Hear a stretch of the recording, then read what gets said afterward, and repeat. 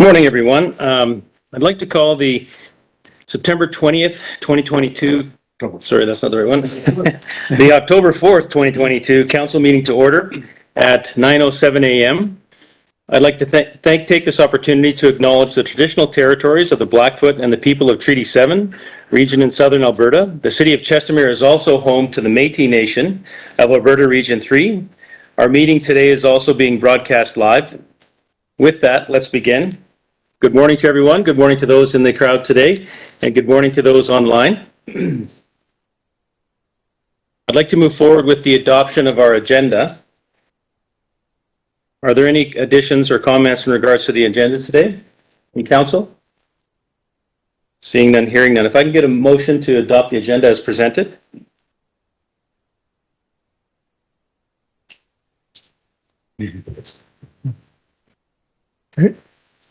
Mr. Mayor, I would like to make the motion to adopt the agenda as presented.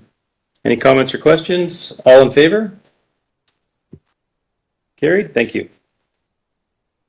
Moving on to our awards and proclamations. We have one representing the International Dyslexia Awareness Month. Today from Kaya McCrae of Rainbow Creek Elementary, grade 6 from the city of Chestermere. Imagine trying to manage everyday life with a disability that makes it difficult to read, write, or spell. This is the reality that 10 to 20% of Canadians who live with dyslexia face. Dyslexia is a hereditary lifelong condition. When dyslexia is identified and appropriate instruction is provided, reading and writing skills can be improved at any age. When children with dyslexia are identified and properly supported starting in kindergarten, their reading difficulties can be reduced or even prevented. Therefore, October has been designated by the international community as International Dyslexia Awareness Month, and the city of Chestermere is proclaiming this month in support of all living with the disability. We encourage everyone to learn more about dyslexia at dyslexiacanada.org. Wow, that was well written. Mm-hmm. Thank you very much. Moving on to our next item of the agenda. Motion for information, Councillor Dean. If I may, I'd just like to point out that Kaya is in the room. Sorry. And so just wanted to, I think it'd be cool if council was able to just thank her for coming and thank her since she's here in the room today. So I just thought it'd be nice of council just to extend that thank you to her for that. Yeah, thank you very much. That was quite written very well. Thank you, Kaya. Thank you very much. Thank you, Kayla. Thank you. Moving on to our adoption of our minutes. Our first item, number 1, is our September 20th, 2022 regular council meeting minutes. Councillor, are there any items or concerns in regards to those minutes? Councillor Funk? On section 8 for staff reports for decision, item 3, states Councillor Hanley made a motion to recommend, I'll read the motion, administration to review and make recommendations regarding the current business signage rules and applications to present that to council at a future meeting. I think we already have that motion in. I think his motion was more specific to review the backlit signage that we assume McDonald's uses, as none of the other businesses in the area have backlit signage as per the bylaw. I may be wrong on that. Councillor Hanley? No, I agree with Councillor Funk. There's two issues here. Is McDonald's would naturally like a backlit sign for their building arches, and if it's incompatible with the current rules and regulations, we need to be aware of that because that could cause problems to the whole, development plan. Yep. And the unfair sort of or disadvantage that it puts to the other businesses. So we ask that they review and get back to us on recommendations to ensure that they're consistent. So both for the McDonald's and for the businesses in the neighborhood. Yeah. Legislator, are you concerned? Are you available to make that amendment or? Okay. All right. Are there any other concerns or questions? All right, with that, if I can get a motion to accept the September 20th, 2022 minutes as amended. Councillor Funk? I'd like to make a motion that we accept the September 20th regular council meeting minutes as amended. Any comments or questions? All in favor? Carried. Thank you. Okay, moving on to our second item on the minutes is September 27th, 2022. Councillor, are there any concerns with the minutes that you see? Councillor Hanman? Two concerns. On motion number 2, the council amend the motion of the March 15th of the World's Logs. It was, when I went back to my notes in the video, it's council amend the motion of March 15th council meeting for the world's longest hockey game to remove the words in kind. And the second item that I noted was on motion number 3. It's just a word substitution to seek clarification of motions to ensure timely disbursements as opposed to distribution. Okay. Reg, are you concurring that that can be changed? Thank you. Are there any other changes, Councillor Dean? I have 2. I believe Councillor Ryan was not here for that one. And so should be under regrets as opposed to present, would be the first one that I would like to make note of. And then 2 others would be questions that I have in regards to the approval of the minutes. So there are a couple of motions that are made within that meeting that are specific about a presentation that was done at that meeting that was approved by council.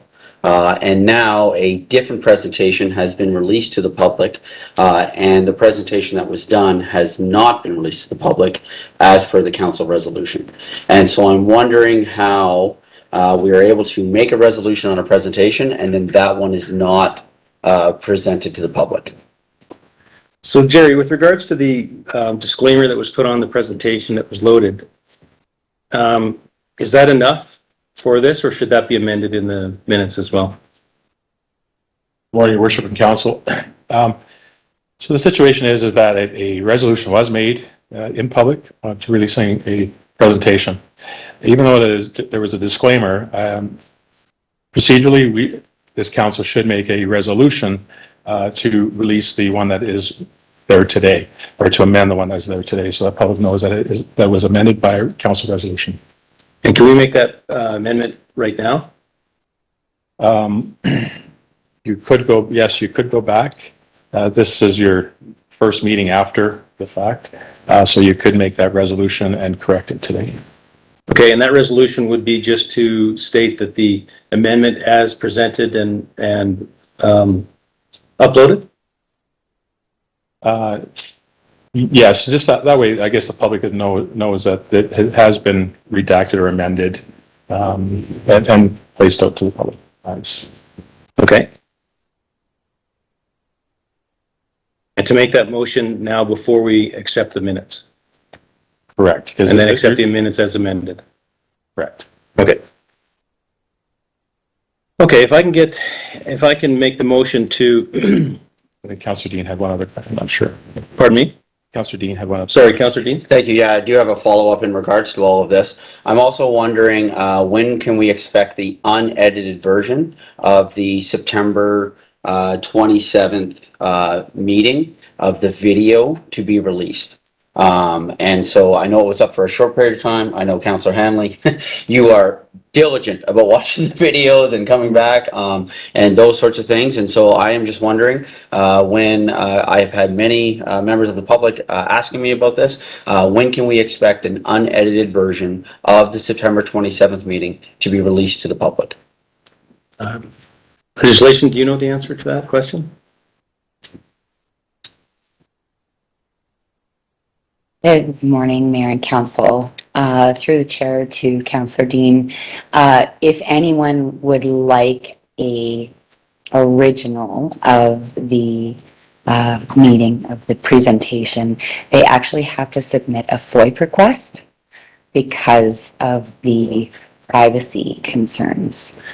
Thank you. The other question that he's asking is in relation to the video itself. Do you know when the video will be uploaded to the city website? The original video will not be released. Okay, and you know when the whatever video is going to be uploaded to the website? So the video that is current, that Okay. has been modified, Yeah. is up. Okay, It's not up based on how we normally format the video. That is currently being worked on the back end. okay. Councillor Dean? I'm just wondering how that's allowed, for a couple of reasons. One, during that meeting, I specifically asked the question before the presentation was done, have we confirmed with legal that everything we are about to present, is okay? I guess I could have been more clear of, hi, I'm warning us that I feel like we're about to do something that we shouldn't do. I guess I could have been more clear. That's on me. However, I did ask that question. The answer that was given and the resolution that was made was that so long as we have the resolution that we are okay. That happened publicly. People watched that publicly. That's a public meeting. I am wondering how something that did happen in public that was made from a resolution from council is then allowed to be edited after the fact in regards to that video. I certainly would like to hear both from legal, but also seeing as how we are working with municipal affairs. I'd also like to hear from them in regards to this because from my understanding, I do not believe that you can edit a public video. It happened publicly. And I believe that it would be unprecedented for a municipality to edit a... Point of order. Do you know for a fact that it's unprecedented? I'm saying I believe that. Okay, I could we be don't wrong. need you to grandstand, Shannon. I'm not grandstanding. Staff is recommending that something be changed. Yeah, and So staff recommends to council, we then make a decision on that. right, and I'm saying that I do not believe that we can edit a publicly, we can't That's edit. your what happened. opinion, okay? Let's listen to staff and answer what response to what they're saying. Sure. If I might, through the mayor to Councillor Dean, inadvertently, there were public phone numbers on the presentation, and it is our obligation to the public for privacy purposes to edit that video. However, if people do want to see the video in its entirety, it is available, unedited, but you have to go through FOIP because of the privacy concerns. The presentation did have errors on it. That's the end of the situation.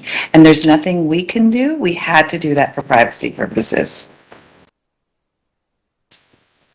Councillor Watt? Well, through the chair to Ms. Wallace, I'm just wondering, will the city of Chestermere be contacting the Privacy Commission? I believe we submitted, that day, I believe Jerry was going to self-report to the Privacy Commission. I can follow up to ensure that that did happen. Yes, please. Thank you. So Jerry, with regards to that, do we have to make a motion to amend and accept the video as amended? Two things just to answer a couple of questions here. As of yet, we have not self-reported. We were waiting for some other breaches that happened so we can self-report all of them at once, which will be done as of tomorrow. So we've gathered the lists of everything to self-report to the privacy commissioner. So just to let council know that part. The second part is through transparency and through the public, I would recommend a motion from this council to that way at least the public knows that video has been edited and that they are aware if they would like to see the video that they can go through a FOIP request. That would be my recommendation. The other thing is to kind of pause and to actually get a proper legal opinion if this council chooses to as well. A proper legal opinion in regards to amending the minutes? Some of the concerns and the videos if this council chooses to. So should we not amend the motion today, you're suggesting, and then get a legal opinion first, or amend it first and then get a legal opinion? My recommendations would be to just pause today so that we can get a legal opinion. I can have one here short, probably by noon, where then we can bring this back with proper explanations. That's what this council wishes. Council, is that acceptable? Yes. We need a motion to accept. No, I'll just follow and just make sure, and then we can bring this back. So we'll just table this for, Just table okay. this. If I can get a motion to table the acceptance of the September 27th minutes. Councillor Hanley? I move that we table the Tuesday, September 27th council meeting, special council meeting minutes. Any comments or questions? I was just going to finish pending legal review or legal feedback. Okay. Any comments or questions? All in favor? Carried. Thank you very much. I didn't see his hand. Yep. Sorry. Thanks.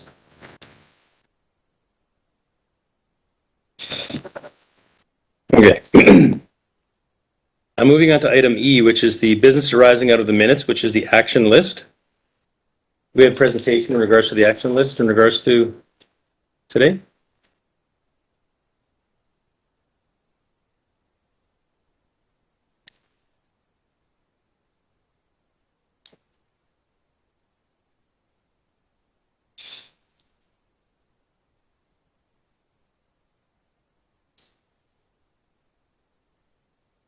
Do we have a presentation in regards to the action list?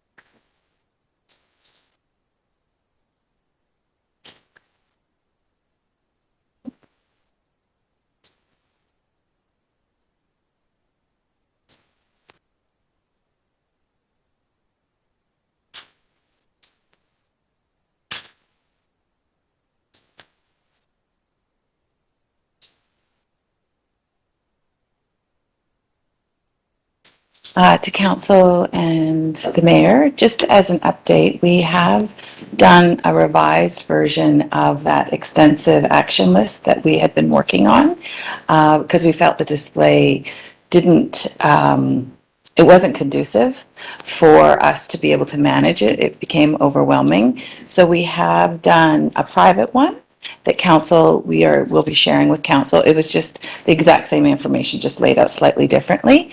And for today's purposes, we are going to be showcasing the action item list that we will be talking about in today's council. And you'll see with that how it's now displayed. Okay, 2 seconds. no problem.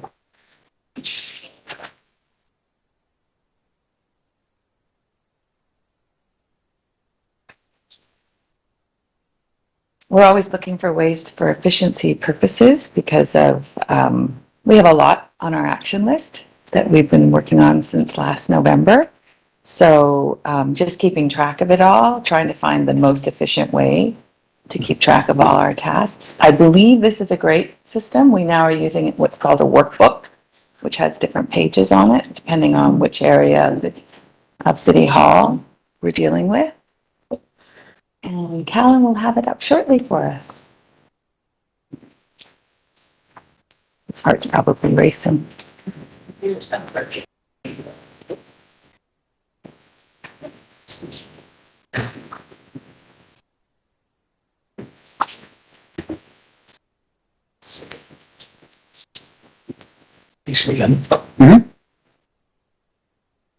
have a, yeah, geez, probably. Sorry to, You should.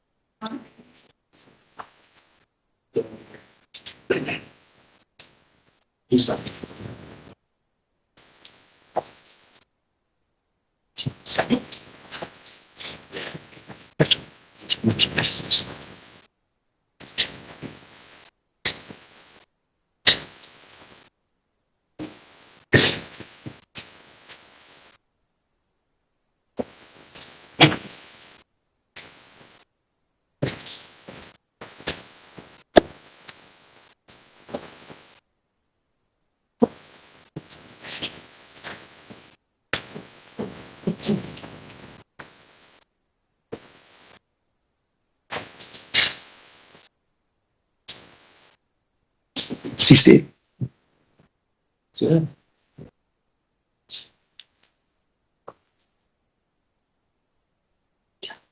And it's this Hunter click.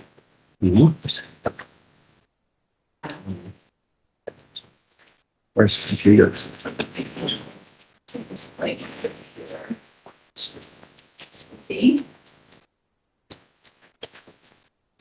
How much?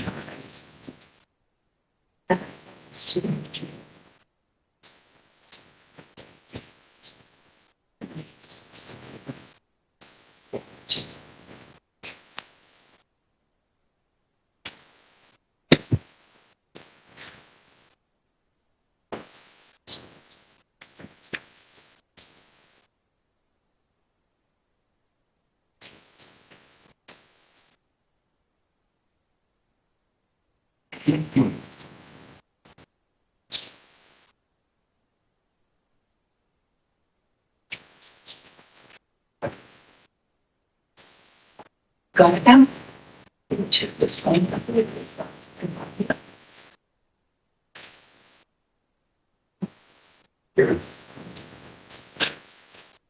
Okay. Hi. There you go. Just as I can. Okay. Kellen, so we'll just walk through it together. Can you, do you have the other one as well? Can you show the other one just briefly so that we can walk through what it will look like? In public, we went through the other action item list. So the residents are aware of the entire action item list. But just for today's purposes, while he's getting the other action item list, you'll be able to see that today we're going to be, there we go. So these are the workbooks that I was talking about. Kellen? Just let him load it, just, if you take, just a second. Can you put it on your screen, please, so the public can see it? Oh, please. And can you, yeah. Sorry, people.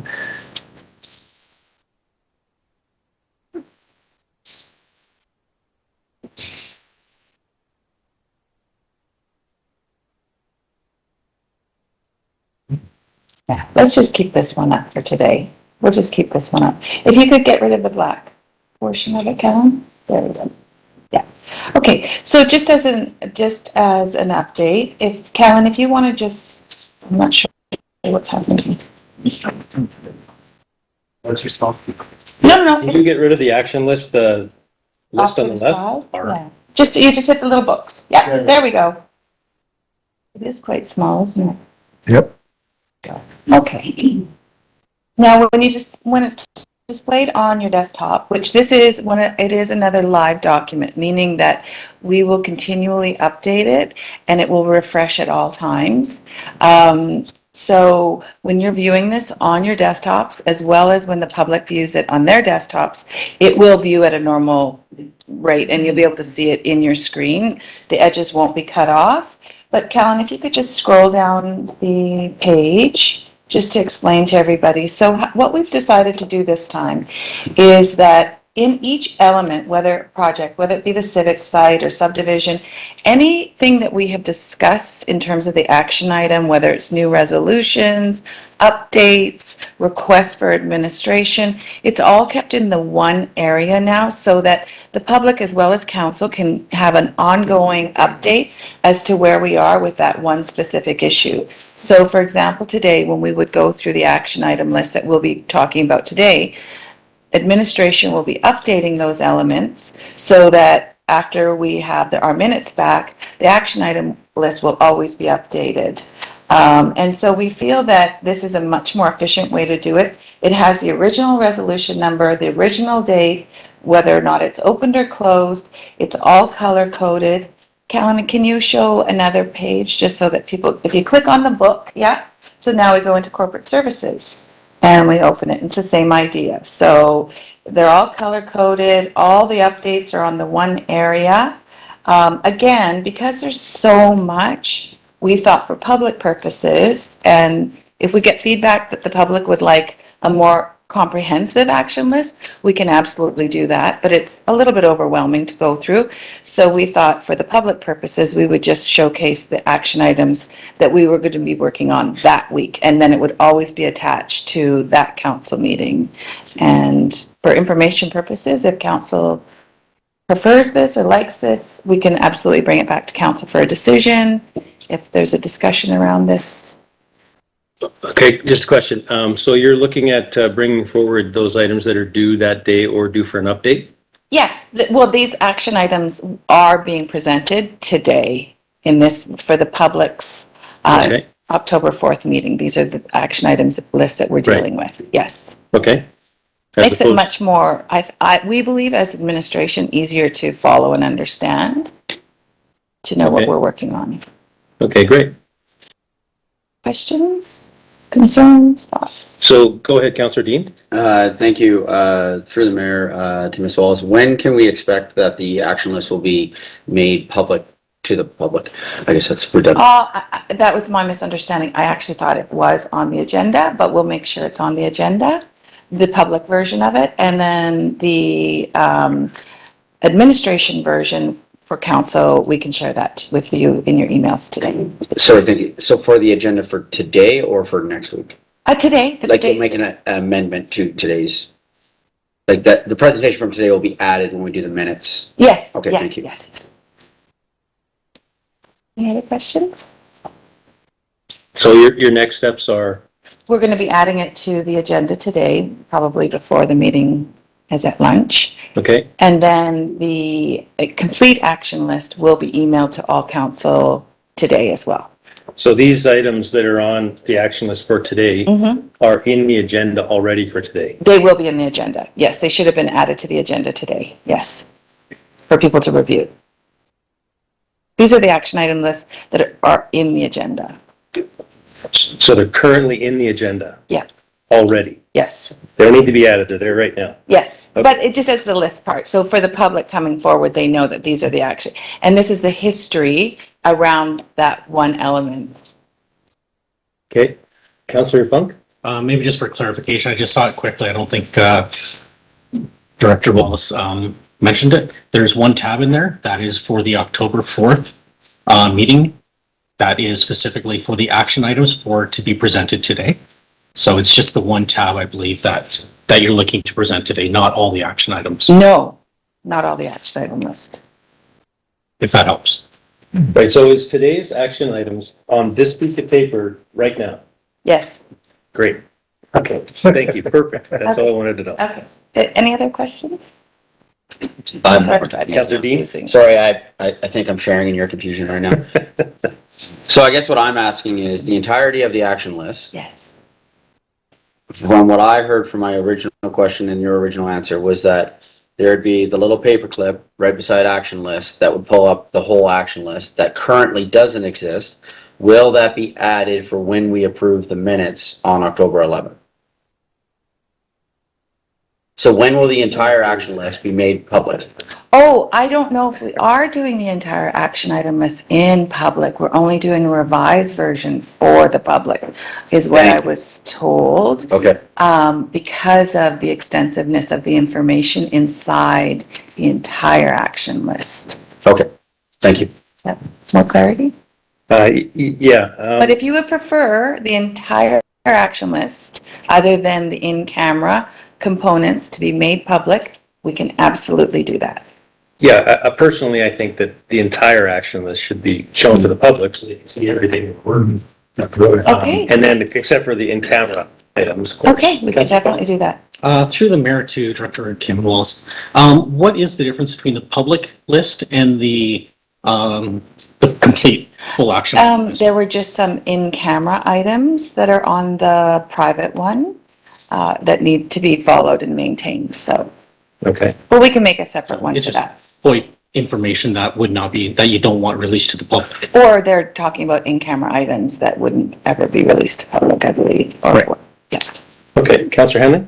Should we make a motion to officially direct administration to produce the complete public action list and have it posted on the website, just like the resolutions of council are posted? So that any point in time, any individual in the community who wants to see the list can see the list. It's great because it's got a great update. Sure, if you'd like to make that motion, Councillor Henley? Okay, I move that council directs administration to produce the complete public action list and make it available through the city's website to the public, along with the minutes after each council meeting, updated after each council meeting. Wonderful. Did it cover it all? So sorry, the minutes part. Updated after the minutes for when the action list gets created, we create action items as a result of motions in council. So as soon as the minute or the council minutes are approved, they get added to the action item list, right? So then therefore, the update would occur after the minutes are approved. Councillor Dean? I wonder if we can simplify this maybe into two motions, because I think I see where you're going. Yes. I think the first motion should be that council moves to direct administration to post the entire public action list. End of sentence. On the city website. On the city website. Sorry, now end of sentence. Yeah, okay. Second motion then being, Let's first vote on the you want to do that one? motion. Okay, so I'll make that motion. Sure, So, please. sorry, did you make a motion that you'd have to remove it? True, I guess, yes. Is it acceptable, Jerry, to allow Councillor Dean to restate my motion? Okay, so I rescind my motion. All in favor? Carried? Okay. Thank you. I make the motion that council direct administration to post the public action list in its entirety to the city website. Any questions or comments? All in favor? Carried? Thank you. That was second motion. Councillor Hanley, that you want? Want me to take a stab at this one too? Sure. Okay, I think what you were trying to say, and you can, now we can partner on this one and figure it out. So, the second motion would be the council directs administration to update the public action list as motions and decisions are made at council meetings. Okay, fair enough. Any questions or comments? Councillor Funk? What's the difference between that and the first motion? If they're going to be making it public, any updates that they make are going to be public anyways, and after the minutes. Councillor Hanley? I would argue, like, the first motion basically says to produce the list, so that you could have actually misinterpreted that as producing it only once. Right? The second motion basically is the update or frequency of it. And if I might, I think he meant to post today's action item list today, and then next week do it with after the minutes from today, so that going forward, we always update the action list Yeah. after council. Is that correct? So just that it's continually updated? Yes. Mm-hmm.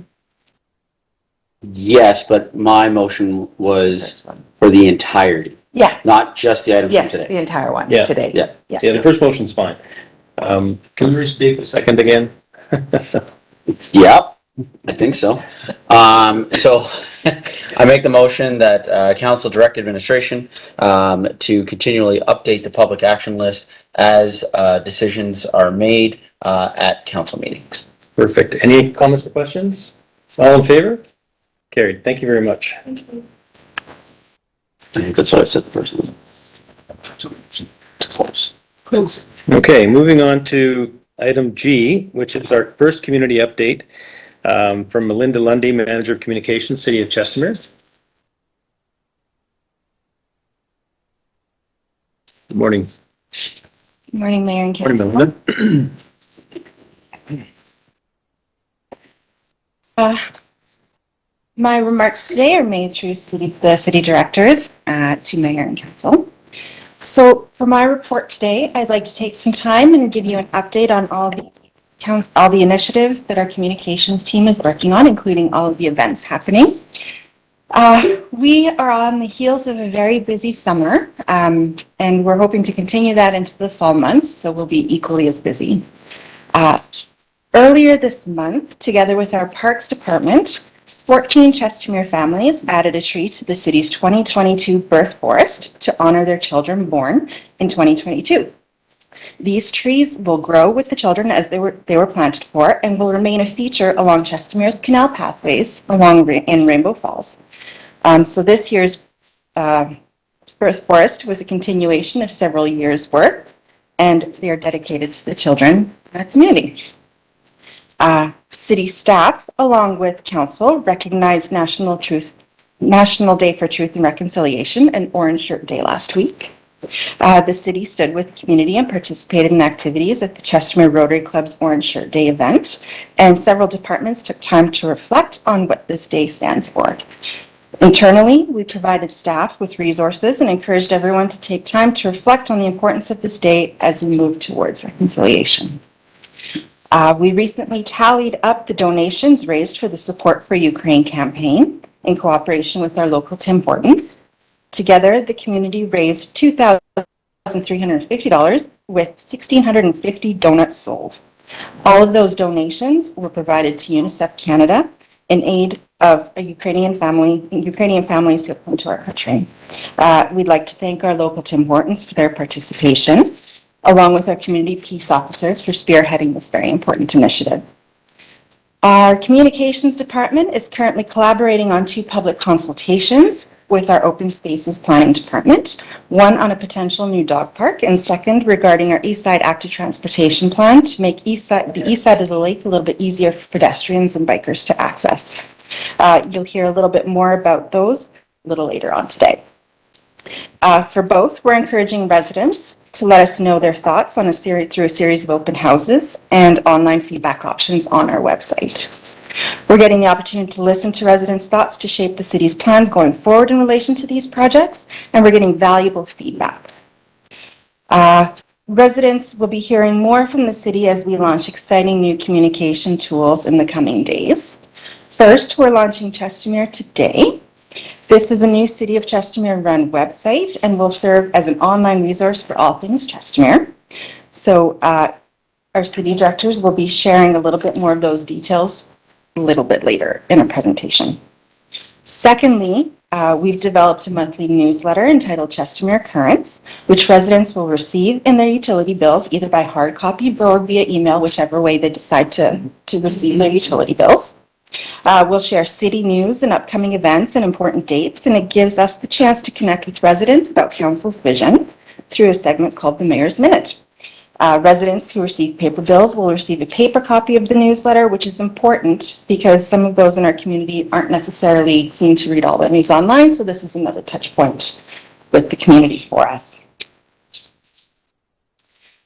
Internally, this fall, the Alberta Emergency Alerting System, run by the province of Alberta, began transitioning over to a more standard national public alerting platform. This is the notification tool municipalities and law enforcement use to broadcast emergency-related information through various mediums, such as texts or broadcast interruptions in the event of life-threatening situations. Although some of our staff are already trained in the existing programs, key staff will undergo further training and certification on this new system named Alert Ready, so they can be prepared to react in the event of an emergency here in Chestermere. We're looking forward to completing this training later this fall. Next month, we'll focus communications to residents around Fire Prevention Week and Waste Reduction Week. We'll advertise our upcoming Vitality grant funding opportunities and community outreach programs. And we'll remind residents that the lake is being lowered starting October 10th. And we'll share tips on how lakefront residents can help us with the invasive flower and rush plant that seems to be on our shores and how best they can take care of that. Our team is finalizing the city's annual Remembrance Day service, which will take place on November 11th. we invite the community to join us at our cenotaph beginning at 10:45 a.m. Planning is also underway for our inaugural Mayor's Gala in support of Chestermere's Gifts of Kindness. The event will take place on the evening of Saturday, December 3rd, here at City Hall, and the complete details will be announced soon. But this event will be a fantastic opportunity to raise financial support for a local program that provides short-term financial funding to help meet the basic needs of Chestermere residents in need. Finally, we're well into the planning stages of our signature Winter Lights Festival, which will be on Saturday, November 26th. We're encouraging everyone to join us from 4 to 6 p.m. for the illumination of the Winter Lights display, some food trucks, an indoor market inside City Hall here, and a variety of fun outdoor activities for the whole family. And of course, we'll top the evening off with fireworks. So there's many exciting things on the horizon for us. We're busy working away, and we're looking ahead into next year and next summer. So that is my report for today. I'm happy to take any questions. Great, thank you very much, Melinda. That's very exciting news. Councillor, are there any questions for Melinda? Councillor Dean? Yes, thank you. It's awesome that so much is happening in our community. It's great to see. I'm wondering just about some other events. So I know that this was often done through interagency and things like that, about coordinating with other groups. Is the purpose of these community events updates, which I think is great, is it just for things that are being run by the City of Chestermere, or could there be opportunities for organizations that are running other events to also have opportunity to promote during the community events? Absolutely, through the Mayor to Councillor Dean, absolutely. I think that would be a fantastic expansion of this report. We are welcoming all of the residents to let us know all of the fantastic events that are happening in our community. Another way that we're hoping to share some of that is through our monthly newsletter. So we'll work with the community to figure out what they'd like featured, and we will absolutely do so. A follow-up? Councillor Dean? Just as a follow-up, two things. And one, how would organizations go about that in terms of the contacting? And two, I do know of another event that's being planned for December 2nd and 3rd. And I think it'd be great if perhaps what could happen, because that other event ends at maybe 4 o'clock, and that maybe people would have opportunity to go to one and then come right to the gala after. And so I'm wondering about the process currently, how those other organizations, currently there's 4 and that's growing every day, there's 4 organizations planning something for December 2nd and 3rd, how those organizations could maybe work with the city and then maybe do something on a grander scale together. Just how does that how do we want to do that communication, I guess, is my question. Absolutely, through the chair. We will be presenting a little bit more on Chestermere today, which will be the showcase for that. So we'll be encouraging residents to contact us through our community communications email. Okay. And we will have the opportunity to share that on a bigger platform for them. Sorry, one final question. That's okay. Sorry, I apologize. How often do you think, then, you may not be able to answer this, I understand, would these happen? How often do you think these community events updates would happen? Because I think that would also determine when those groups are going to, right? So as somebody who maybe does community events, if I know that this is happening once a month, right, then I will know that I have to have that into you by X date, so to speak. So are we expecting these once a month, once every 2 weeks? What do we think how frequent do we think these community updates are going to be done? Thank you for your question, through the chair. I'm not entirely certain. I think it's something that we can speak with administration about to see how the frequency of these reports, but I could see it definitely being a once a month or once every couple of months if council feels that would be appropriate. Thank you. Councillor Fote? Melinda, to the Mayor, Melinda, great report. Thank you very much. One thing you didn't report is that the council participated in the Amazing Race, and we did an amazing job. And we actually, the council is going to do it again for that Hyped On.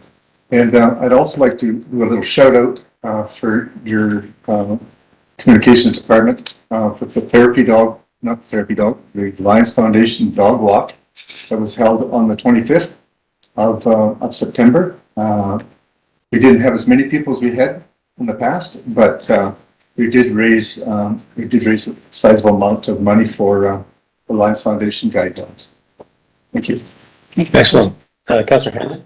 I just wanted to add in, although council participated, and unfortunately I couldn't be there, I had a wedding to go to. But it's important to note that administration had their own team and participated as well. Yeah. Council may. Oh, sure. It's really exciting that the monthly newsletter as well, that you're proposing, or that you're coming up with. That'll be nice. We're looking forward to it. Residents can find it in their utility bills starting this month. Okay, great, thank you. Councillor Pope? Just follow up. I've been in various cities, and I know you all have too, but they have a community bulletin board. And it's usually in a spot where a lot of people can focus by. Would that be an idea that we could take a look at for just posting the upcoming events for the week or the month or whatever it may be? We have a great spot down at John B. Park here that we could do that in. And it's just a suggestion on a hat. Wonderful. Thank you very much to the mayor.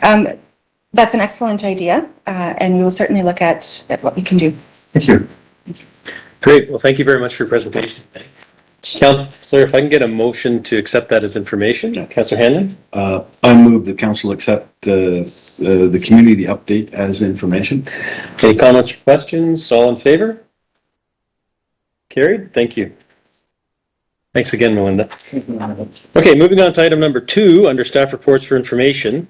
We're looking at the Chestermere Today update presented by Sarah Wilgress, our communications advisor for the city of Chestermere. Go ahead. Morning, Sarah. Good morning, Mayor and Council. I have Kim Wallace, City Director, here beside me. She's going to run us through the website, but I did want to take this opportunity just to introduce myself. I've just recently joined the team, so looking forward to supporting with all things Chestermere Today and some of the community outreach and all of the great things that we do here. So, Sarah asked me to present because in my old life, this is what I did almost on a daily basis when we were presenting websites. So Sarah leads our team and will continue to lead our team. So we thought it was very important for Sarah to meet council and residents to meet council. And to get us started, I'm sharing my screen because I thought that was the best way. So are you able to see it? I don't know how to get rid of this little box, but that's okay. That's okay. Yes, we are. Okay, so let me just move this out of the way on my screen. Okay, so as you can see, we have a gorgeous drone video of the lake, which is the envy of all Calgarians to be able to live out here on this beautiful lake. Our logo that we can credit Melinda, our communications manager, for designing and developing. The tagline currently is a guide for all things Chestermere, because life is better at the lake. Our first area that I'll go through the homepage, but I'll just go across the navigation quickly. Oh, the one thing I do want to mention is this is an evolving community hub that's all about information, great information our community is doing. I want to make clear it's not a news place. This is not about updating news that is happening. It's really about all the amazing things that happen in Chestermere. So to start, we have city news, but you'll understand when I walk through what city news means. And then we have events in Chestermere. We have Chestermere businesses done in categories that I'll walk you through that as well. And what we're calling editorials. And all our editorials are produced by our residents. They have supplied all the content and are continuing to do so. Graydon Peace, our content content editor, he has gone out into the community and just done a fantastic job of getting us started and has some phenomenal ideas about moving forward. So as I scroll down the homepage, you'll see it's very image driven with big headlines. So this is the What's New section. Of course, today's temperature and upcoming weather. We have what you can do, the lake status. So as the winter goes along, will be when you can go on the lake to skate, or when you can't swim, or the lake is open, whatever. Amazing events in Chestermere. So Councillor Dean, this will be someplace, and we really, really do want all our residents to submit information at all times about events. That's what this is for, as well as blogs and news and whatever. We have a fun little engagement piece, which right now is what is your favorite food, and we'll be taking polls, and when you take the poll, you'll get your results right away. We have some local feature articles that may be relevant for right now. So for example, mortgages. I thought there was something going to be here about our winter tires.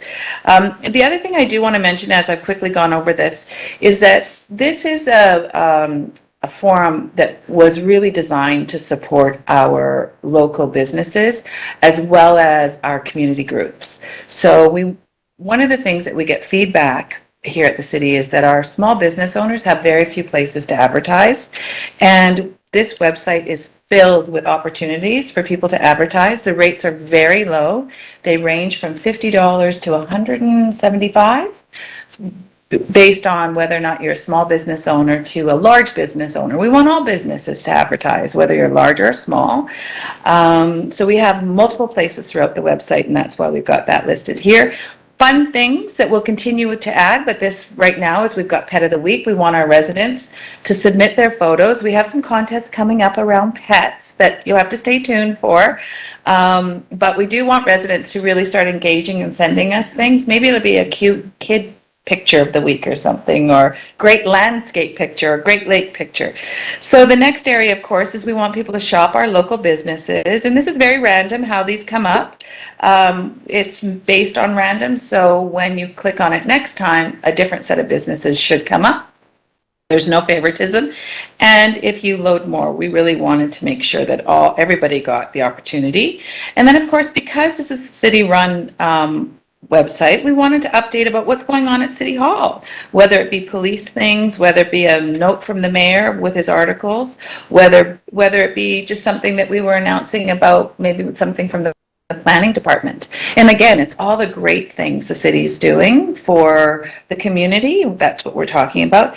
And here's another area that we just another touch point to some of the great articles that our local authors have submitted to us. And again, we are encouraging people to submit articles as often as they like. We do have editorial guidelines that people will have to follow, but I'm sure that people are very good about doing that once they understand what we can and cannot print. And then I'll just walk you through some of the pages. I'm not going to click because that's always a bit of a nightmare. So we will be doing another drone video. Graydon, when he comes up, can talk about the person who is supplying these drone videos to us. It's a local resident, which is fantastic. So here's what would happen if you were to click on the city news. You would get an option to look through all the different articles. And then and again, here's more advertising, quick links, what's new, very engaging, very image driven. And here's an example of if you had clicked on one of the articles, Ride the Waves with Chestermere Whitecappers Association. They submitted these fantastic photos. Here's a great article about what's going on with the Whitecappers. And then we always have a call to action of some sort, whether the person who's submitting an article would like us to do a call to action, or if we need to put one in there, just in case they didn't choose to send us one.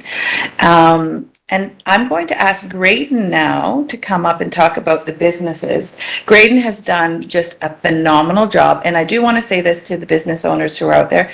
Please submit or book an appointment with Graydon to come out and do an interview with you. Graydon, if you wanted to just come up quickly and talk about, this is just the landing page for the businesses. And here, this was one area. This was the restaurants. And, my navigation's gone. There we go. I'll just quickly go on to here. Oh, sorry, Graydon. There we go. This is the one that Graydon wanted to.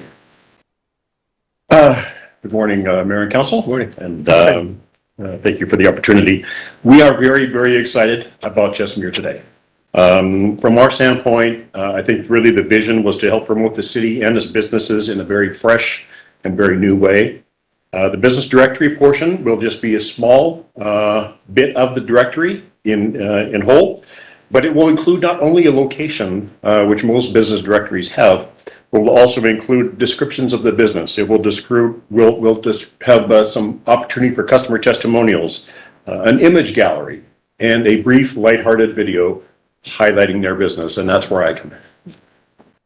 The videos that we've been doing are between 45 seconds and a minute, generally speaking, and are designed to make you smile. In dealing with the 54 some odd businesses that we have had videos done for so far, they are so appreciative to the city for this initiative. They really, really feel supported. The page that you're seeing now is a starting point, as Kim has mentioned, and we'll continue to grow and evolve in coming months and years. Every business, be it brick and mortar or home-based business, will have the opportunity to be included if they so choose. We currently estimate about 120 brick and mortar businesses within the city, and that seems to be growing every day right now, and approximately about 500 home-based businesses. So there's an awful lot of services out there that we are going to begin to highlight so that people have an opportunity, especially the home-based guys. They don't have a lot of chances, except maybe the odd market, to be able to really get in front of their customers. With the growth of the city, I think this will also give newcomers the insight into what makes our city so special, and will bring, obviously, new customers to our local businesses. We will also have features such as local heroes, pet of the week, which you've seen, maybe the odd dad joke. Probably just stay tuned for that. All of the editorial content from residents of the city will have something to share with their friends and their neighbors. We're also working on some local vlogs. I'm working with a local resident now who is a wannabe chef, and we're going to do a little bit of a cooking show with him. I'm going to have a young person, as Christmas approaches, to do some Christmas baking. We're going to do a video show about that. Chestermere Today's team feels extremely fortunate to be working on this very creative initiative for the citizens of Chestermere, and will continue to work hard to produce the very best result possible. Lastly, I want to acknowledge the entire Chestermere Today team, besides myself, that have been pouring heart and soul into this project for the last few months. Melinda Lundy, for your leadership, Lauren Merrifield, and Colleen Denis for your creative and amazing writing skills, Sarah Wilgrass for your vision and your direction, and Mac Langan, our amazing webmaster that is able to rise to any challenge. Now we're just going to pop a couple of videos just to give you an example of what we've been doing with the businesses. And you can't go wrong when you have dogs. Well, before we do that, I'm just going to show you, this is what he meant to say about the description and the little video or the image gallery, and then huge maps so you know. And then, of course, below any related businesses. But yes, let's look at some of, and almost every single business has a video, and if you would like Graydon to come out and do a video, he is available by appointment to come out and do that. So.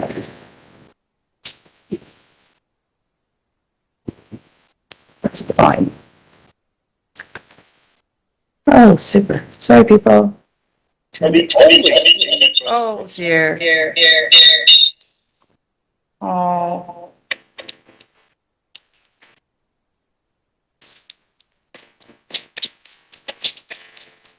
Hey guys, it's just weird. We're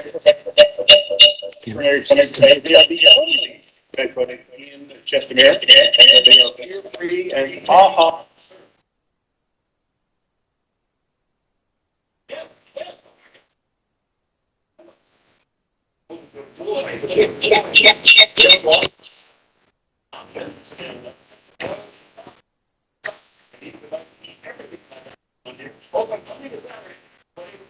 Check it out.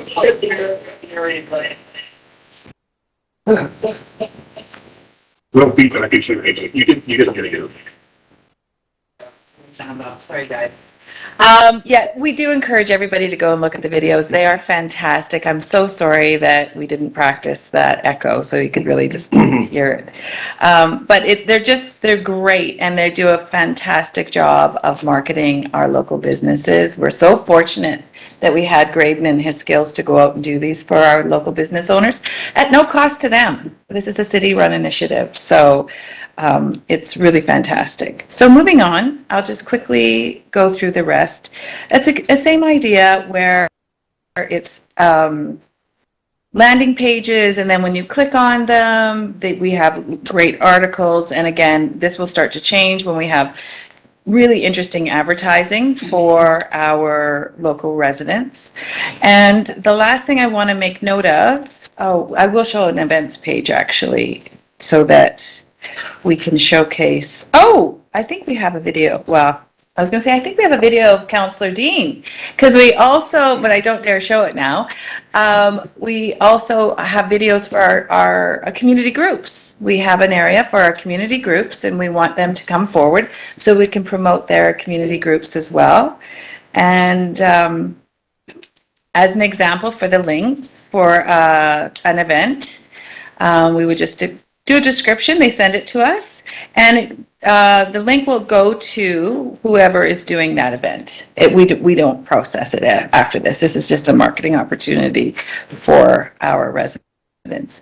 And the last thing I wanted to show you is we do have our social media ready to go. So everything, we would ask our residents to start following us on Instagram, Facebook, and Twitter, if you like. Twitter's a great forum for this because it's all newsworthy. But Chestermere Today is our handle on all our mediums. So we will be populating our social media every single day with all the great things, because we're going to constantly, we have so much content to promote. So yes, that is the end of our presentation. Does anybody have any questions? Thank you. Councillor Hanlon? I guess, in the newsletter that goes out, is there going to be instructions to, the public and individuals to say, what's the process of how to contact you? For example, I saw in your Chestermere businesses, there's a section on the bottom that says, add your business, right? But, I want it to be clear that it is also for, like we saw the Whitecappers. So it could be the Rotary Club, could be, the Lions, could be the Camp Chestermere, could be the sports teams, right? I think there's a tremendous opportunity for all of those people, right? And we want to make it very clear that we encourage them to go and join and share their events. That's a very good point. We say submit your business, and so we should say your group or your team. That's a great point. That'd be wonderful to have the community teams so that the community can know potentially even their schedule for playing, because I know our community likes to go out and support our community teams when they're playing. So great addition. Yeah. Councillor Dean? Thank you. Through the mayor, to presenters, follow up actually to what you were saying there, Councillor Hanlon. I'm just wondering why my mic keeps shutting off. I'm just wondering, what I noticed under businesses, they were all there. I think this is great. I'm just wondering though, could a section be added for community programs / not-for-profits, right? Maybe instead of saying businesses, we say organizations, right? Because they would see themselves as an organization. So I'm thinking of specifically teams, Chestermere Minor Hockey, right? That Chestermere Minor Hockey could do that, and they would see themselves, I would say, as an organization. And then CMHA would then represent all of their teams that are there. So I'm just wondering, is a separate section going to be created? Because I'm just wondering where that would fall in right now. Yeah, and I think that's a really good idea. We'll also put it on the homepage, because we want to make when you design websites, it's all about ensuring that less clicks. Nobody wants to click a lot. So our job is to make sure it's really clearly understood and people can find it very easily. So the fact that we are going to be adding an organization, and then potentially our local sports players or whatever, and that's a different section. And we can, because our homepage is a scrolling one, meaning you can go down and down and down. And so those are two areas that I think are fantastic that we should add, and people I think will really love it. We could even potentially put a calendar so they can just see all the games coming up. Councillor Foat? To piggyback off Councillor Dean's comment, I think we need to pursue this even a little bit more into our school activities that was going on, so that people in the community know what is going on with our students. And I would like to suggest that this Keelan McCrae that made this declaration of dyslexia. Those sort of things should come on this page. That's a great idea. And I think that would be a really, really good thing to get our community involved. And I agree with all of the comments that are coming, and if I may say, probably one thing I've neglected is we really want this to be a storytelling place. Yep. We want this to talk about so if we've got someone like her that is here and has stepped up and shown bravery and become a resource for the community, those are the kind of things that we're going to, and had we known about that, so we would have had her in here to start. We want to talk about maybe the young kid that just scored his very first goal. Yep. Right. I want to talk to him. I want to, so those are the stories we want to, there's so much power in people's stories. And with a city of this size, we need to make it very personal. We need to make it a place where people feel, whether you're 5 or 85, that you can now contribute to the community, maybe for the very first time in your life. But that is really the intent of this platform, is to be able to tell those stories. And if both follow up to that, I would like to see our diverse community be shown on this, because I think that'd be great. I attended Dollywall here a couple of years ago, and that was quite an event. It really, really was. And those sort of things, I think, spark community interest. I really do. We would love that. So from the community, if they could give us that information, because I know those of us who would love to attend a Dollywall event, it'd be fantastic That if was they a could blast. submit that information to us. And there is certainly, as a resource, if we find someone within any of our ethnic communities that would like to, participate in terms of writing an editorial, Yes. even within their own language, we would just love it and welcome that. We're such a melting pot, and it's such an important part of our community and our life here. Wow, that's a great idea. Councillor Dean? Thank you. I'm just wondering, are we in conversation with and partnering with others that have some similar things, just to make sure that it's not set up as a competition, but in partnership with, say, the Chestermere Chamber of Commerce and the Chestermere Anchor? Well, because this is a city-run Yeah. initiative, we certainly don't want in any way to be a competitive space. Because for us, it's really about pushing positive. Yeah. Not that the chamber doesn't, not that the Anchor doesn't, but the Anchor is a news resource. So sometimes what they have to talk about isn't always beautiful and positive, which is what we're trying to do. We're just trying to push stories of great information. So that's for the Anchor. That's why we don't see it as competition. Great. And in terms of the advertising, it's really a forum so that our residents have a place to advertise. Okay. Just because they don't have as many opportunities. And in terms of the chamber, if there's a conversation and somehow we can promote them and support them, we'll definitely do that. Okay, thank you.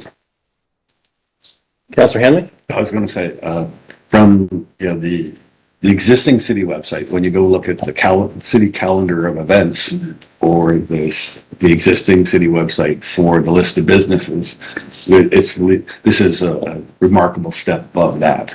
That really promotes the business. The team did a great job. Yeah. So it's exciting to have a youth sports calendar, so people that are interested can watch youth sports that don't necessarily have kids in it. And it's, again, really important to support local businesses. So thank you very much for doing that. Looks fantastic. If I just would like to say too, I want to thank council because it was your initiative that sparked this. You asked us to do this for our residents. And so thank you for that, because I think it's been a great project for us, and I think our residents are going to love it. Great. If I could get a motion to accept this as information. Councillor Focht? I make the motion that we receive this presentation as information, and well done. Any comments or questions? Councillor Dean? Sorry, when's this launching? It's It's today. on. It's live. Perfect. I just think that would be important for the public to know in case they didn't know. I know there might be a small, Just but I- before we started here, it went live. Perfect. I just thought that'd be good to get out there. That's all. Sorry. Thank you. Yes, thank you. And it's chestermeretoday.com. And is there a link on that on our website? Maybe not quite yet, but there Soon to will be. Yeah. Okay. All right, are there any questions or comments in regards to Councillor Foght's motion? All in favor? Carried.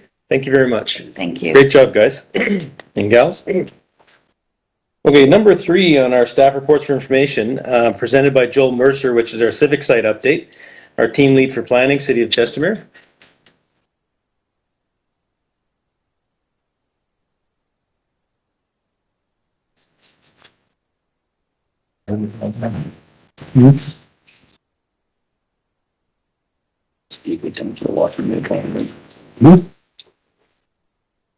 Can we take a bathroom break while we're waiting? Sure. Why don't we take a bathroom recess here at 10:17, be back by 10:30? That'd be great. Thank you.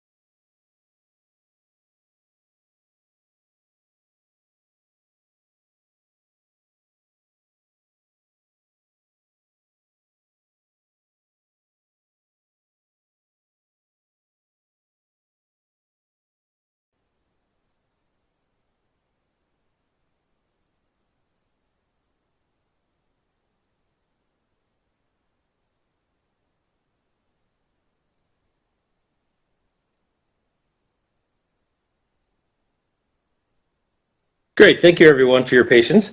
We're just coming back to our council meeting. At this point, we have our civic site update. We're just waiting for one of our planners to come down. So what I'd like to do is, I understand that Jerry has an update for us from our legal counsel. If you could come forward.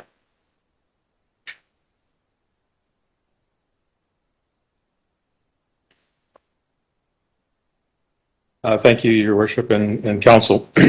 So we contacted Reynolds Mirth, who is one of the legal firms that the city uses. And according to legal, the video can be edited when we recognize that personal information was released. Administration does have the right to redact the video. Live streaming or video is not the official record of the municipality according to the Municipal Government Act 201.8.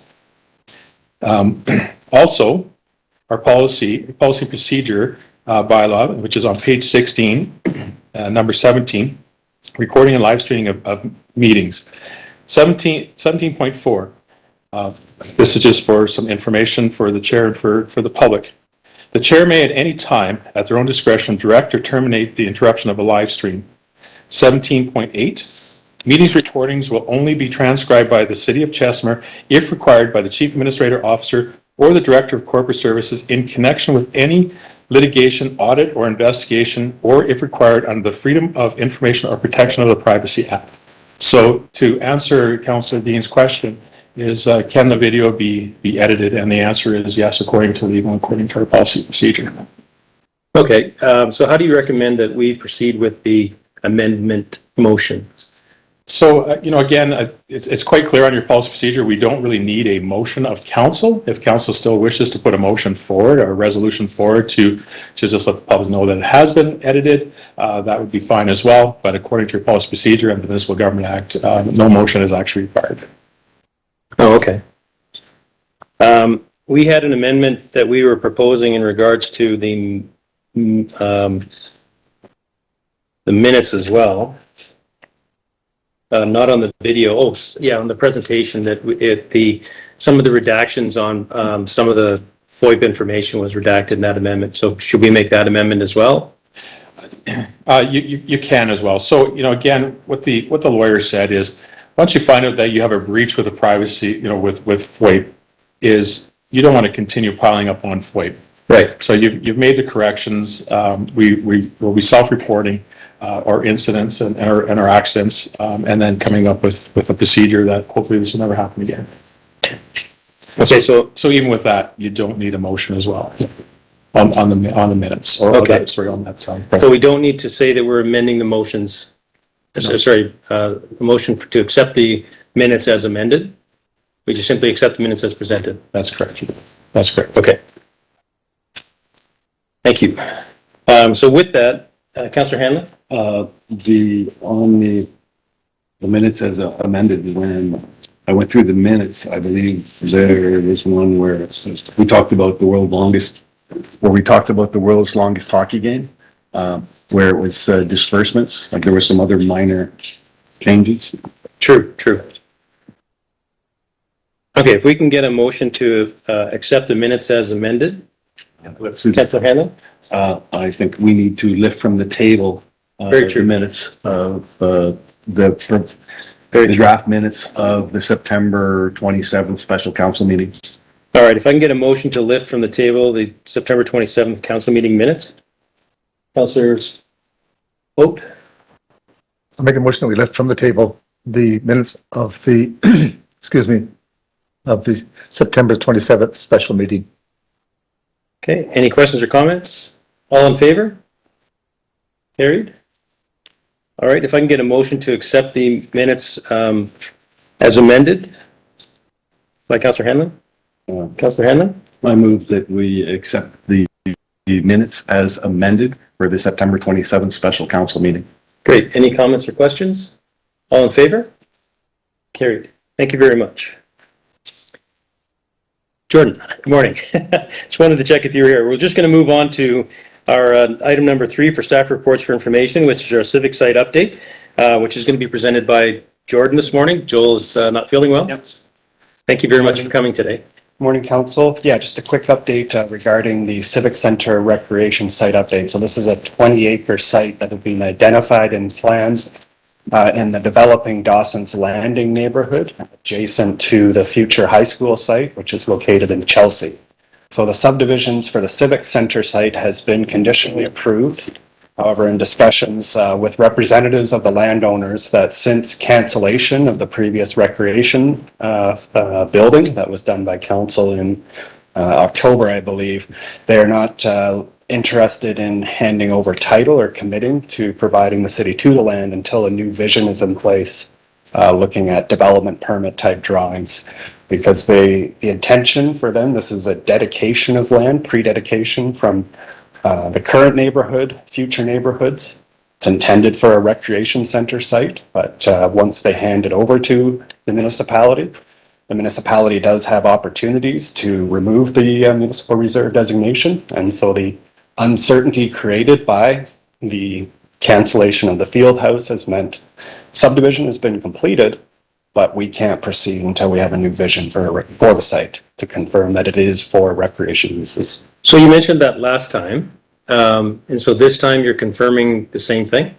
No, we just said that the last update was that administration moved as far as we could with the conditional approval of the subdivision. But now the next steps is to get that registered at land titles. And that's where we require the landowner authorization to do that. And that's where we are not getting authorization from the landowner until there is a replacement development permit submitted for the site, indicating what the new use will be to replace the canceled recreation center. Okay, so just to be clear, they request a development permit, which has to be submitted by the owner. No, And- the city, yes. The city would be the applicant because you would be building the facility on the land. So the city can submit a development permit before it owns the property. Yeah, you get permission from the landowner to do that. So we can get permission from the landowner to submit a development permit. If it's to their satisfaction, yeah. Okay?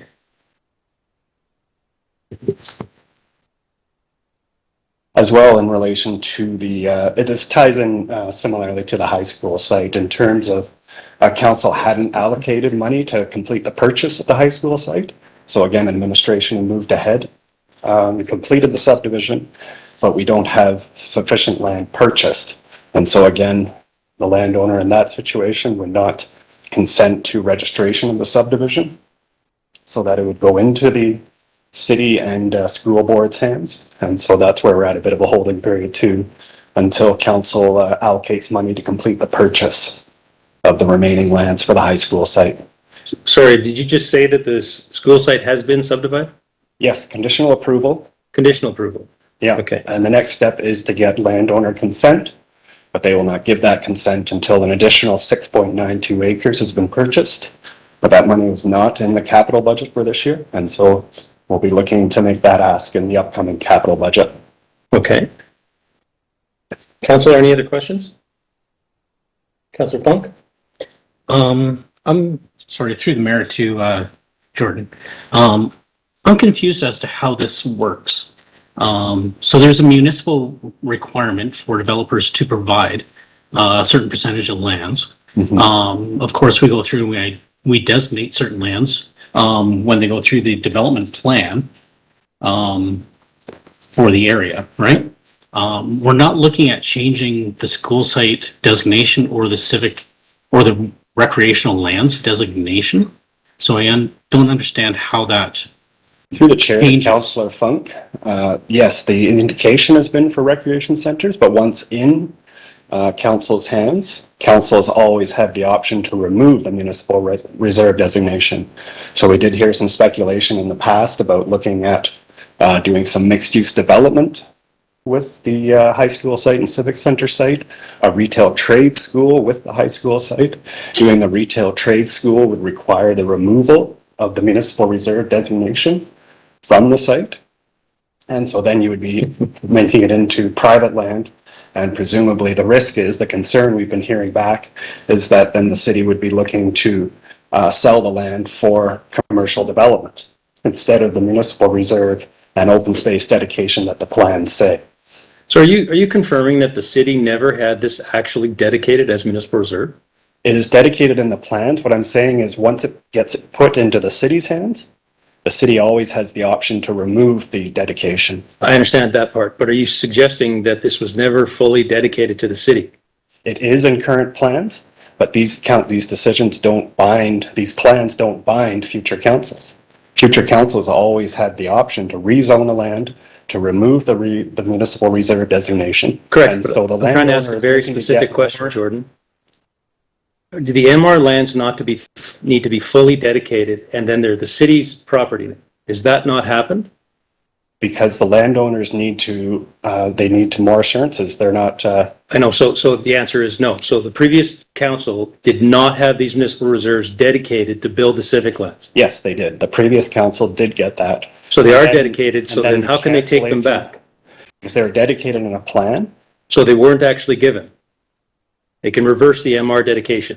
You as council have the option of reversing that. I understand that we have the option, but I think you just said that the client has the option to take it back, which they've Client done. has the option. No, they're waiting for assurances that council is going to use it for the park spaces as planned. Right, right. So they took it back.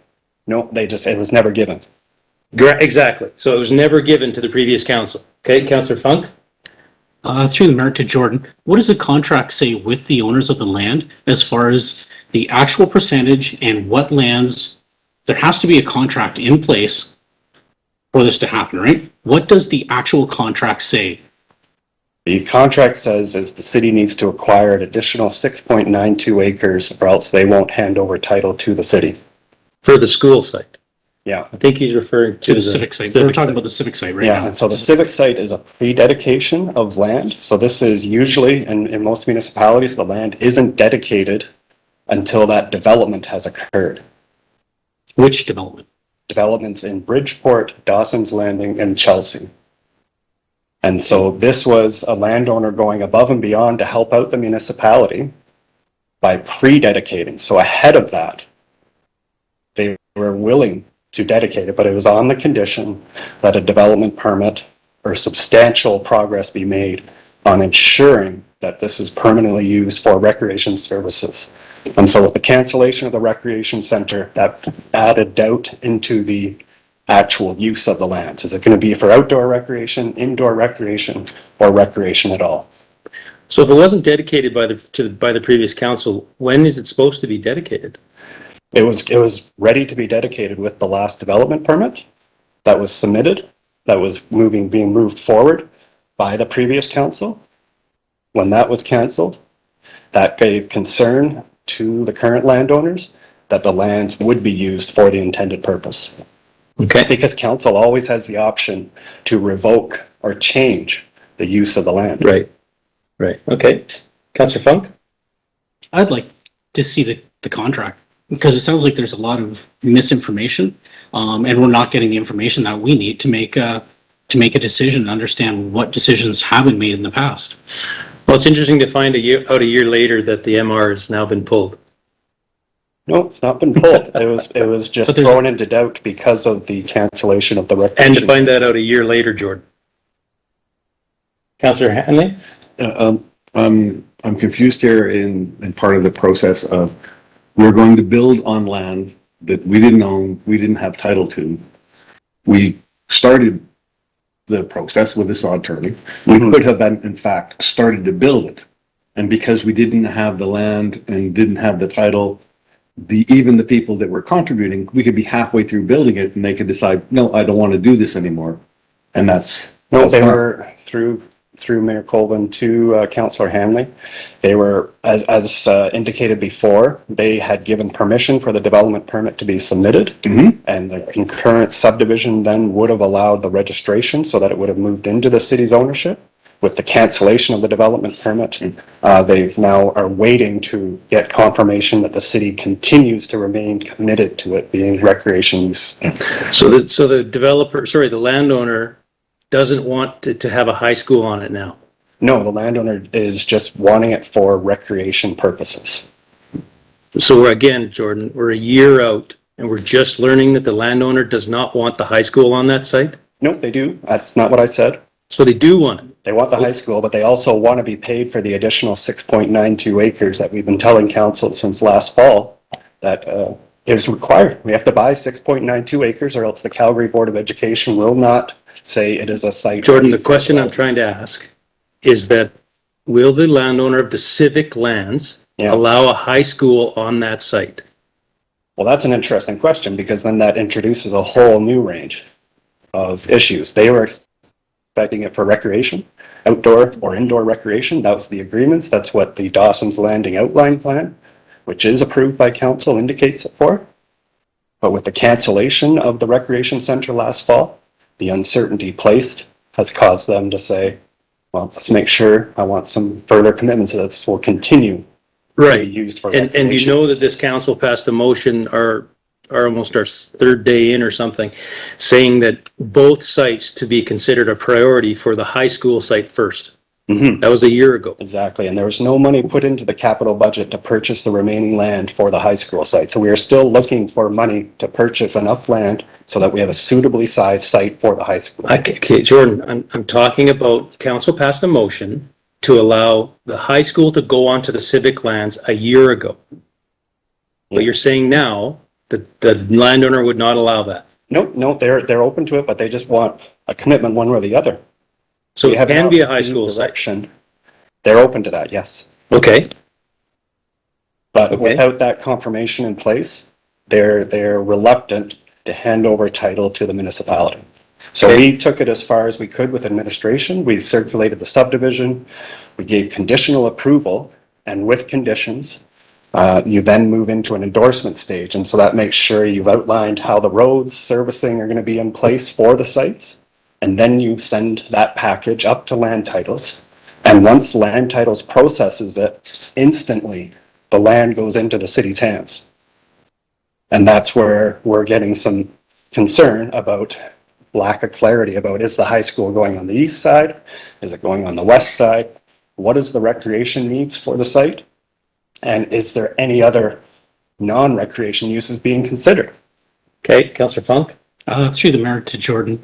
I can't believe that we would sign a contract, taking Rocky View School District's requirement for land, and that the owner of that land would then say, we're gonna hold you to buy extra land. I don't understand what you mean by the contract with Rocky View Schools. So we must have a contract with the landowner, right? For the civic site and the land, two different owners, one for the civic site, one for the school site. Those contracts have been written long time ago. There's no contract. No, it was done through plans, the approved plans. So you have an area structure plan, you have an outline plan, and those provide the uses for the site. We moved to the next stage of development permit for the recreation center, and then we were going to complete the subdivision as the recreation center was being built. And that was the agreement at that point, that the landowner would consent to land titles changing the ownership. We have no contract. So Jordan, they built on these The lands. contract was essentially broken because of the cancellation of the recreation center. Jordan, they built on these lands that are part of the development agreement. And this MR land is part of, this MR land is not part of any other development agreement. No. You're talking about 20 acres for the recreation site and 15 acres for the high school site? Yes. Yeah, no building has happened on that. I know that, Jordan. When they're building the other lands, the development agreements that, they have to identify the municipal reserve they're donating, correct or not? Yeah, and that's being provided for local parks and local elementary schools in the area. So the MR that dedicated. they're doing for the high school site has nothing to do with any development agreement in existence for United. No, that's why we did a standalone subdivision, and so that's been conditionally approved, but it will not go any further until the city acquires an additional 6.92 acres. So why would they give us the municipal reserve land if they're not required? Because they agreed to through the area structure plan process. Okay. Councillor Hanlon? Yeah, this is, I find this extremely troubling in that the city, right, through its administrative processes or policies and procedures, could commit the city towards an expenditure without binding contracts. Any company in the world basically ensures that, you know, there's a contract in place, there's agreements in place that ensure the outcome, as opposed to we've done this sort of willy-nilly and people could get out of it at any given point in time. Now, you shake your head no, but you haven't said anything that indicates that something could have happened to whoever the original owner is. Maybe that person gets hit by a bus and his family decides, no, they don't want to do that. It's still in their rights. So the protection through Mayor Colvin to Councillor Hanley is through your area structure plan. So if a subsequent landowner wanted to do something different with it, they would have to apply to change the area structure plan, which would require a public hearing. And then at that time, council could choose to not change the designation, but we can't also compel the landowner to do the development envisioned. So they can't just go and change it, but they also can't go and just turn it into, you know, housing or anything like that. They would have to go through a couple of public hearings. First to change the land use designation, to change the policy for the area. So it's not like they're going to be able to go off and do anything. They're just saying, we're sitting here waiting to make sure the city is going to do what is in the area structure plan. So the previous council spent over $1 million with no certainty? No, they have certainty. Just waiting, the landowners are waiting for the final step, which is the purchase. It's sorry, Jordan, you've indicated that if they don't agree with whatever the city's planning on doing, they can pull it out. Is that correct? But they can't do anything else with it. I agree. So again, So the you're telling me we agreement was- spent $1 million without certainty to go forward. No, the certainty remains there. It's just waiting for the city to fulfill its obligation of completing the land purchase. But the landowner can change their mind at any point in time and stop us from doing anything we want to do. They can't change it to another type of development, but they can stop us. Is that what you just said? If it's the city's doesn't own the land, yeah, absolutely. It's people can. So we spent $1 million without I'm not certainty. sure where the $1 million came from. The amount of money that was spent on the Civic Center. So yeah, the landowner is excited to move forward with recreation uses for that site, but is concerned Okay, about thank you, council's non-committal to that. Councillor Watt? Through the chair to Jordan, thank you for making it very clear that there's two actions here. I just want to make sure that the public is understanding as well, because there's a little bit of confusion. So the actions of council canceling the rec center has cast doubt, one, and two, we still need to purchase the 6.9 acres, which isn't in our capital plan. So I understand what it is that you're saying here. Thank you for articulating it very well. I just wanted to put that comment on the floor that I do understand what it is that you're saying. But we as council want to make sure that we're moving forward. So if you could help us move forward in that case and at least have a very clear roadmap of how we get there, that would be really helpful. Yeah, through the mayor to Councillor Joel Watt, thank you for that. That's a great summary, I think. Those are the two key outstanding items, and we are working to try and get a renewed vision for the rec center.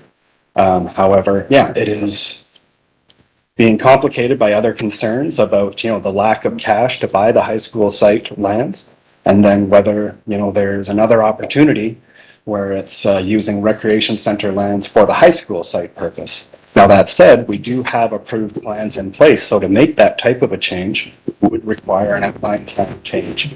And I think it would be incumbent upon us to let the public know that the high school site would be shifting, because there are plans through the Chelsea and Dawson's Landing plans that very clearly show the location of the high school site. There is the opportunity to move it so that we can maybe look at not needing to acquire that 6.92 acres.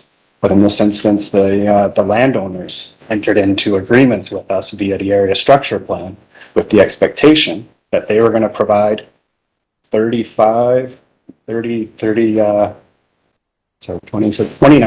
acres of land at no cost to the municipality. That's through the typical dedication process. However, it is very common when it comes to high school sites that the 10% rule require developers to provide 10% of their land for municipal reserve, recreation, parks and trails uses. High schools typically, and this is not unique to Chestermere, it's every municipality grapples with this issue, that there isn't enough within that 10%. And so municipalities end up having to purchase a portion of the land to complete a site large enough for the school board to consider it of adequate size. Councillor Funk? Through the mayor to Jordan, I believe we have an open action item to go to Rocky View School District requesting for clarification as to the 6.9 acres, if that can be, if we can use municipal land from the rec site as part of the requirement to fulfill that. Has that been done? We made that, and yeah, we made that inquiry, and they are open to that, and we are still just waiting for clarity on whether the municipality, whether council is willing to then not use that for recreation uses. So there's the trade-off. You want to put a high school on the recreation center land. You're not going to have the field house room. You're not going to have the room for the soccer fields.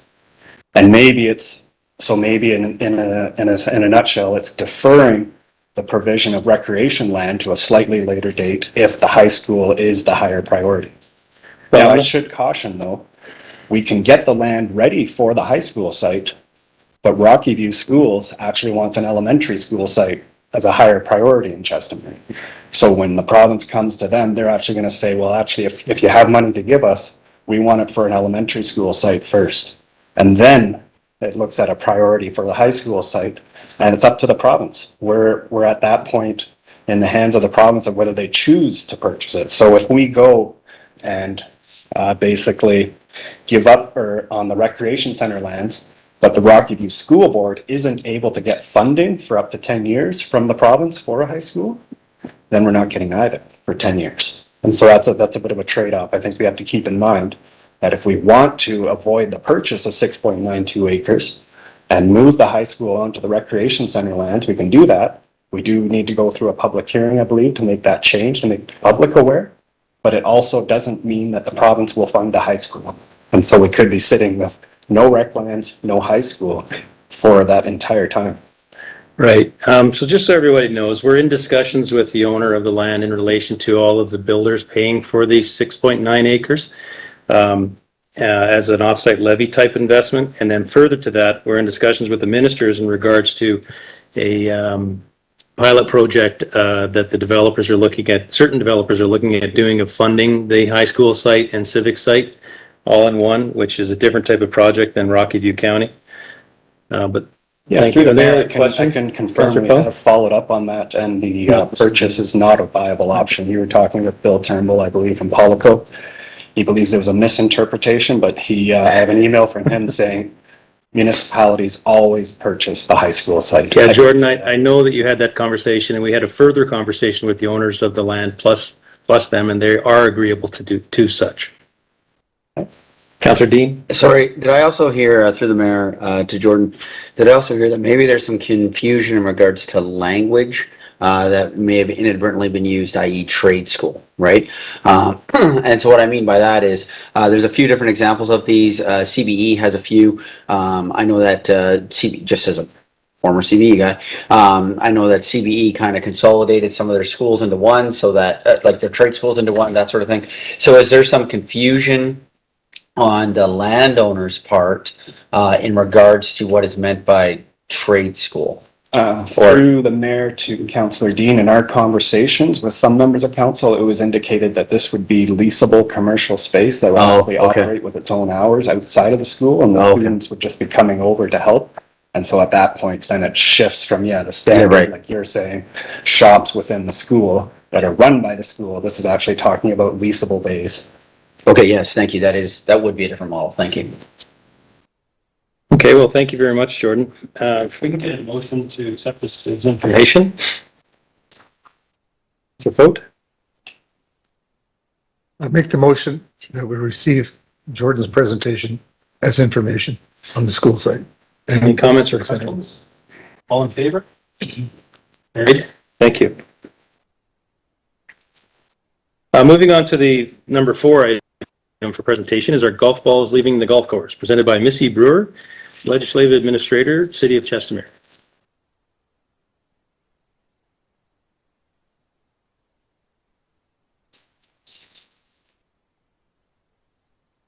Good morning, Mayor and Council. Just waiting for the presentation to be put up.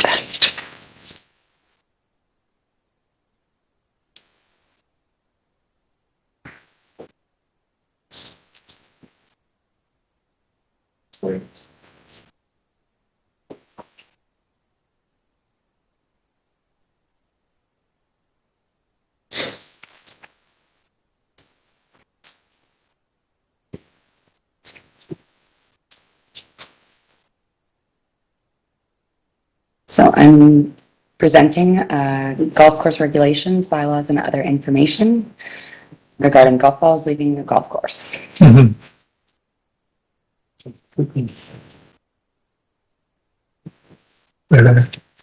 don't have the screen yet. As per, Sorry. Through your honor, if we can just wait a minute as the presentation updates for the public, it just hasn't quite come up yet on our screens.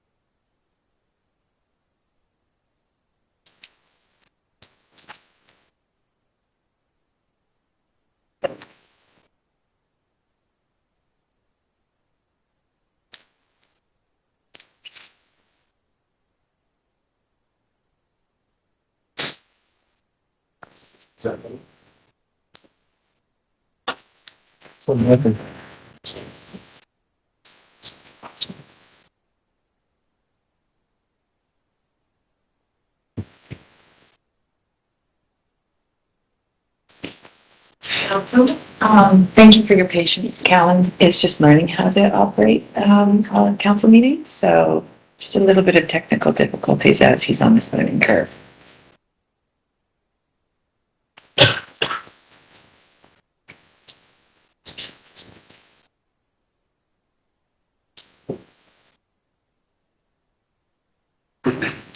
It's not on our screen. No. It's not on our screen. It's up there, but not on ours. Almost looks like it's an issue with the feed, not with. I'm sorry. You were so excited. I feel bad telling you. Big old smile, and I took it away. Not bad.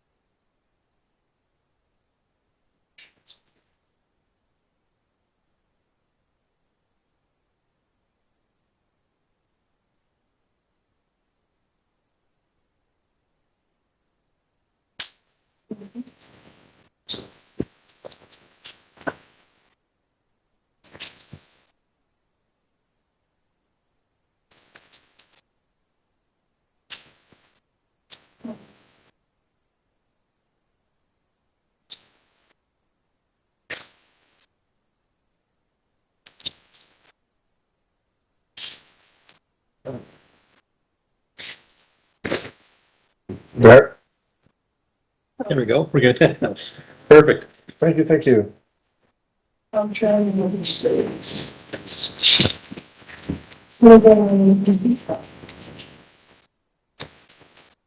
Callan, just so you know, Yeah, this is that's- not working. I'll let you know. Oh, I'll let you know when I need you to change it.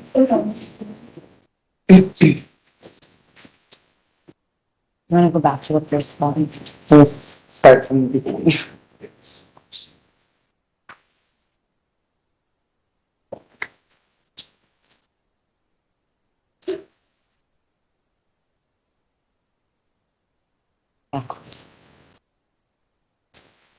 All right, so I'm presenting today golf course regulations, bylaws, and other information regarding golf balls leaving the golf course. Next slide, please.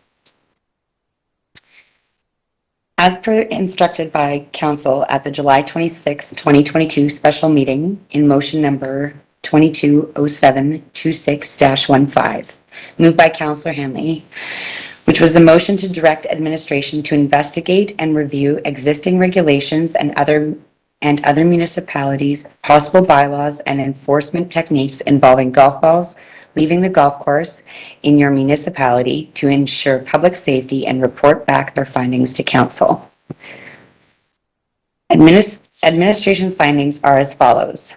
Administration reached out to several surrounding communities, including but not limited to Airdrie, Cochrane, Beaumont, Leduc, and Calgary.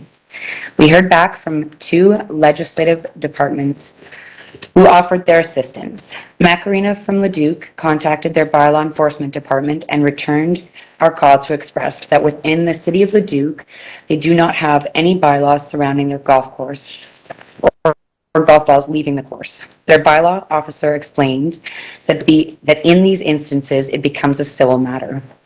The staff who contacted us back from Beaumont expressed the same. Upon further investigation, we did find 2 bylaws relating to this matter. The first posted from the County of Wetaskiwin, number 10, as follows. Bylaw 2021/21, which is an amendment of bylaw or of land use bylaw 2017/4H. It states, number 1, the revision of golf netting within section 1.2 definitions of the land use bylaw as follows. Golf netting is an essential piece of equipment to ensure the properties adjacent to golf courses remain safe from damages associated with stray balls.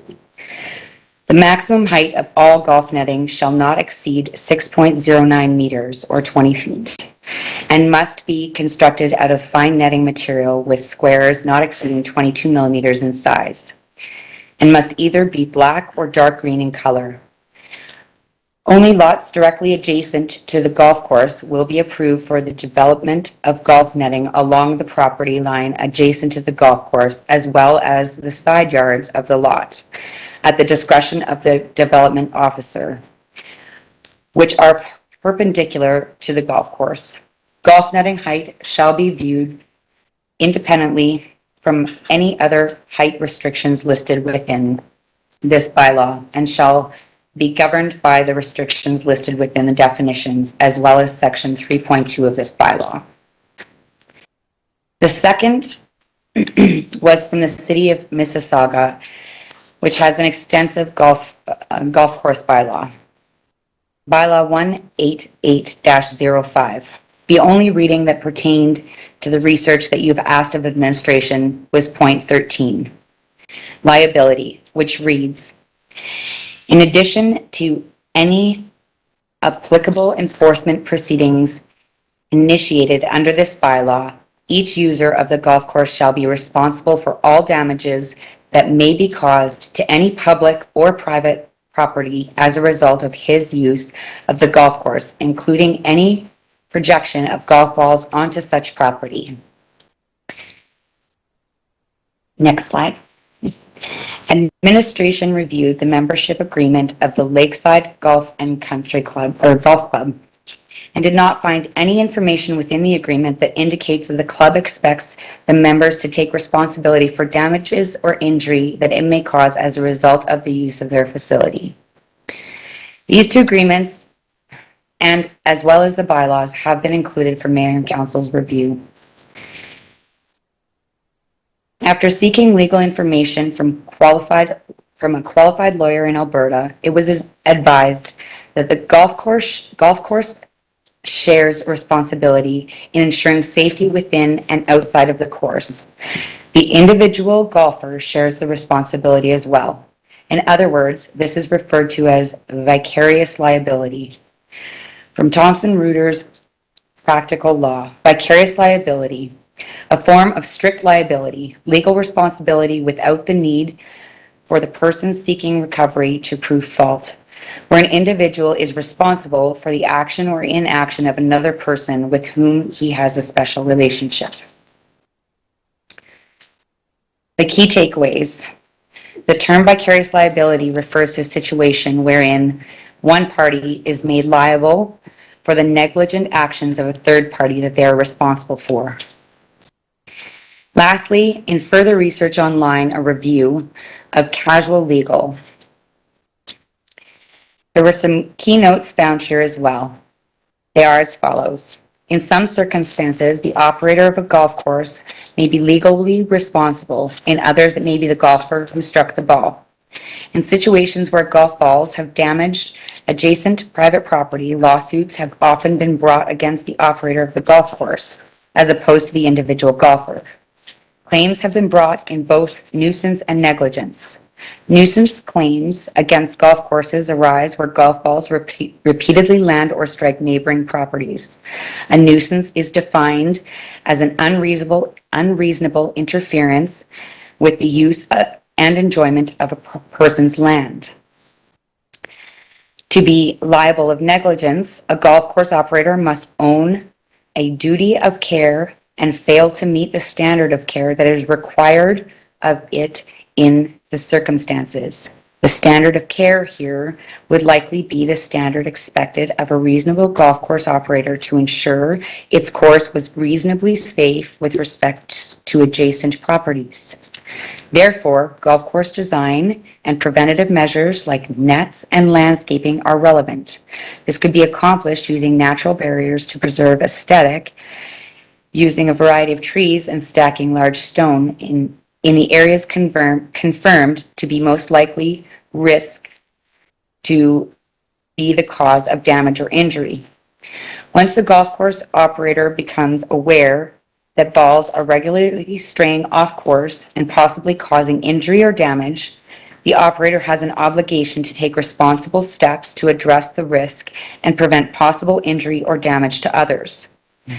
After speaking in length with John Faber, the current superintendent of Springbank Links Golf Club, working for the City of Calgary for 5 years and coming out of the same position in the private sector after 10 years, he mimicked the sentiment of a reasonable responsibility to mitigate or make safe from danger or damage or injury, confirmed that once a course is notified multiple times of a safety concern, they carry a reasonable responsibility to ratify it. Next slide, please. Recommendations are as follows. Number 1, administration recommends that council direct administration to hire a third party to conduct a risk assessment of the Lakeside Golf Club and bring back the findings to council. Number 2, council can direct administration to develop a draft bylaw to protect the residents from golf balls leaving the golf course at the discretion of council and bring this draft back to council for review. Number 3, council can direct administration to terminate this preliminary investigative process, concluding that golf balls leaving the golf course are a civil matter. Next slide, please. I'm happy to take any questions and look forward to council's direction in this matter. Thanks for the presentation, Missy. That was great. Councilor, are there any questions or discussion in regards to the matter? Councilor Hanley? On your recommendations, you say, I think the first recommendation is probably the most appropriate. Administration recommends that council direct administration to hire a third party to conduct a risk assessment of Lakeside Golf Club and bring those findings back to council.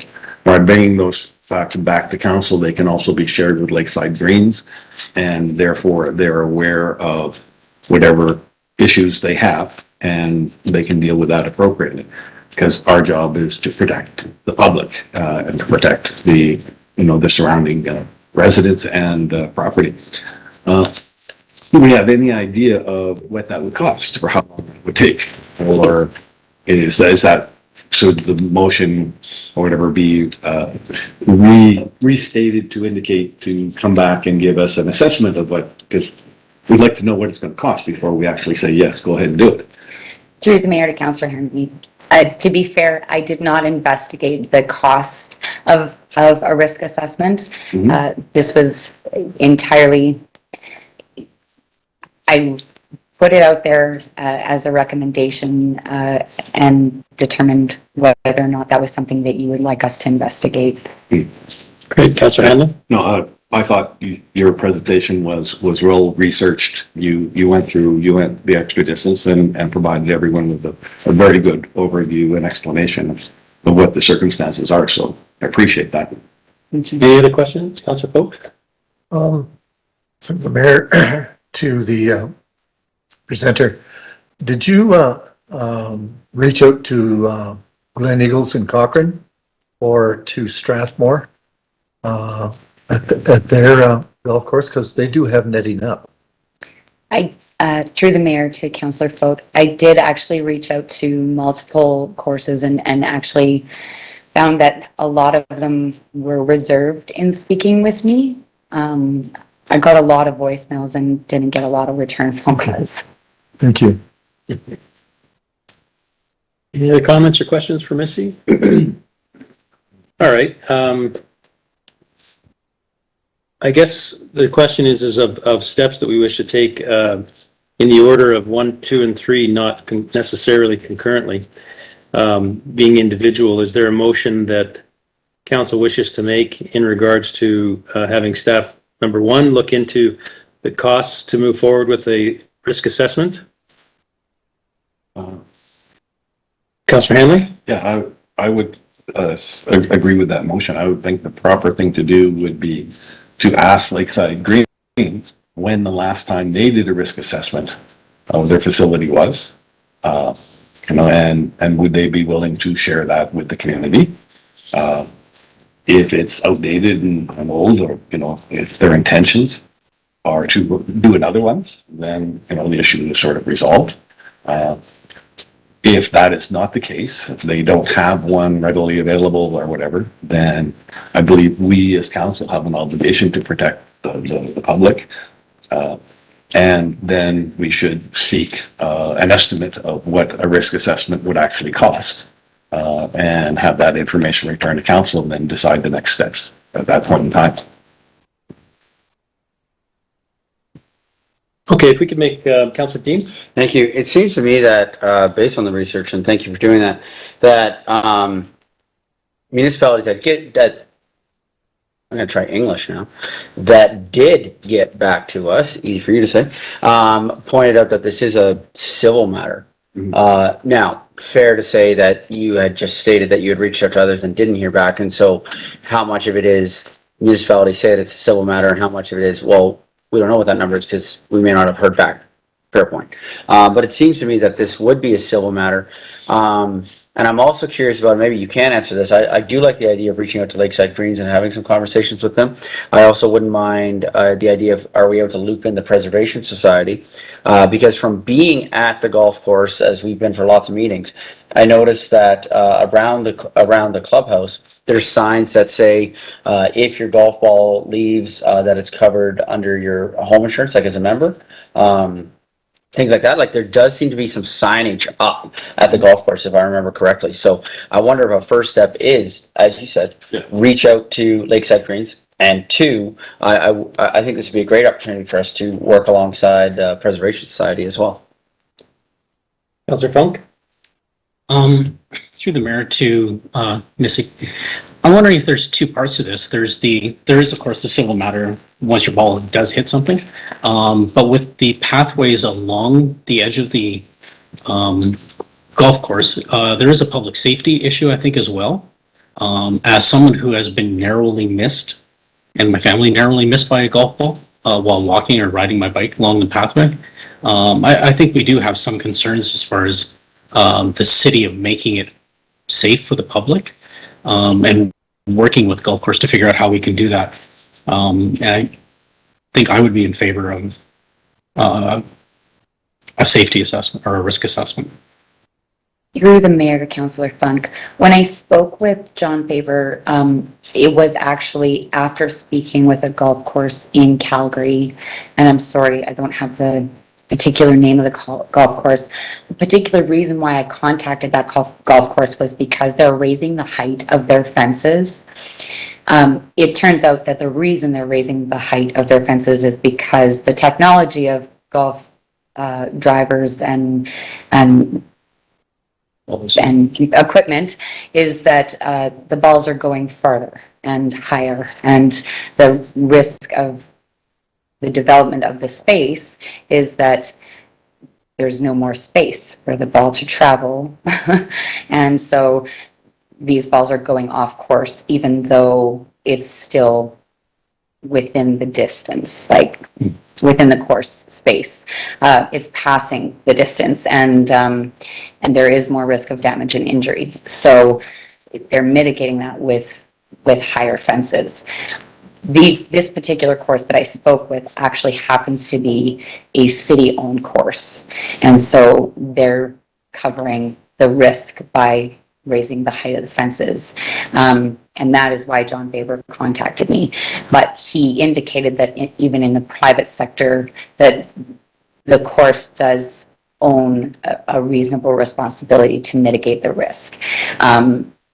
In his 10 years in the private sector, he indicated that with respects to not just adjacent properties, but roadways, pathways, anything that's along the golf course, if there is risk of damage or injury and the course is made aware of it, they do own a reasonable responsibility to mitigate it in some way. Councillor Foot? Through the mayor, to the presenter, Missy. I have been the receiver of golf balls being hit, walking along the trail, just not along McGanzer, but also walking along West Chestermere Drive. The rec center has had a problem with their baseball diamonds, where the balls get driven onto ball diamond number 2. And there have been some ball players that have been hit, actually. I also have had conversation with a resident that his vehicle was hit with a flying golf ball driving down McGanzer. Consequently, I reached out to the golf course and was not well received there by the management there, for the simple reason being they were there first. The houses and the roads came around them after. I do know that someone is going to get hurt, maybe seriously, and I think it is time that our city reached out and put a bylaw in place to force the golf course to put up netting for public safety. And I do know that this person tried to reach out to the person that was golfing and at that time, and they said it wasn't their golf ball. So I think that's where it falls back onto the owners of Lakeside Greens to put up the netting that is necessary for safety reasons. And I would want to make a motion that we create a bylaw to that effect. Through the mayor to Councillor Fote, I feel like maybe the first steps might be best, and if I may be so bold to say, that it would be best to see if there's an opportunity here for the city to work with the golf course before we try to force hands. There is a potential opportunity for the city to reach out to the golf course, potentially see as Councillor Hanley and Councillor Dean suggested, that maybe they have a risk assessment that's potentially out of date, that maybe we can work together and have a new risk assessment done and work together with them to try and resolve this before we create a forced situation. Okay, I follow up, Mr. Mayor. I'm all about conversation, and I have no problem with sitting down and having a conversation with them and trying to work together on this. But yeah, obviously.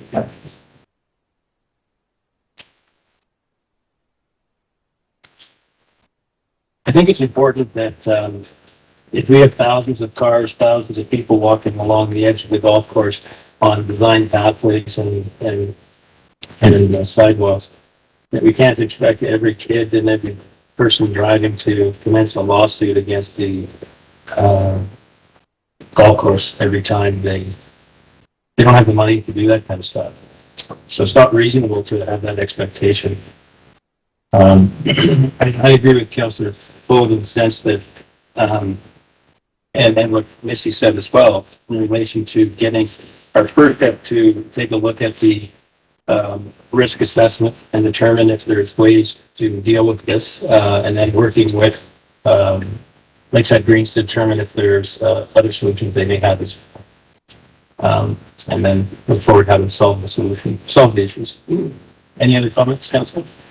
Councilor Hannan? I think I have, and this is a draft version of a motion, so I'm not making a motion.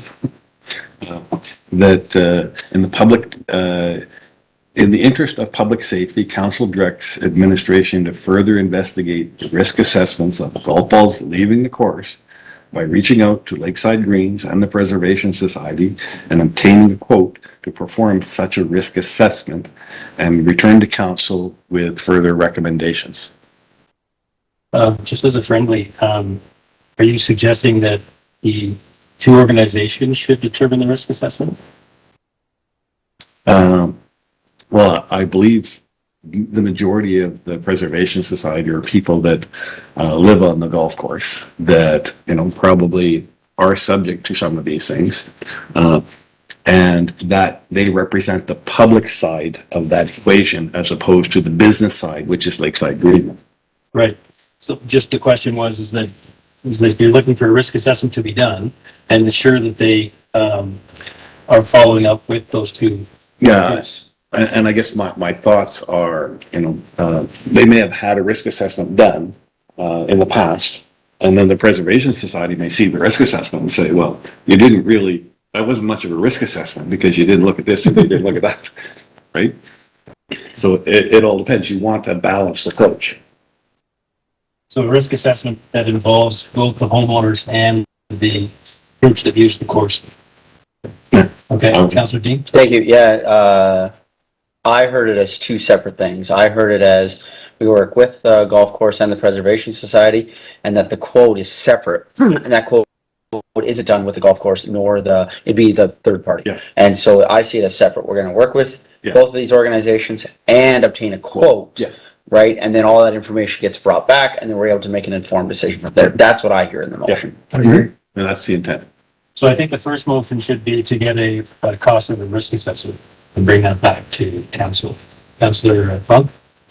Just as a friendly, I don't think the mandate of the Preservation Society is along these routes. Their mandate is strictly to preserve the golf course at this point in time, not the operation of it. So I don't know what interest they will have at this point in time. I agree in the future. Also, homeowners automatically take on the risk of golf balls when you build on a golf course. I'd like to look at this strictly as a public safety in working with the golf course. I agree.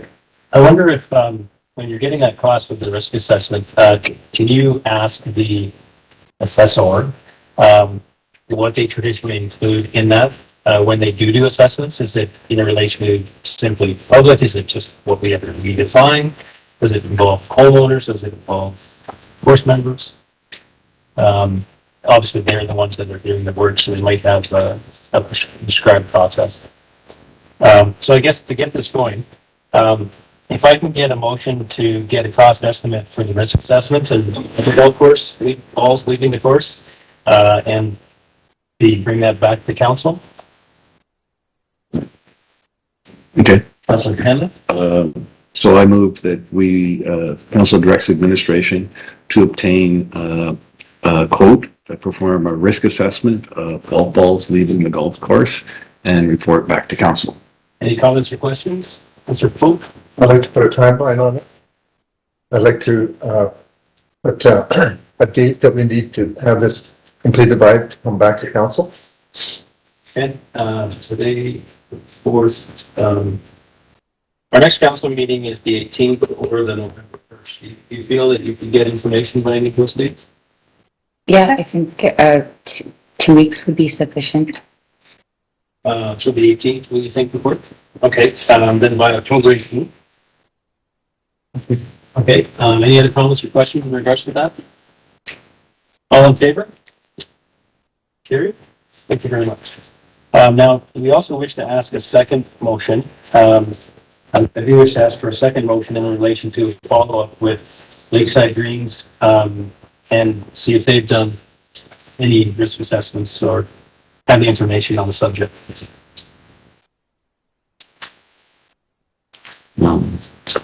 I don't know how we're going to loop in homeowners though into that. Councilor Fung? I can try if you like. Okay. I'd like to make a motion that we direct administration to contact Lakeside Greens Golf Course to determine if they've done a risk assessment in the past, and if any other organizations like the Lakeside Preservation Society have, or the Golf Course Preservation Society, have done a risk assessment. Okay, that's started. Any comments or questions?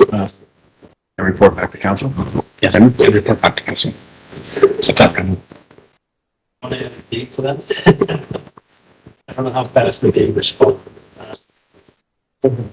We can try that again. The initial conversation. So I can- try to get for October 18th. I can get an update. Any comments or questions in regards to that? All in favor? Here. Thank you. Any other motions in relation to that subject?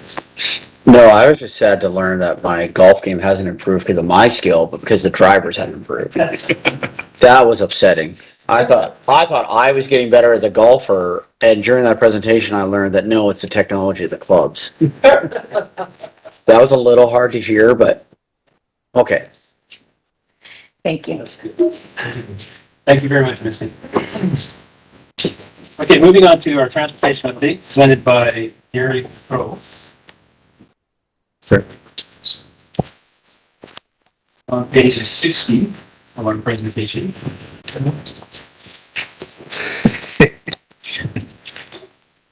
Just moving on to our presentation, if you missed me saying that, by Jerry Gautreau for our transportation update on page 60.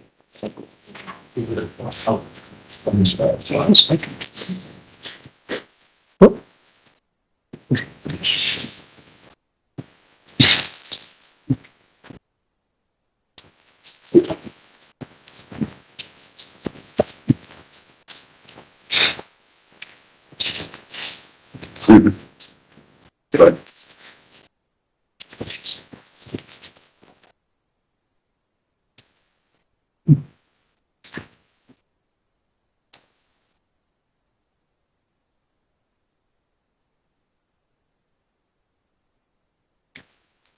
Yeah. Yes. Thank you very much.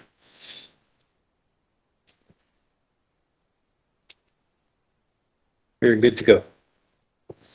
Good message.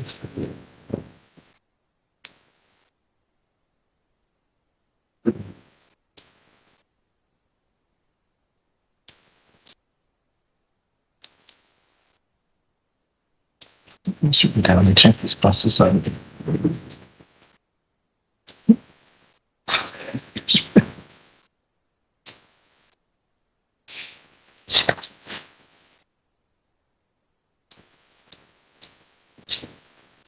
Okay. Good morning, Your Worship and Council. This is a extension of our public transportation slides that are,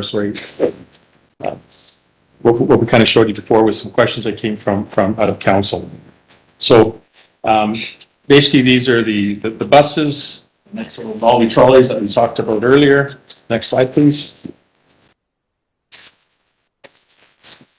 So what's unique to Chestmer as setting us apart is, again, the small town feeling with the city amenities as public transportation is scarce. Bringing all corners of the city together through urban design and development.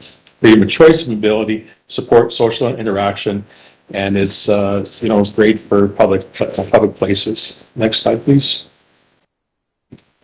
What's really setting it apart is our healthy lifestyle opportunities, healthy environment, for long-lasting value to add to build a tax base, to reduce infrastructure expenses, to reduce traffic deaths and accidents, and to make community unique, and also the community engagement.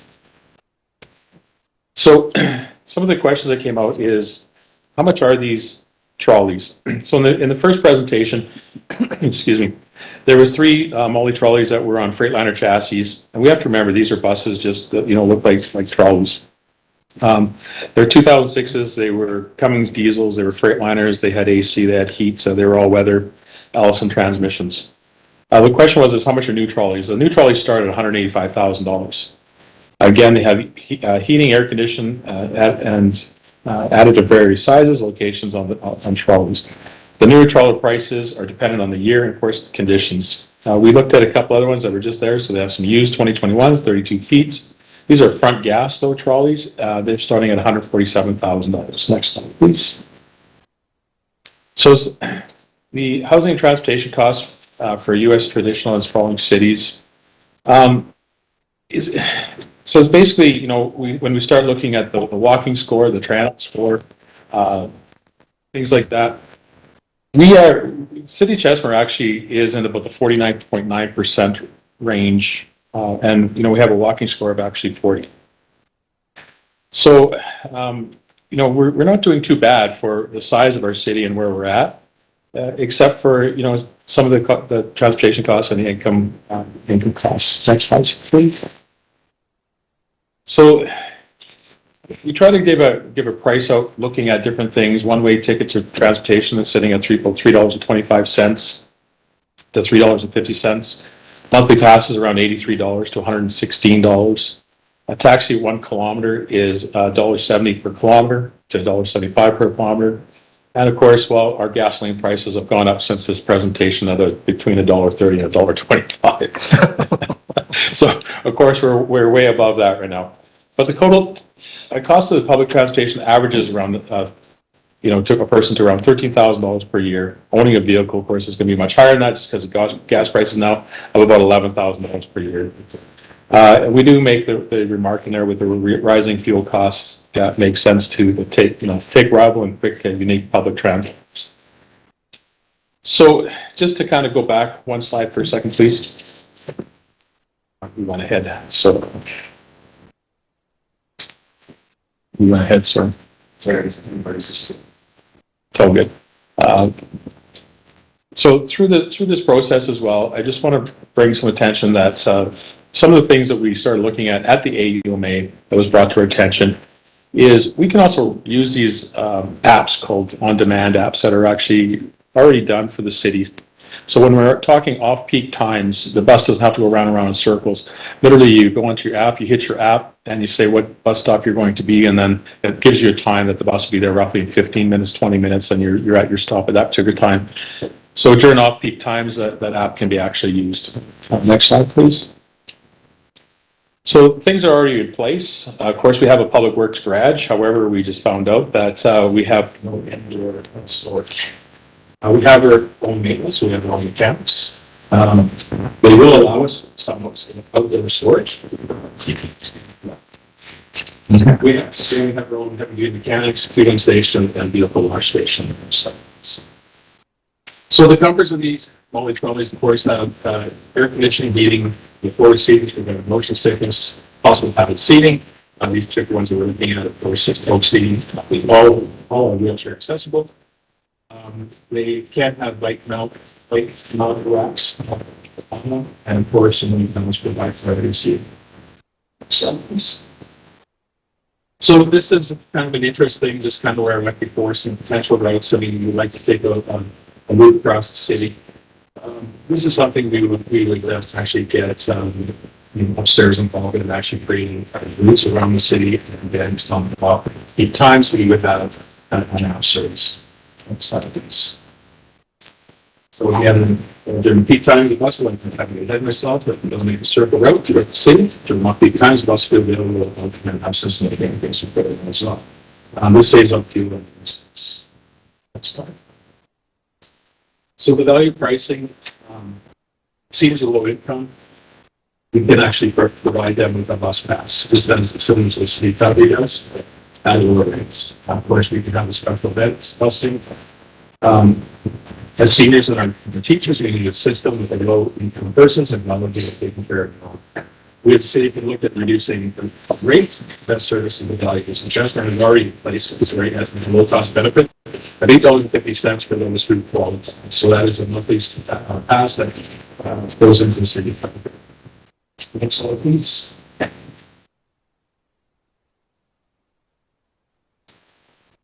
That's it.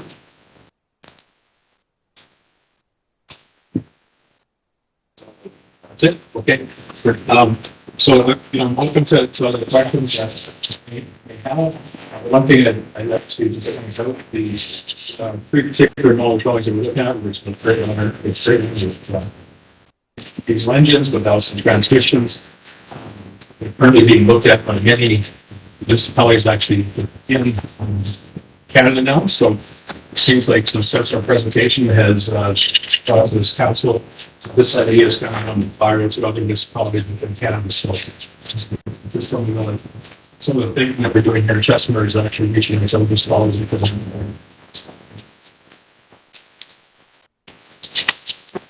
Any questions, Councillor Dean? Yes, thank you. Through the mayor to Jerry, did a quick look at some of these and the use of them in Chicago. And it looked to me when I was on their website and on their Facebook page, the company that utilizes them there, that there were times where they were saying that they weren't running due to inclement weather or cold weather. What I couldn't find was what was the trigger point of bad weather or temperature. So I looked, I couldn't find it. I'm wondering if we could maybe look into that. It just noted, I did notice there were times where, right, and it could have been nobody was moving that day, as we see in Calgary, right? Like sometimes it's a snow day for everybody. So I don't know if that was the case. I was just wondering if that's something that can be looked into as to what that trigger point was where they weren't able to run. I think that question, we looked into quite a bit of, these with our weather, within our region, with our snowfall, with our rainfall, et cetera. And it's no different that these are buses, ordinary buses, just like the New Flyers. Just for an example, the New Flyers that come out of Manitoba that you see in most municipalities are over $500,000 to $800,000 fully built out, depending on what options you really want within them. Same thing, they're all single axle with diesel engines, some with Detroit, some with Freightliners. It really depends. Buses are like school buses. They're going to move. Some are going to move, some aren't going to move that particular day. We look at making sure that we have the proper tires put on the back drives, things like that. So again, they all have heat, they all have air conditioning, they're all weatherproof, so it doesn't matter, whether we're in the winter, summertime, the customers will be actually protected throughout the elements. And, we have to keep our roads up to, graded just like anybody else does. But if we're running a big hill, buses will get stuck on a big hill as well. Councillor Dean? Yes, thank you. Well, it's funny that you said hill. I think you read my mind. I think the other advantage we have, though, in Chestermere, say, opposed to Calgary, is we don't have, hills. I think we have one, and it's over by the camp, and that's it, right? Like, we really don't have very many hills where it's going to have to go up. So I think due to the nature of, I do know that this has been something that has come up with these, is in terms of like when they could run. And so I'm glad to hear that that piece of it. And I don't think we're going to have similar problems to say what we see on a bad snow day in Calgary, where there's certain hills, those buses, the city buses just don't go up, right? Or down. I just want to bring to council's attention too that, this is a pilot project. We're currently spending, $168 to, plus $1,000 a year with the city of Calgary. This is being a pilot project, and, these molly trolleys do have appeal to a lot of different municipalities and a lot of different special groups as well. So, it's something that if this pilot project did not work, we're not stuck with, this white elephant as well. So, it's something that I wouldn't want the city to take on this debt that they couldn't get back if something didn't work. Councillor Folk? These molly trolleys, engines in the back or in the front? These three particular that we were looking at are in the back. So they're rear drives, and the engines are in the back, not the fronts. That's a plus. Correct. Councillor Weil? Through the chair to Jerry, I'm just wondering if we could get some kind of engagement through the public, maybe utilizing Chestermere Today and doing a quick survey as to what the thoughts of residents are in regards to the Molly trolleys and whether they would use them or consider using them or under what conditions they would use them, the fares associated with them. So what I'm missing is the public engagement piece. I'm hoping that maybe we can move towards that piece as well. Yeah, and thank you for that question. We didn't go to public yet because this is just a project we put forward within the strategic advisory group to bring to council to see really what the appetite was if we really wanted to look at this. Again, currently we're spending $168,000 with the city of Calgary providing transit service of some sort with 2 times during the morning and 2 times at night. So it's just something that we're looking at keeping with trying to keep within that budget and also then enhance services to the community. Councillor Hanley? Yeah, I agree with Councillor Watt's comments about public engagement. What I think I would like to see moving forward is sort of a fleshed out business plan of, okay, what are the routes going to be? What are the frequencies? What are we going to do? How many buses do we need if it all goes wrong? What's the salvage value of the buses? Because and how quickly would we sell them or whatever? If the pilot fails, if the pilot's successful, then how do we build upon it, like in stages? So I think that's probably the next best step, because then we start to provide some answers to the community or get some feedback back and forth as to what is the routes, and maybe the community says, no, I don't like that route. I want it more over here or whatever. We have a chance to adjust it. So then my concern is really, how long would that really take to do to come back? And also at the same time, that business plan should also deal with what do we do with the existing arrangement with Calgary? Like, how do we phase that out? Is that the thing to do at the same time, or do we overlap the two? Give us an assessment of that. Through the mayor to Jerry. I'm assuming that we have some sort of public engagement already, since we are a growing city and we have put a transportation system and plan in place. Do we have some public engagement already that put that in place? Thank you for the question. I don't know. I never looked into it again. Like, this is, I didn't explore that avenue. I would imagine that you had some type of public engagement when the City of Calgary Transit was brought forward and what that looked like. We also have to remember that I believe that program is also being sponsored by some of the developers, which, in turns, this project can continue being sponsored by some of the developers as well. Just as a follow on that, for myself, I think what I'd like to see is, and you tell me if this is possible, please, an accelerated or an additional plan of how we're going to phase this public transportation in over larger areas. And as we continue to grow into the Centron lands and farther south around Webster and things like that. So just quickly in my head, the first presentations that you've seen, we provided with 3 identical buses that were Freightliners that, again, those are the ones that are diesels. Those are the ones that are being looked at quite a bit. I don't know if we stalled with, these even Molly trolleys would be even available anymore. And there was 2 other ones that were gas that we used for special events or increasing. Just looking back at the whole picture, how do you grow the system? You might start with 2 buses that continue going, in the high times, and then going back to 1 on demand time. And this will allow us to grow and expand the system as we need it. Buses still cost if they sit. We all know that. And in that last presentation, we gave that rough cost of, if a bus is just sitting. The other things that we're not looking at that could be very exciting, though, is how do we get our kids to school? Yep.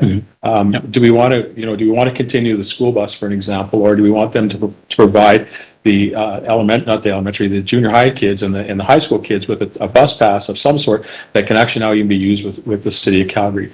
Right. So it allows them to get more jobs in the movement as well, and not depending on their parents. So there's lots of interesting things that we can do to continue making money to move the whole system forward. Jerry, I remember that the amount of money that you indicated, I think you just clarified it, does not include the subsidy by the developers. Correct. So there's roughly right now, the developers are subsidizing the city of Calgary transit bus Yeah. per se. Because I believe that's over 250,000. And one of the considerations in this was that for, that amount of money, that combined amount, the city is only getting 2 trips in the morning, early morning, and 2 trips at around 5. Correct. And what you're proposing is that this would actually create a transit, intercity transit service that would move Chestermere people around Chestermere, as well as, I believe, to East Hills, and that would be done on a half-hour, hourly basis with these, and really for similar costs of what we're currently spending with the city of Calgary being quite expensive. That's correct. So within the first presentation, you're exactly right, Your Worship, is we're actually looking at basically 2 buses on the peak times for right now, and then 1 bus going around in circles on the non-peak times. However, through more investigations on the AUMA as well, we can either shave more costs by there's actually apps that are already developed for city for transit. Yeah. So that could even save us more money. But you're absolutely right, Your Worship, is that the current money that we're spending to the city of Calgary is coming from developers, not from the city of Chestermere's pockets. And this would really piggyback on that entire program where we would have our own service. We'd have, I like to call it full-time service instead of, very, very part-time service, moving people very limited, only, 4 times a day within our city to East Hills. And residents could go to East Hills and transfer over to go to Calgary. That's correct. Is what the plan is. That's correct. And not have City of Calgary buses come into Chestermere any further. That's correct. Councillor Dean? Yes, thank you. Do we know if, with this new project, if developers would be interested in continuing with a similar subsidy on a different project? And thank you for that question. When we reached out to some of the larger developments that are currently developing here, they're very interested in this particular model. That's how they get people here. To sell homes and things within Chestermere, we need some type of transit system. The biggest complaint that we hear from developers is that there's no transportation. What they hear from people that are looking to buy, I should rephrase that, is you need a car. You need a car to live in Chestermere. Even with the current transit system that we have today at 2 in the morning and 2 at night, it's just not sufficient enough to move people in and out of where let's face it, where the jobs are within the city of Calgary. In our department and with the help of this council, we're looking at bringing more opportunity here to Chestermere. I always push to have our own manufacturing, our own places where we can shop, that people can work. But even our kids right now have to go in the city of Calgary. They're going to East Hills. They're working at the Walmarts. They're working at the Costco's. They're working at the the movie theaters and things like that. So we need to start moving people around at different times. Councillor Dean? I guess then also, thank you through the mayor to Jerry, 2 questions on that then too. What could there be advertising sponsorship opportunities on these trolleys? Because you see that in the city of Calgary all the time. And 2, I know proper processes, tendering, all those sorts of things, but if there's already a bit of there's already agreements in place in terms of developers subsidizing and things like that, would it be possible for a developer that's their trolley, right? So that I don't want to say developer's name, right? Yeah. Developer X goes, oh, you want to do this? Yeah. I'll buy you a trolley as long as I can put my name on it. Put my name on it. Yeah. Right? Is that possible, or because of municipality and tendering and all that kind of stuff, that would not be a possibility? They did it in Calgary when they used to wrap the buses. Yep. But did they purchase or just wrap them? Oh, I don't know. That's what I'm getting, because I get, for sure they can wrap them. I'm wondering if that would be a possibility. Of course it is. So through the council meeting, so your question is kind of twofold. Yeah. One is can a developer actually go and buy a bus and donate to the city? Calgary? Absolutely they could. A chance they're going to do that? Absolutely. But for advertising or wrapping your buses, that's a great idea. You can't do that. City Calgary, almost every municipality does that for, basically for subsidizing the cost of the transit. Most municipalities, it is a lost leader. Transit is a lost leader. I mean, it's something we provide for our residents. Then all taxpayers pick up the cost within the provinces. We're kind of unique right now we can actually provide services that the developers want to pay for because they want to bring people here to sell the homes. So they see advantage of not paying these kinds of things and the buses and help them again sell their homes and some moving people. So there's lots of things you can do. And the other, yes, not with caution, is just something else is remember that Chestnut is a brand. Your city is a brand. You want to make sure that your brand is on the ground. So you don't want to have it overwhelmed with, these browbeats of, Subway, for example. I'm not trying to. Yeah. Just something else that might come. True. Yeah. It doesn't have to be the whole bus gets wrapped. Yeah. Okay, no, that's very interesting. Any other comments, councilors? I mean, what's particularly attractive to me is, as you mentioned this presentation and before, was that we can service our residents better with more trips for the same money that we're doing with City of Calgary, And have something that's focused around the city's needs and benefits that we're looking for. I think that's our main goals, I think. So moving forward, Jerry, we've indicated that, we'd like to ensure that, what do you propose, I guess, moving forward? Well, there's a couple things that's really happening in this, since we did our first presentation. These are getting a lot of traction. There's not too many, amusements at decent prices around. In fact, the five that I showed you the first time, 2 are going, there's 3 out there that happens to be 3 visas waiting, which again, last Wednesday there was a Canadian municipality looking at those. I don't know if they pulled the trigger on those as well, but there's not a lot of good used knowledge always if that's what is looking for that type of design. So I guess the longer we wait, the longer we procrastinate, the more chance we have to lose that particular vision. In the steps that we're at right now, is it feasible for us to put them on hold and get make sure that they an assessment done on them to make sure that they're in good condition, et cetera, and then come back with that information and then council make a decision? In motion of council, that was one thing I was going to talk about. That's the next step you want to go to is to have a qualified person actually go down and look at them, make sure that they're mechanically set down, just to make sure that they're actually going to do what we need to do and have live pictures that we can bring back to council and show that these things will work and what they actually have. I don't have a cost on that analysis yet. Inspection, et cetera.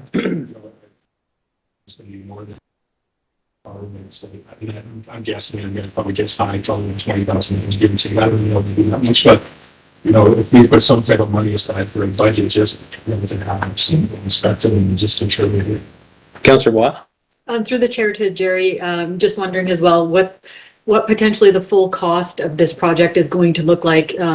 For example, the cost of staffing, drivers with the benefits and all of those sorts of things.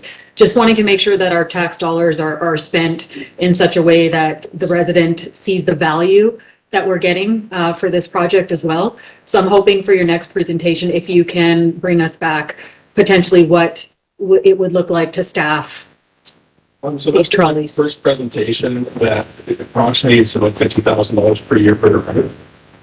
Is what that would be when the buses are not operational. So we talk about city, they actually do cost us $100 a day just to sit. And that's just sitting in outside storage and still it has to do with maintenance and just operating costs and insurance, etc.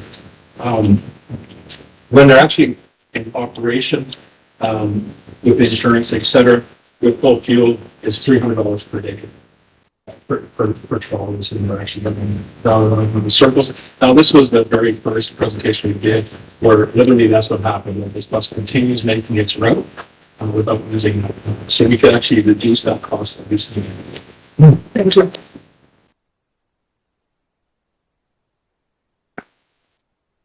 So you're suggesting that each bus would be about $110,000 then? I just did 365 times 300? That's full day with drivers running. Right. As compared to our plus $300,000 with the city of Calgary?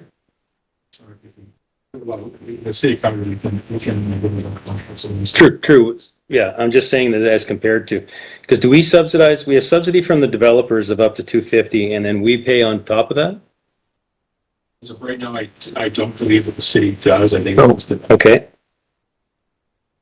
So we're looking at being able to have, so for example, say a little over 2 of these buses running for similar costs. Right. And these with drivers, and that's running all day.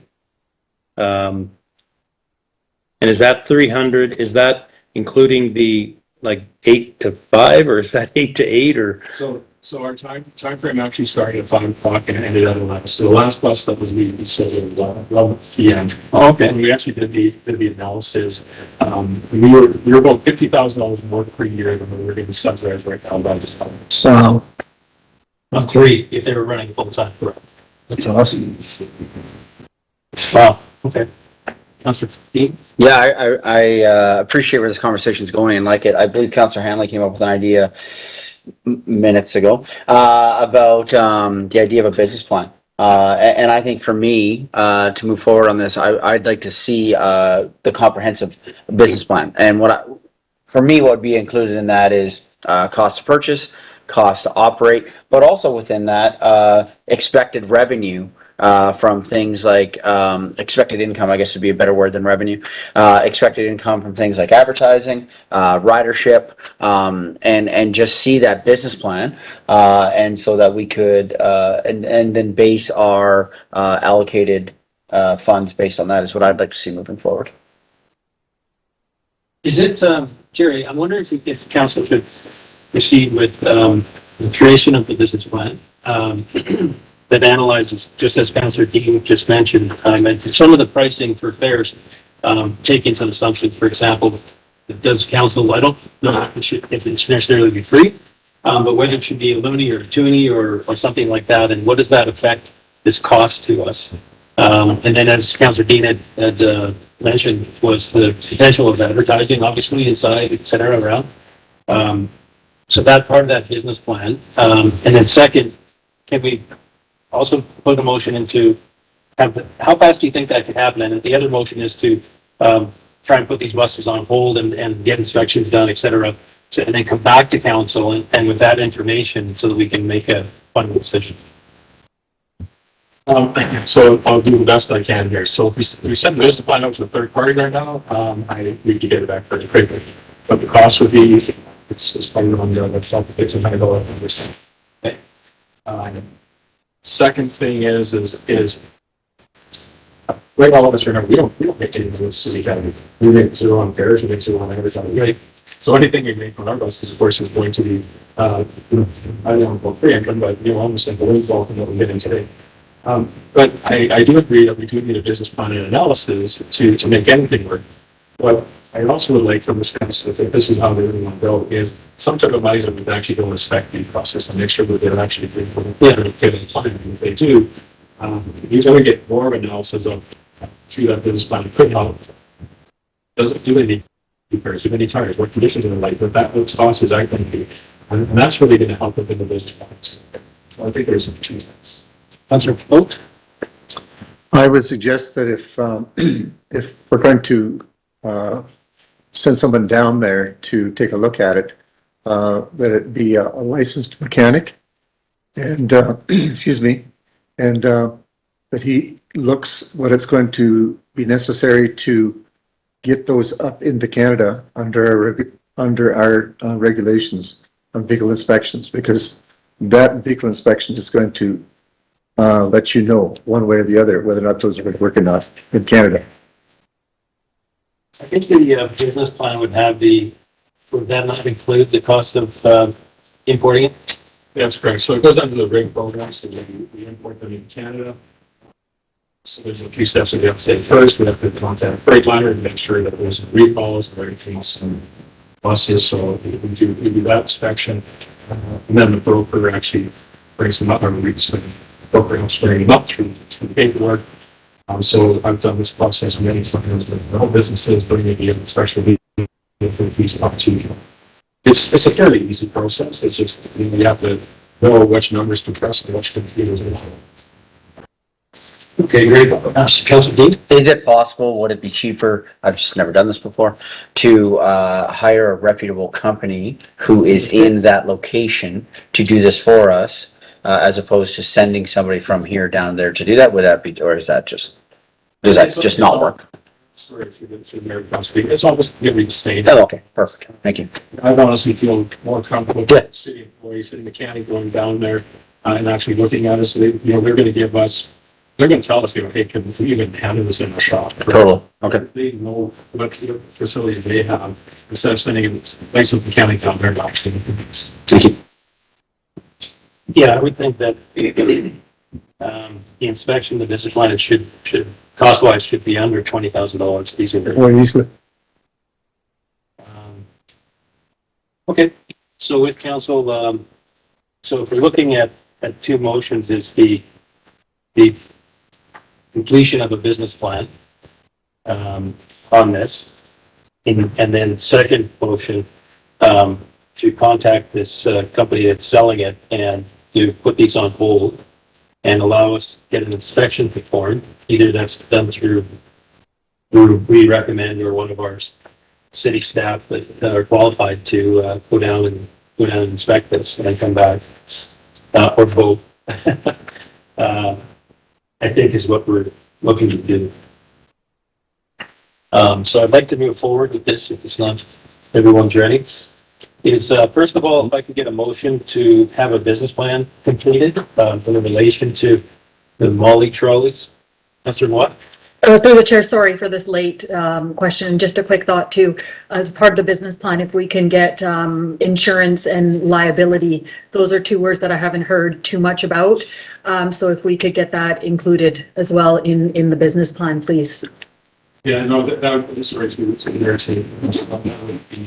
That would be all in the budget, like, right, in the business plan as well. Again, that's quick number with what it costs to insure just the buses with our insurance now, but we've actually been able to quote and we put in place like so. The only thing that I would ask on that first motion is that if our office could, we might be able to do it in-house. I don't know, but if we can't, then we just send it out to a third party. So just within your motion that if you say, we can say that we could send it to a third party if needed. Okay. Councillor Fung? I can make a motion. I'd like to make a motion that we direct administration to develop a business plan for the transportation utilizing the Molly trolleys and utilizing a third party if needed. And come back to council. And come back to council. Do you have an idea of time frame on that? So if we bring it back in the first council meeting in November, I can at least bring an update. If not, we might have it by then too, so. Okay, November 1st or earlier. Okay, any comments or questions from council? Councillor Dean? Like that, a friendly to that. You mentioned that you estimated off the kind of the top of your head, $1,500. So I would, can we put a dollar amount to it of say out to a third party up to $2,500? So if he's estimating, I'm suggesting he's adding $1,000 so that you within that have up to $2,500 to spend with that third party. Okay. Yeah, I accept that. All right, all in favor? Carried, thank you. If I get another motion to recommend that the bus be inspected and be put on hold and inspected by either or combined with staff, a qualified staff member and or inspection company down in the location where they're located. Sorry, quick point of order. I think we may have messed something up. I could be wrong. We didn't designate what account that comes out of. Do we need to do that? Like the 2,500. So if we're the third party, do we need to designate what account that comes out of or no? It would come out of strategic advisors budget, so. Okay. And that doesn't need to be. No, it would come under my department's budget. No, I understand that. Sorry. We don't need to have that as part of that motion. Like we don't. Okay, perfect. Thank you. So I just know that sometimes we've had to do that where we designate where the funds are coming out of. And the next one we will. There you go. All right. Good motion? Sure. Okay. I'd like to make a motion that we direct administration to do an inspection of the Molly trolleys utilizing either in-house our third-party reputable firm. Any comments or questions? You- oh, Sorry, just thinking that Friendly? account. Which account do we want this to be taken from? Restricted. And the dollar value. Surplus on the inspection, I would think it should be maxing out at $10,000. That's the something. Okay, so up to a maximum of $10,000 to be taken from the restricted surplus account. And ideally returned by November 1st. Okay. Any comments or questions? Do you need help with that, Missy? Sorry, I missed the last one. Okay, so direct administration to do a inspection of the molly trolleys, utilizing in-house and or third-party inspectors, up to a maximum of $10,000 taken from the restricted surplus account. By November 1st. Fine.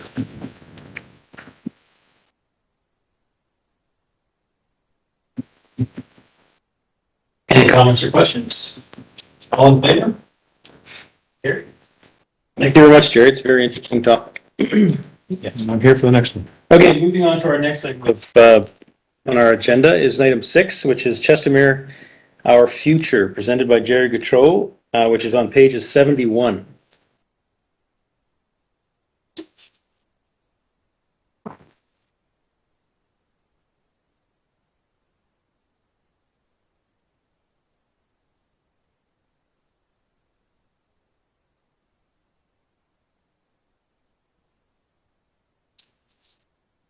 So hopefully hopefully the spelling mistakes were corrected.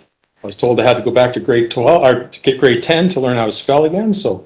It's just about loaded on our system. There we go. So this is another, good morning again, your worship and council, Jerry from the Strategic Advisor Group.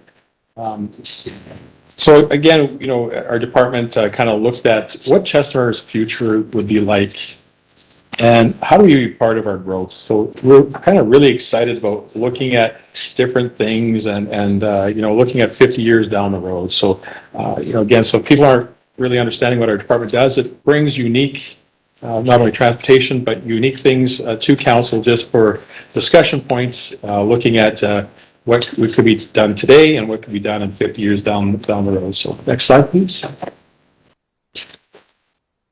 So our vision for an amazing future, and I guess when I say ours, I mean, I tried to take some of what I hear from council since I've been here since February, and some things that we really brainstormed around with administration and with some people here at Chestermere. So Chestermere's future vision is creating communities, partners, stakeholders, businesses, and personal relationships.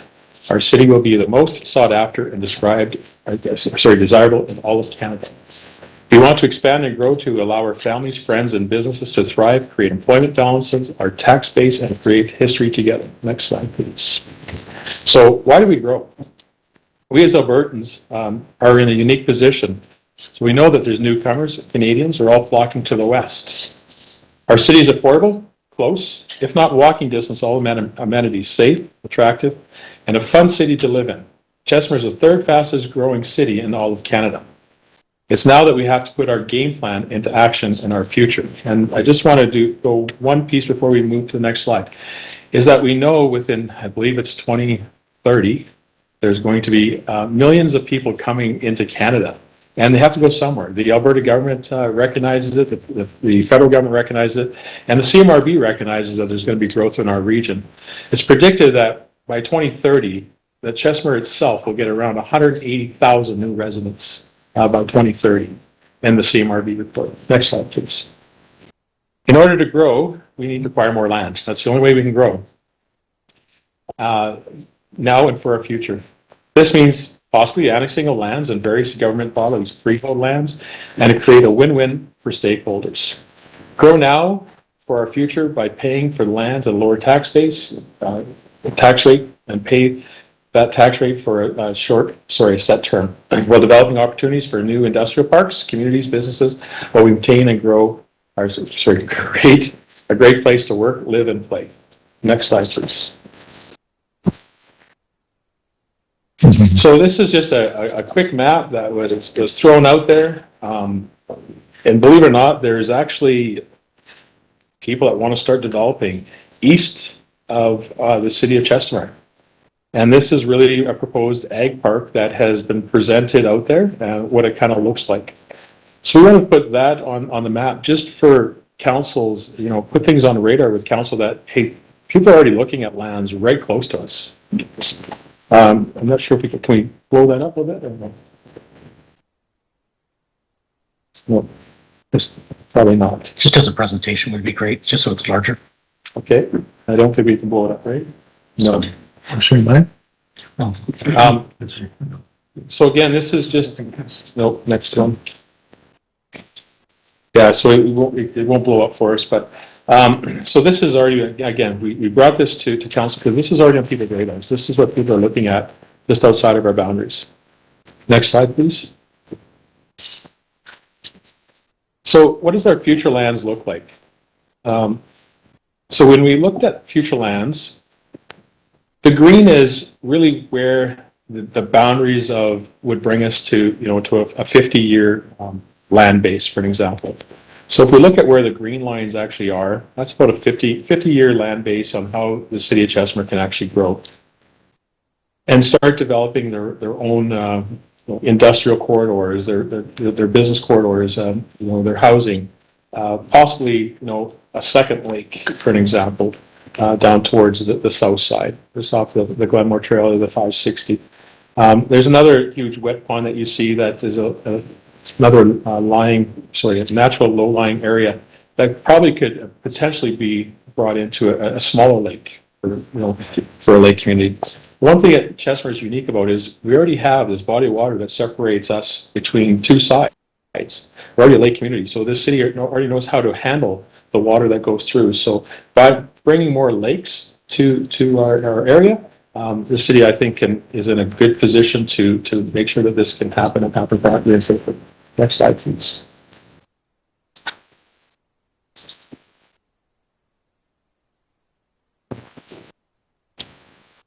So when we talk about future growth, again, this is just the map that's been placed in front of us from the old one. So we kind of look at where the ag business was, where that, which is already on the radar. If that was in our piece, there's a commercial hub, creating the, off the 791, there's the highway commercial.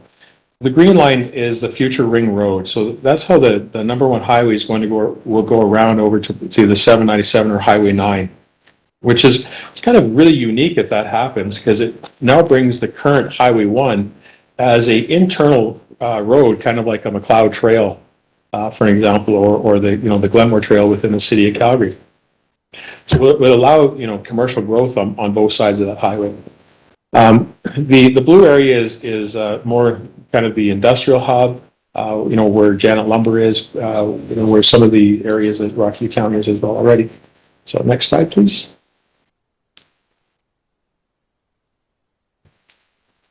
So again, it just goes back to what the green is, yellow is, red is, and this is approximately about 26,918 acres of new lands, and of course it's something that we just look at for the future. So I don't want to scare anybody saying that's what we're looking at annexing today. This is something that just could be a 50-year point. Next slide, please. So this is the future ring road that we want to talk about. So this actually came from Alberta Transportation. So as we can kind of all see, the Highway 1 is there, where the new proposed highway will go is actually off the 791, so Highway 9, and then actually back down into the current thing. So as you can see, there's a great big huge swoop there, which makes Highway 1 like the slide, please. So we have to be sustainable, making our own city. Next slide, please. So yeah. Society, human social, and bring the quality of life and creating a better city. Next slide. I stated this before. To create an economic, healthy environment, a place to live, environmental and social pillars will be in place for children and their families.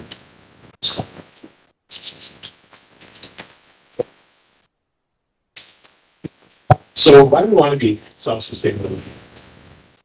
To do things our way and to do it right. So like, my one thing is that, we're a young city. So if we plan it today and do it right, learn from the mistakes of others, like, I want to pick on my big brothers that are just west of us, the city founded, but there's lots of things they did wrong and they didn't go back.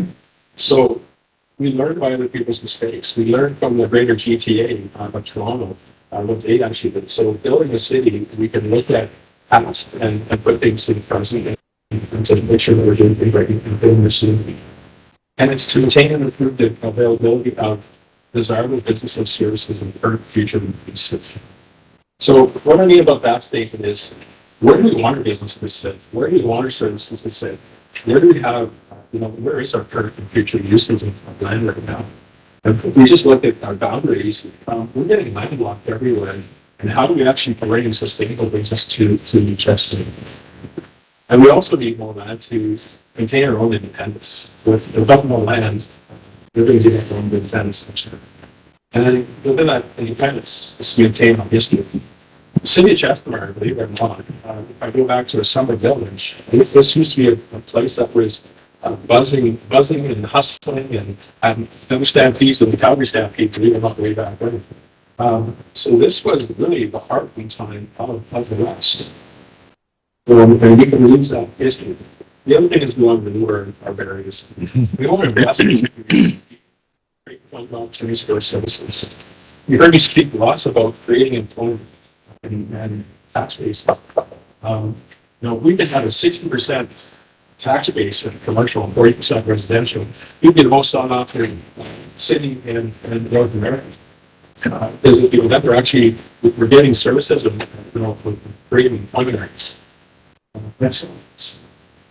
So feasibility study, this is so important to our city to ensure that we look into the risk, needs, wants, and viability of proposed projects in order to succeed.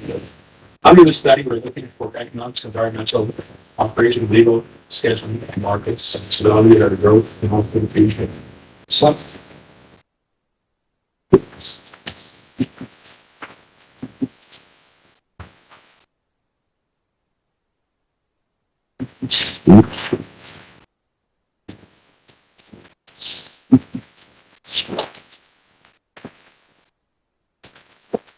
I think we have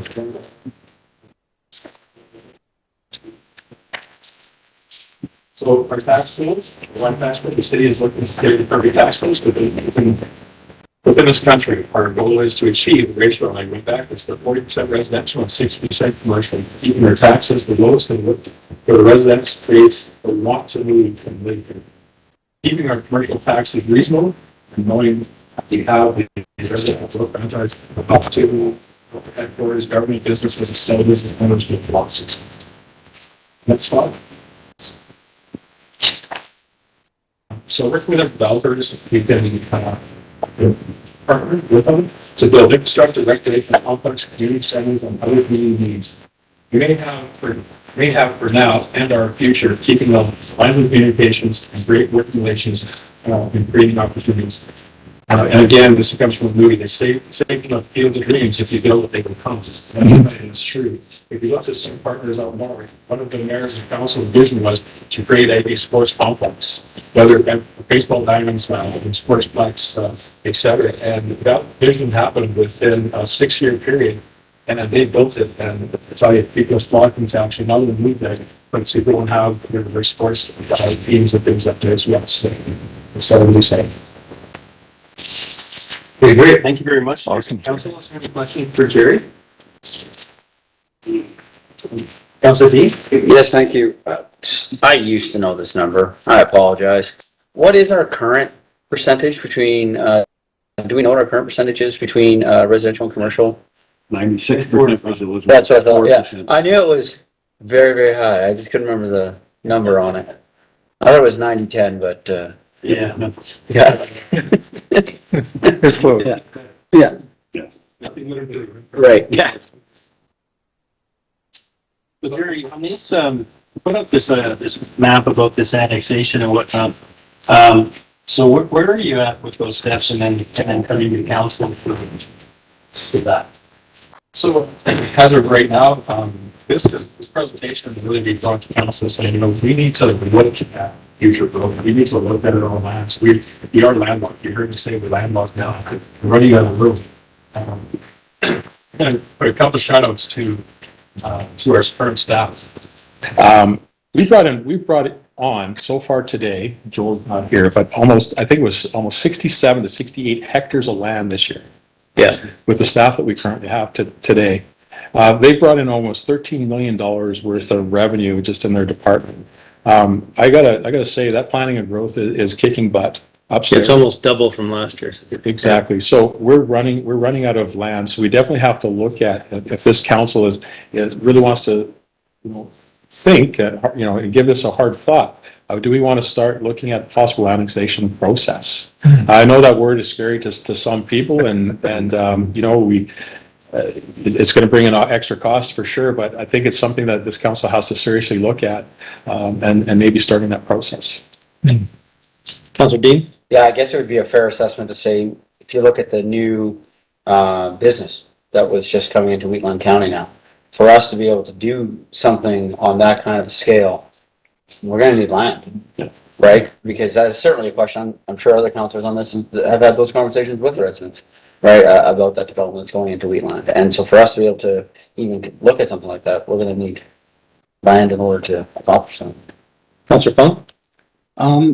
You can correct me if I'm wrong, but my understanding is that currently, in order to progress some of our infrastructure, i.e. wetlands or stormwater, and even sewer and stuff, in order to expand those properly, we need more land in order to make it feasible or cost effective. Is that true?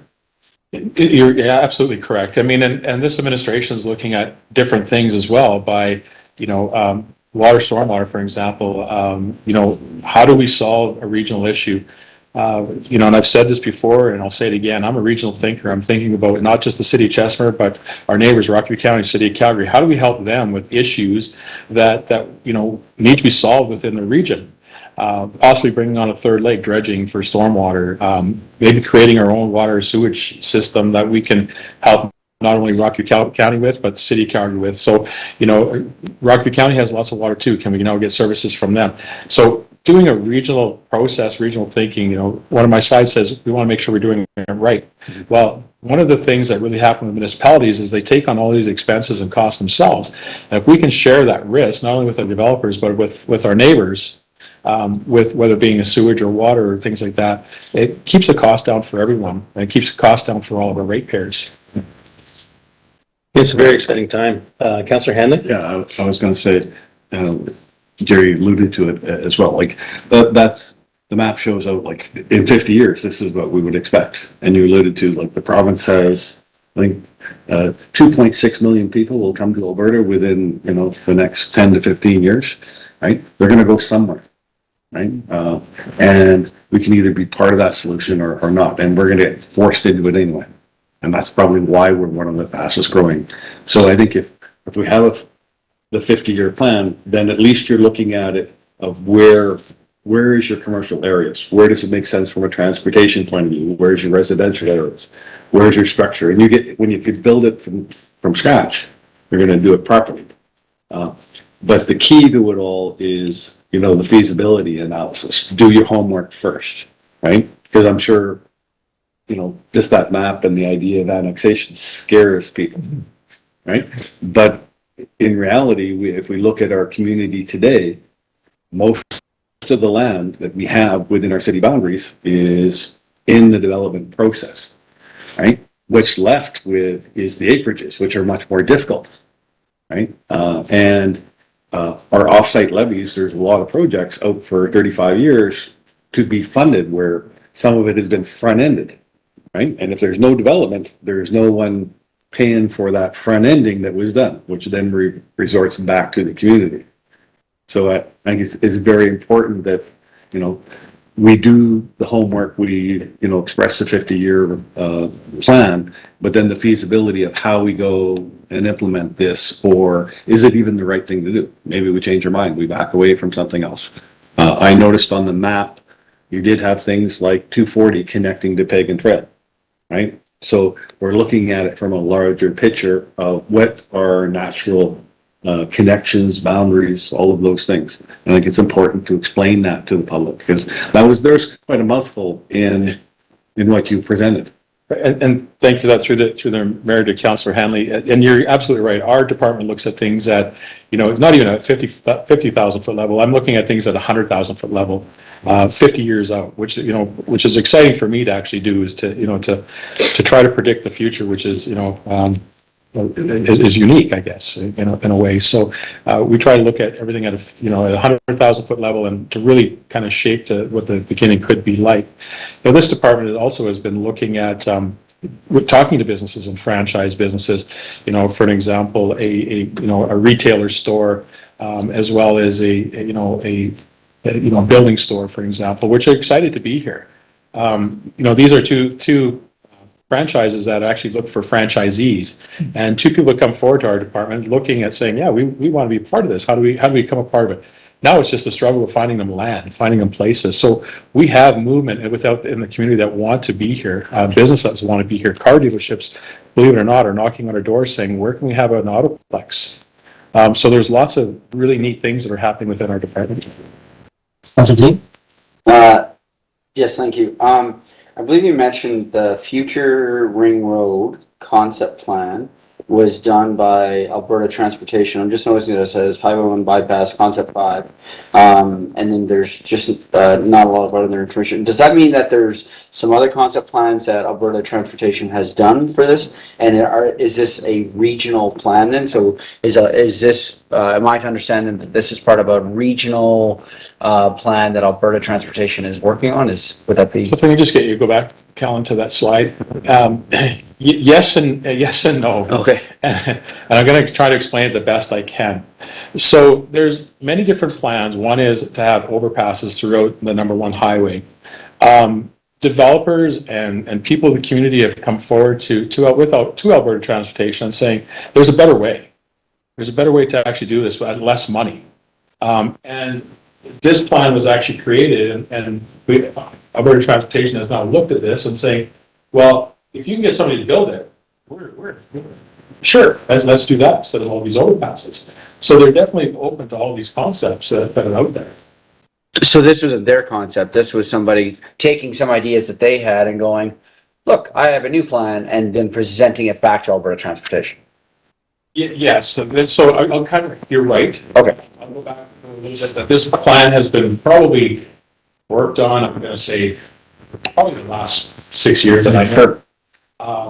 And literally Alberta Transportation keeps saying, we're just going to continue doing overpasses over overpasses, which are hugely expensive. This way, the community has said, proposed this to Alberta Transportation. Alberta Transportation is now saying, this is not only cheaper, this possibly could be better. Okay. Right. So I'm not going to say this is in stone. This is something that can be. What's your what? Through the chair to Jerry, I'm just wondering, you've mentioned annexation. Just wondering what the likelihood or the risk of Calgary potentially looking at Chestermere and annexation going that way. It's a possibility. Honestly, city versus cities. I'm not going to say it can be done. I'm not going to say it can't be done because it's not something going to be city to city. Problem is that the city of Calgary is a charter, which actually has more power than just the city. That's where it is. Can it be done? Absolutely. I'm not going to say it can't be done. Anybody can annex anybody. When I was a Rockview councillor, I used to always joke that Rockview County was going to annex the city of Chestermere as we surround it. Right. So, it was an internal joke. Could it happen? Absolutely, it could. Was the chance of it pretty slim? Yeah, so just to clarify, so this picture that we got up there shows the highway bypass, which is kind of the opposite S to what we currently have on Highway 1. And then, and this was a drawing that Alberta Transportation is one of the proposals they had. And then if this bypass went in this fashion, there's potential for a ring road to be on Highway 9 that would mimic Stoney.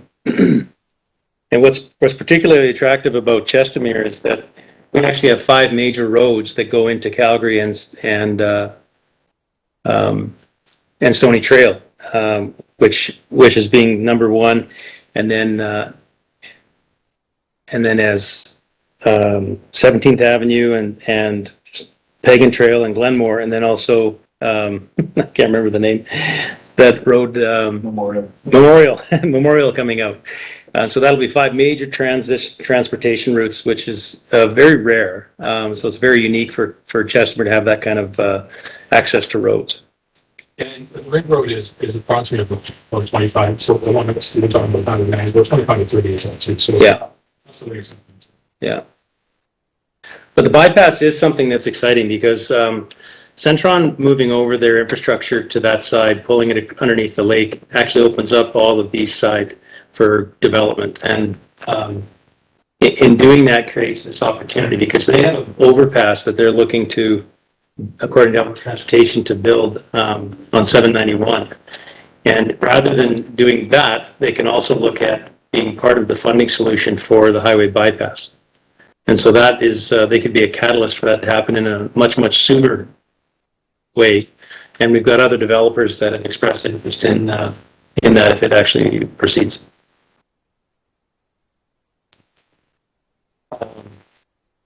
It's very exciting for Chestermere.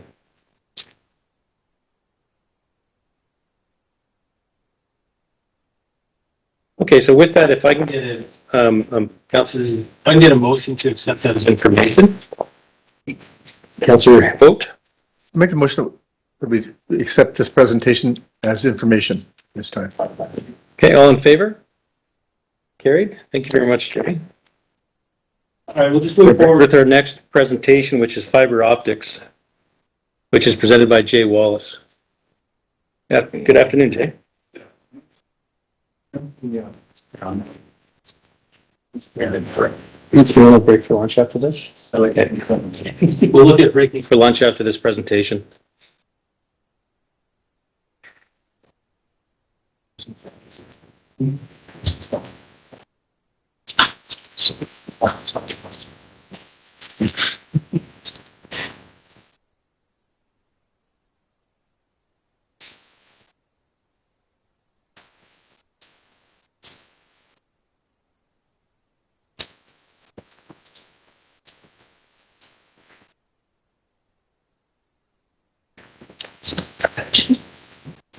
Just a second, please. Callan, is there any way, we have 2 pictures on our screen. Could you transfer to just one? Thank you. Thank you, perfect.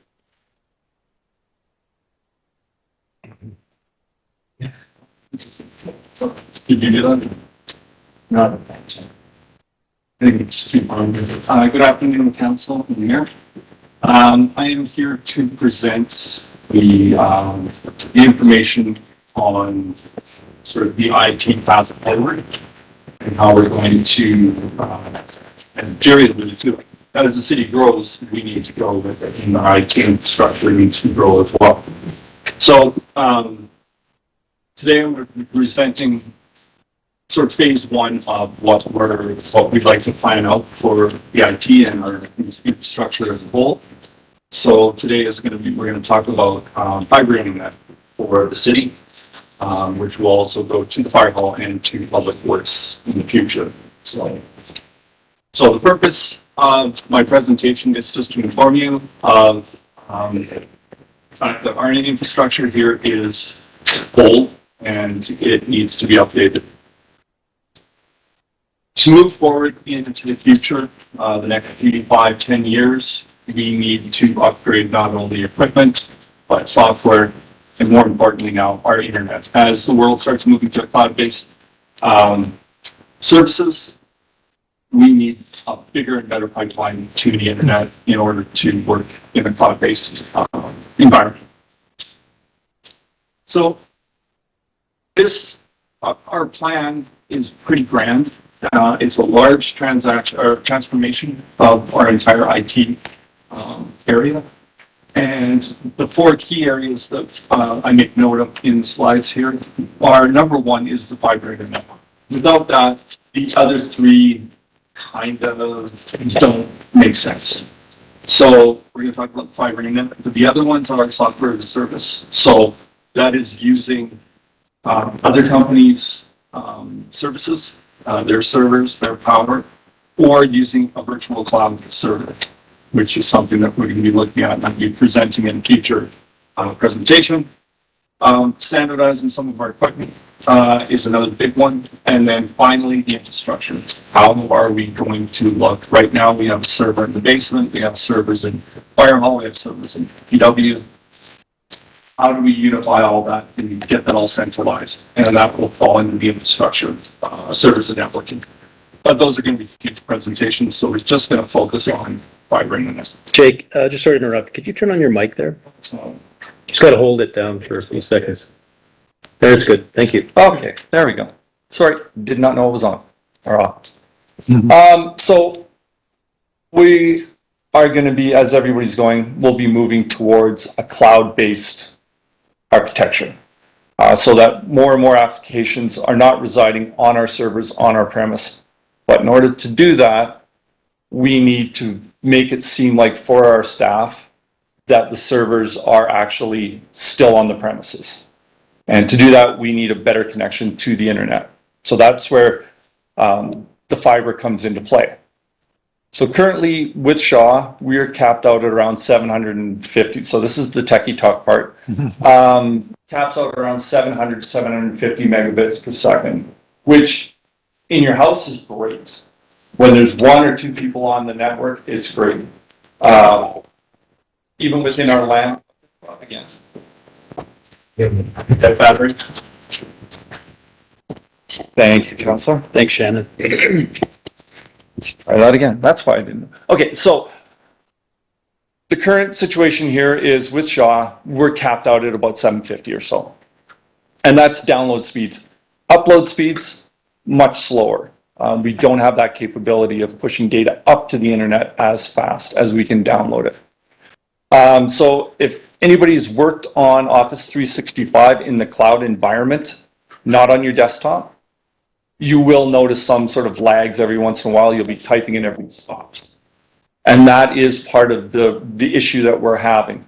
I built all these presentations on the online version of PowerPoint, and I ran into it a number of times. So it is important that we have that pipeline to the internet as big and fast as possible if we are moving to a cloud solution, which I believe is the way we're going to be going.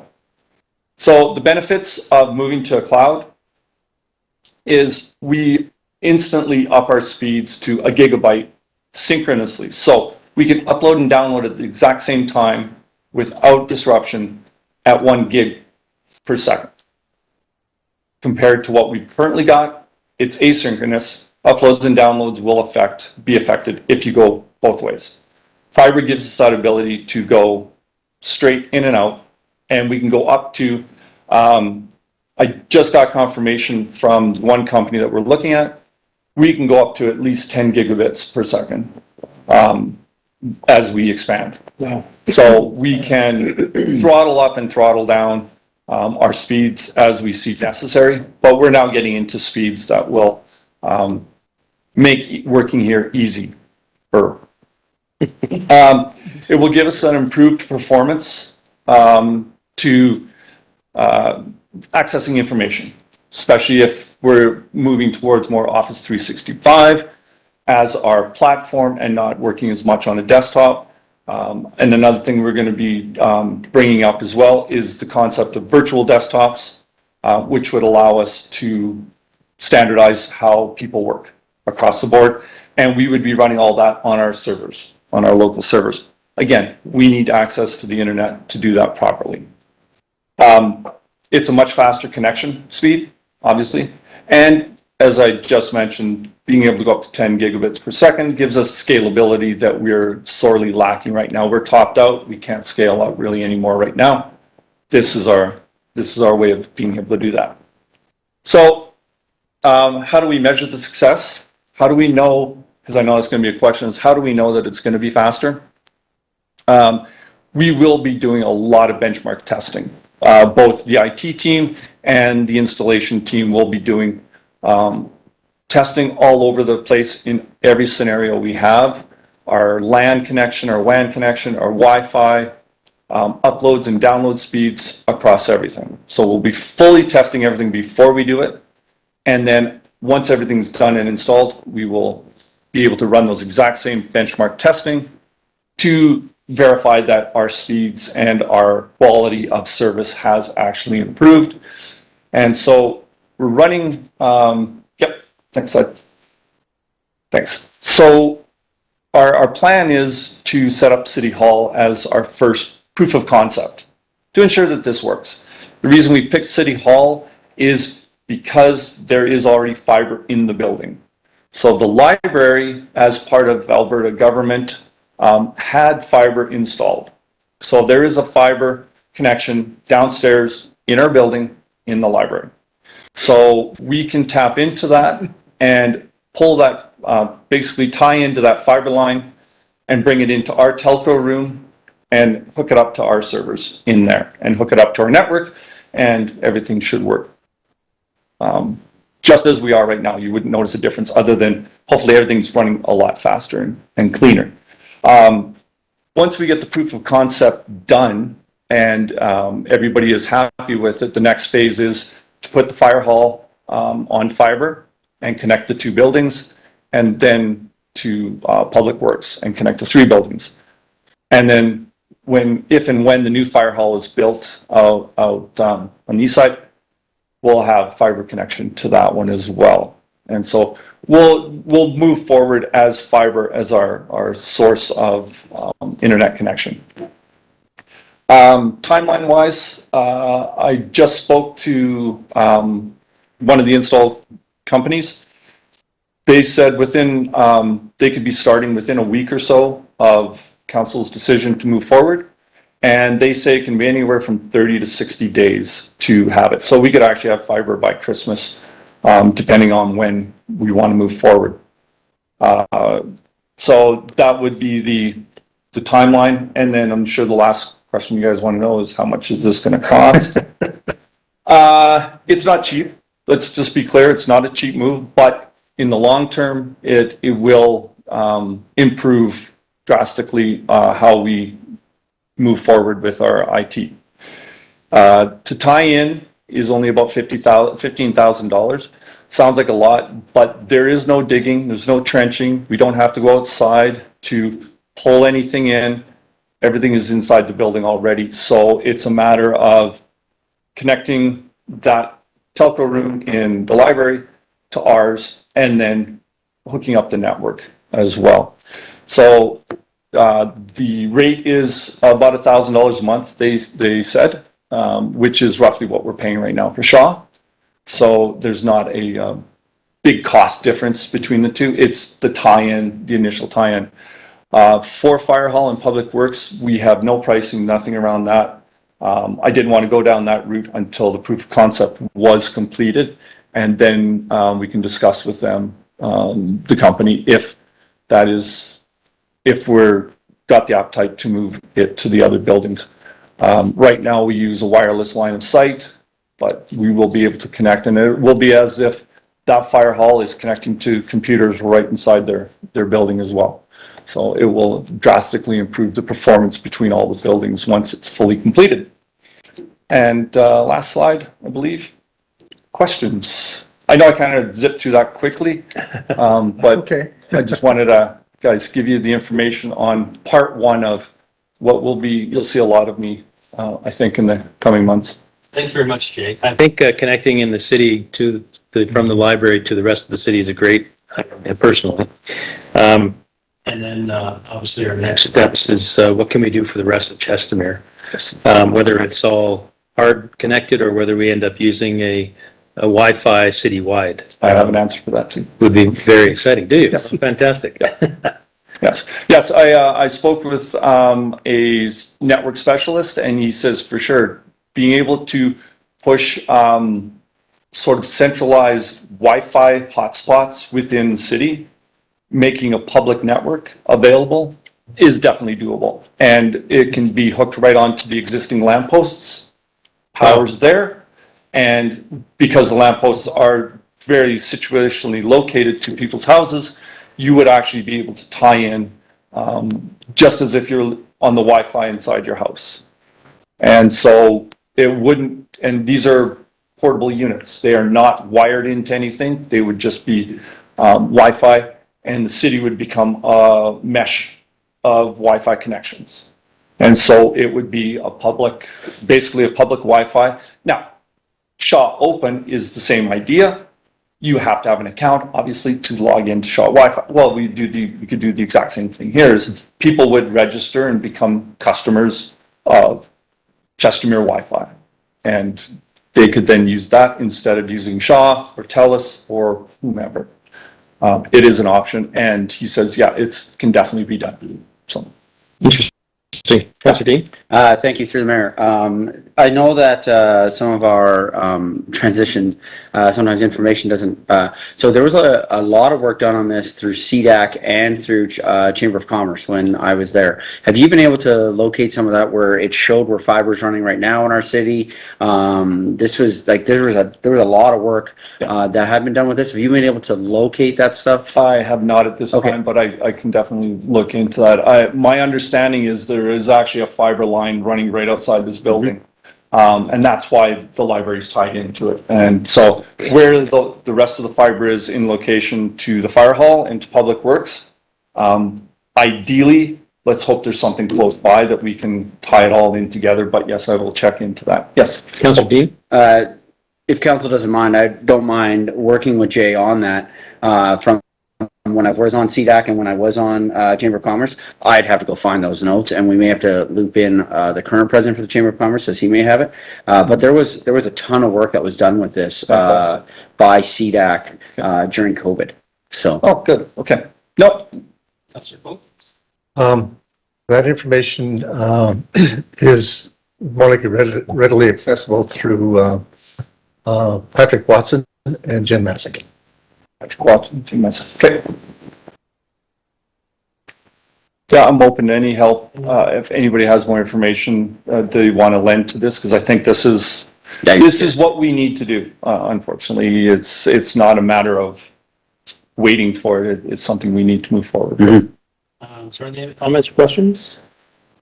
Okay, so if we can get a motion for Jay to proceed in relation to the fiber optics in the building from the library to the rest of, or I guess it's to your... It'll be to the telco room. Telco room? Okay. The telco and server room where we currently have our network hookup right now. Okay, if we can get a motion for that. Sure. Councillor Funk? I'm trying to remember what the numbers were. I believe it was 15,000? Yes. I'd like to make a motion to direct administration to proceed with the hookup of the fiber optic line to the telco room with the approved budget of $15,000. Any comments or questions? All in favor? Thank you very much. Thank you very much. Point of order. We didn't say the account. I think we need to. I believe they already have an account if they already have a. That's where it comes from then? It's within your current budget, right? You're just looking to move. I believe so. I will have to check with finance. I was assuming. Me too. Yeah. I assumed it would fall under IT budget. So, yep. Okay. Thank you very much. Thank you. All right, with that, if we could make a break for lunch, it's just about 1 o'clock. We can come back At maybe 2:15.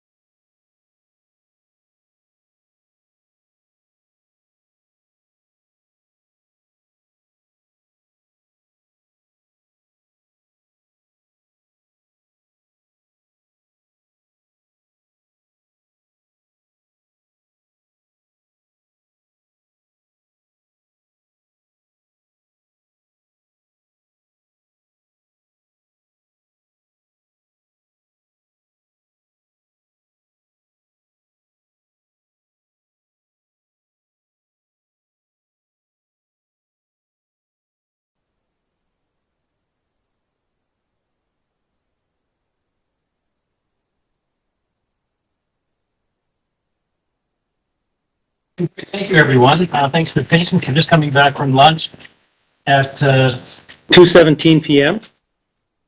We're just going to walk into our first presentation on surety bonds. We're just going to come back to the Code of Conduct, which is being presented today by Kellen Morrison, our legislative clerk from the city of Chestermere. Yeah.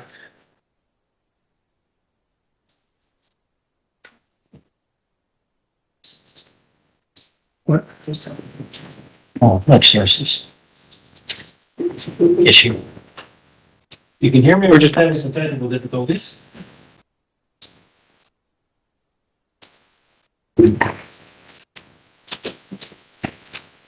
Sorry, you can try. Are we just not connected to the internet?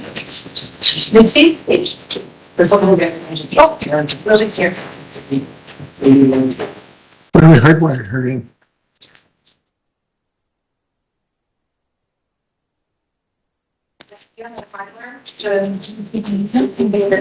I don't know if it's Blizzard built for us. Somebody.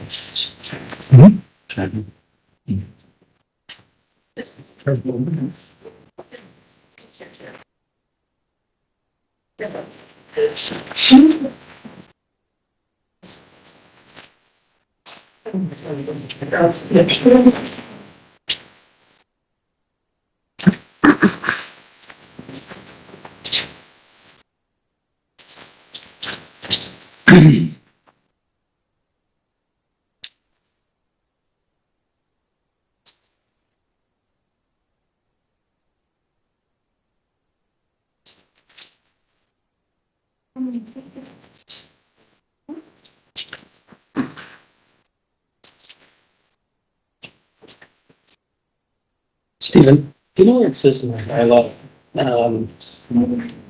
where we can only go direct to the gas stations in there?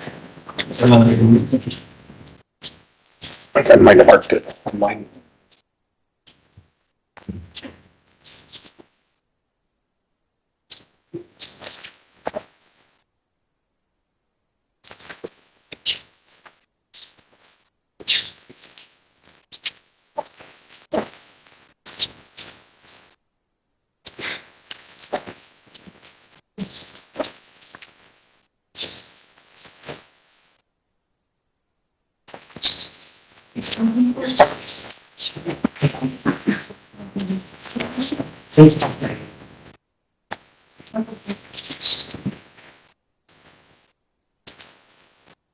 Just please. Straight.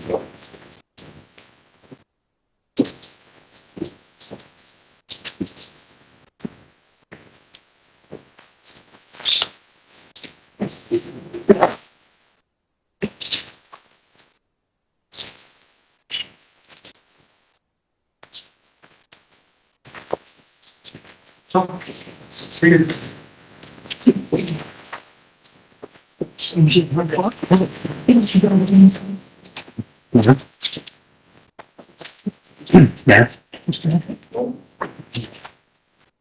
We're live right now? Okay, great. Thank you very much, everyone. We just had some technical difficulties, so we're just coming back at 2:21, and we're just going to start with our surety bond policy third reading as presented by Callan Morrison, legislative clerk with the city of Chestermere.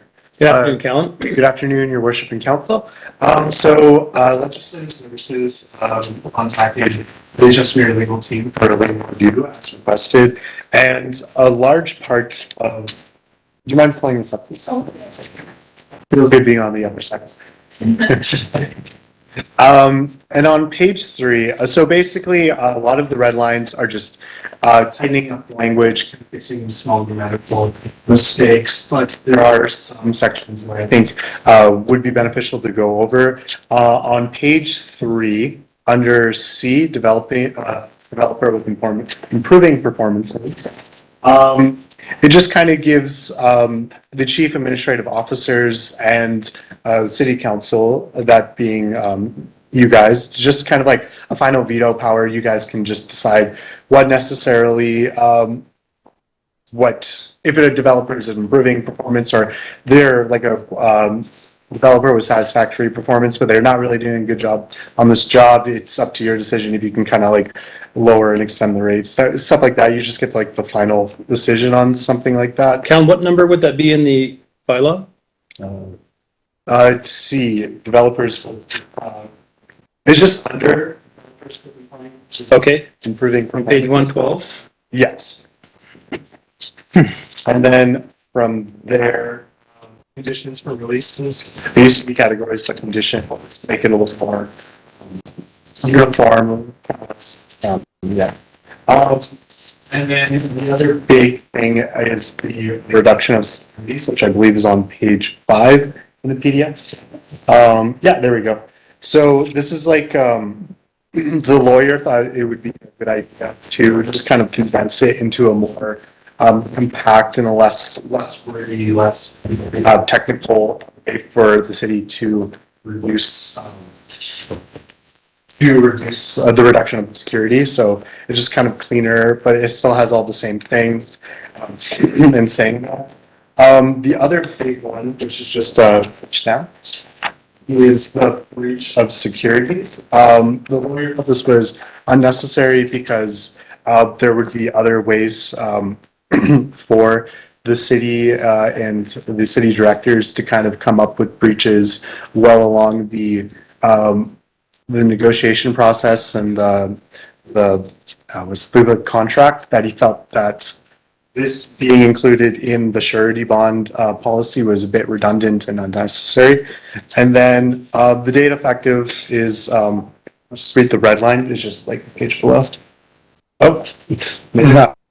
I'll just read it. So nothing in this policy shall limit the discretion of the chief administrative officers or the designate to require security consistent with the unique or specific nature of any development or the project, or with the conditions of development associated with project or approval as necessary to protect the best interests of the municipality. So that just kind of is a nice little added assurance that we can just, if it's not in our interests, we can do whatever we want, type of thing. Whatever we want. We can protect the city greater autonomy. So. Okay, that's interesting. Council, are there any questions in regards to Callan's presentation and comments from our legal counsel?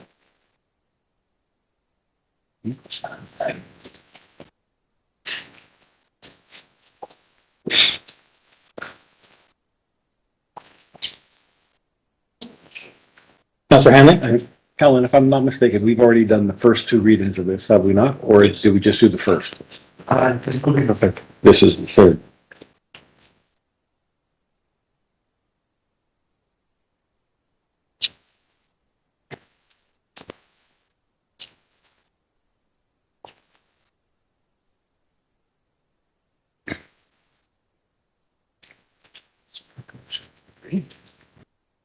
Any comments? Personally, I'm comfortable with the lawyer's recommendations. I think that tidies it up and cleans it up as well, makes it less ambiguous. Yeah, legislative services agrees. Okay, that's fantastic.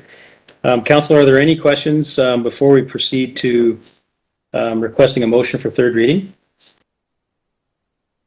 Not seeing any. Okay, good job, Callan. All right, if I can get a motion to accept the surety bond third reading, for third reading. And we don't have a policy number on this yet. No, I can get that. Okay. With a clean copy. Okay, we'll have to identify that afterward then. So this will be the surety bond policy. So we're looking for a motion to get third reading on the third surety bond policy. Councilor Hanley? I move that council give third reading to the surety bond policy of October 4th, 2022. Any comments or questions? All in favor? Carried. Thank you very much, Callan. Great presentation. Okay. If we could move on to our dog park presentation, which will be presented by Carly Davis. Good morning. Good afternoon. Project Coordinator, Open Space Planning from the City of Chestermere. We'll just take the time to get all the files up for your presentation. Excuse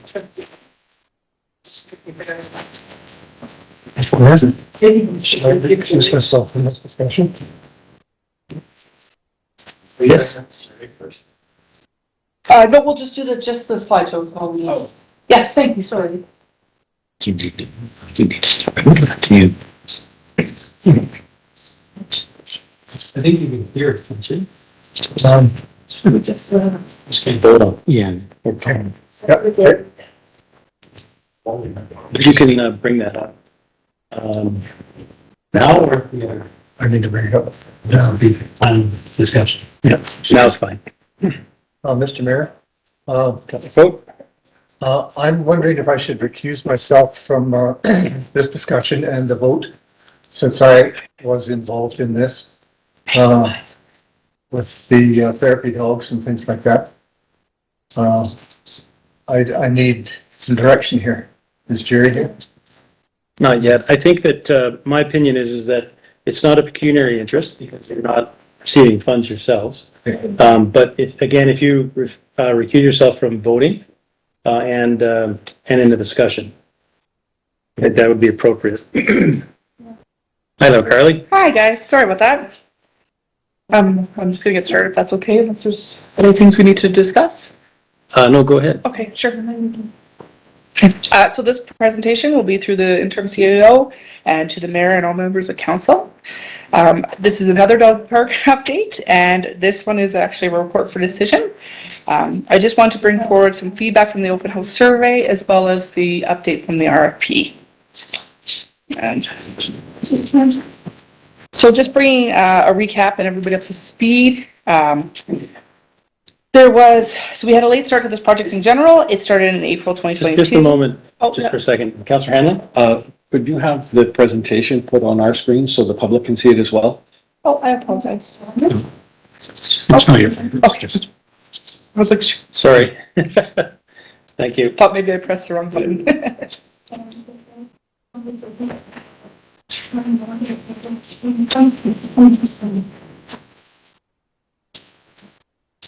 There we go. It's on our screen now. Thank you. If you could proceed again. Sorry, guys. So I was just doing a quick recap, just to bring everybody up to speed. This project was approved in April 2022 for the Alta Link Dog Parks for 3 along the Alta Link for $195,000. And then this was discussed as 1 small dog park and 2 alternative dog parks originally. We started in April with the Alta Link approvals, being that it's not our land, and they provided us with an 8+ week response time. In May, that following May in 2022, we went to the original RFP, which was posted on May 3rd, based on the 3 original designs. And then in June, we had 1 vendor that applied to the RFP, and the price was higher than the budget, which was brought back to council. In that information, we went forward to, in July, the public engagement, which was brought back to council as well. And that's where we accrued Deputy Mayor Mel Folk onto our committee team and our project team.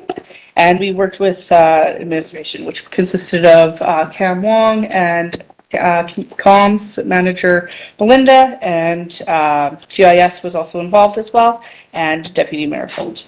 And then in August, the project team met and we started an open house based off of the previous feedback and the previous budget constraints. And we decided to go forward with the open house in September based on the new design after our meeting. And we just went out for RFP as well based off of the new design in the new location. So September 13th, administration brought forward an update stating we were on track based on the requests in July and construction in October after our final council approval, which would be today. September 21st, corporate services brought forward the request to investigate the community utilizing volunteers and donations. They were directed to bring forward their proposal for October 4th as well. September 27th, we went forward with the open house here in the foyer.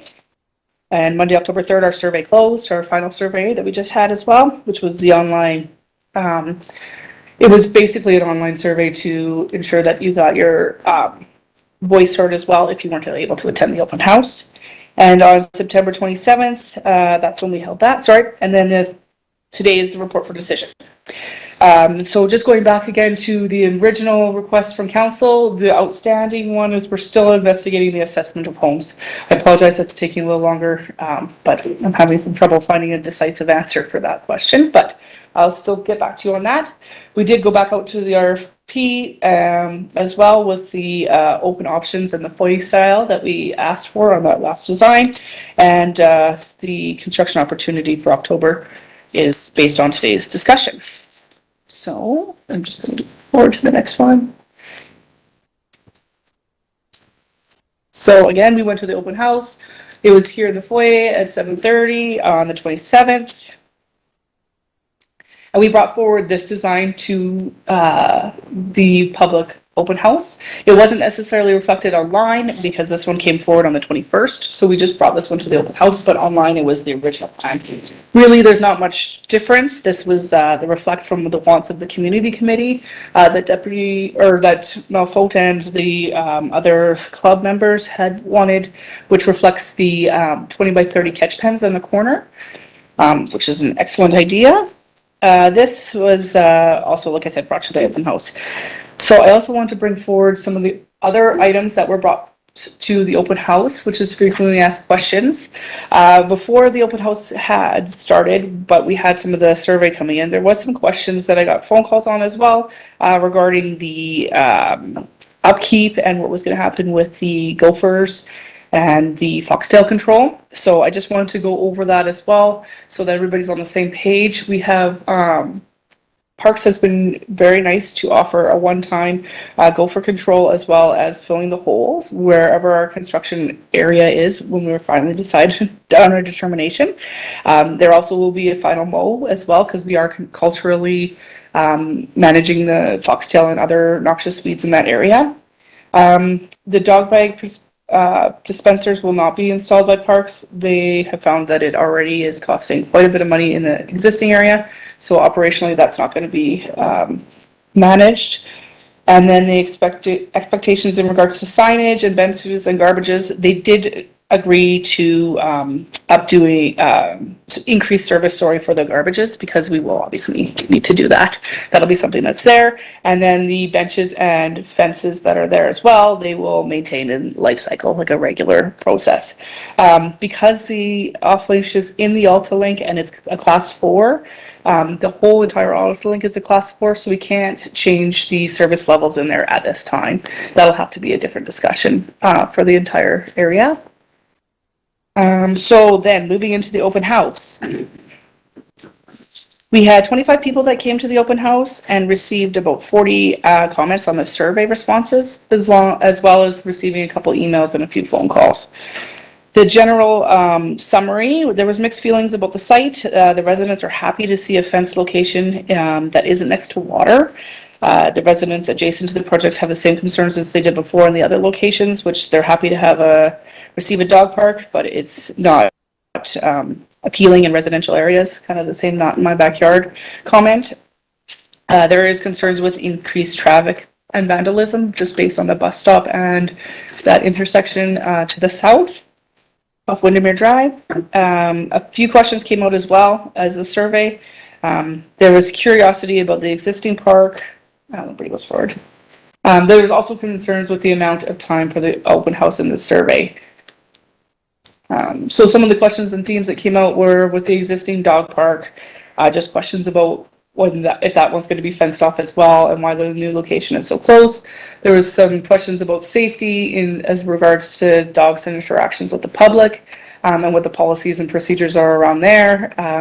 The neighborhood impact, there was some questions around their fencing and if they could change their chain link to give themselves some privacy there, as well as some times with the park being open and if there could be locked for either the gates of the park or gates of the parking lot to reflect. Typically, we would just reflect the park times, which would be, I believe, 10 or 11 p.m. Would be a regular time for that. But if we wanted to change that based on these comments, we can definitely look into having a timed area. So now into budget. Like I said, the original budget was 195,000, from MSI grants, and that was before any donations. The RFP we went back to, based on our July discussion with council.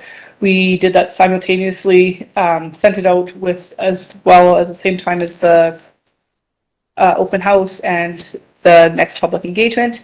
We did receive 2 vendors as well that were compliant. In this case, we did go out with our new spot, new location, and we were open to more fencing options. We weren't so specific on what we wanted there. I also did send out the APC site to quite a few people, as well as some that were directed from other people to forward on. Unfortunately, only 2 came back as compliant as well, and one of them was the original vendor from before. We had some late ones that were sent to the evaluation committee, but they were not compliant and they were incomplete. Usually we don't accept late RFPs either. To complete the existing design, the increase would be double based on the evaluated RFPs. So again, we're in the same problem as before. The evaluated vendor that is approved through the evaluation service or through procurement services can actually start right away in the AltaLink area as soon as AltaLink is approved and council approves today. But based on design, we can't do the full scope. We have, administration has brought forward some suggestions on what would be possible within the budget to keep this same area. So one of the suggestions is to remove the top 3 acres, which would be the north of the middle towers. Remove the parking lot, keep the south 2.5 acres. If we move the parking lot there, we could technically get in a few more acres. So it'd be more like 2.7 in the south area. We would keep the garbage cans because that's something you have to. We would keep the foyer, keep the catch pens, keep the benches.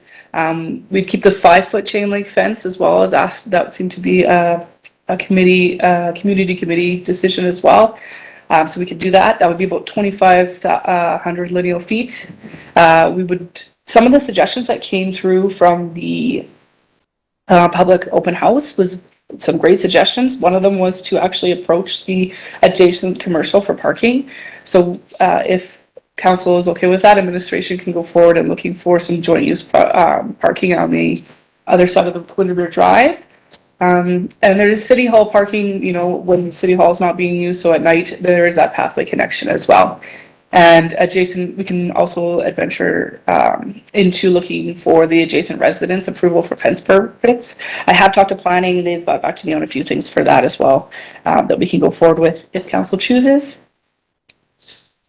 And so the AltaLink approvals, so based on this final design, we were okay to go forward. There was a little bit of concern with using volunteers and people without liability insurance and stuff like that. So based off of a third-party contractor that's under a prime contractor, we can get our official approval contract. We just need to give them what our final decision is on design and our final decision on what our timeline and project looks like. But yeah, from that is pretty much that for AltaLink. Donations and volunteering. So after recognizing the amazing opportunities, especially at the open house, that the community members that have all rallied behind resident and deputy mayor Malpote, administration would like to work with the committee and help them with the following items, which we are doing anyway. After the construction is complete, we're going to process with the Steve King naming. That's just a given. The agility pieces, so we can definitely help out with the approval and supply and installation of getting those agility pieces into the AltaLink after the fence is in. We can help them with that. And then likely have funding for the dog bag dispensaries after this budget. So because we're losing out on a whole area, we would still be coming under our budget enough that if we wanted to put in the dog bag dispensers, we could. We would just need help with the monitoring and filling of them.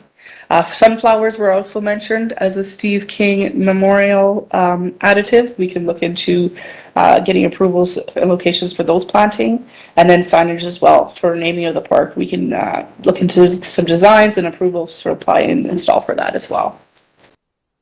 So what I'm asking for today is the decision in what council wants to do moving forward with this project based on the community feedback and based on the pricing and scope.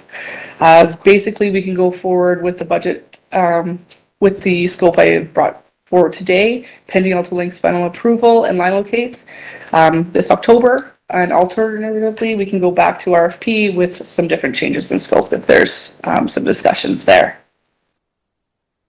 Did you guys have any questions? I know that's a lot of information. Thanks very much for the presentation. I was just wondering, so part of the challenge that I'm hearing with the fencing continuing past the electrical towers is that we can't get too close to them. I'm just wondering that pathway that got put in beside that, how did they construct that? The pathway? Yeah. So you can go in and put in stuff like that, but I think it's the erecting of fence and those type of items. I'm not sure how they did some previous ones. That's actually how we're getting away with a lot of things in our request here as well. So originally, when I first requested back in April, it was a blanket no to the whole entire project. And we used examples that they had provided us to the south. So like if you look that we already have bare bin garbage cans, and we also have permission for that rink and community gardens. So we were using those as examples in the past. They are away from the towers, but they are under the power lines in general. So they were able to, I guess, grandfather in some of the items based off. Do we have any asphalt pathways? There is some. It's kind of broken up where there's asphalt and where there's gravel. I can show you on the map, but it's basically Those go by the towers as well? Yes. When I did the last pathway last year to the south, the requirements were also to stay the 10 meters away. So we had to kind of even move some of the fencing and bring it around to get closer to get it into that area. There was some relaxation based on gravel pathways, but we had to move the fence over. And during construction, we had put Jersey barriers and barricades up like that. We asked originally for just to keep the cost down, some snow fencing, but their concern was the equipment there. So they wanted something. They don't necessarily say it has to be a Jersey barrier, but they are reluctant on snow fencing. They wouldn't allow that. It had to be something that would stop a vehicle. What's their qualifications for during construction? After, we would have to look into getting requirements for that, but originally it was 15 meters they said for the fencing. They relaxed it down to 12 for me in this one, but as we went out on site with Deputy Mayor, 12 is going to be going into the ditch, so it wouldn't really even work there. That's where originally we had that design where we'd have that break in between the two. At the open house, that seemed to be well received, that it wasn't a big deal. We could definitely look at some planning on the two different sizes. And I mean, if council's up to it, we could definitely phase in the upper section as well into a future phase.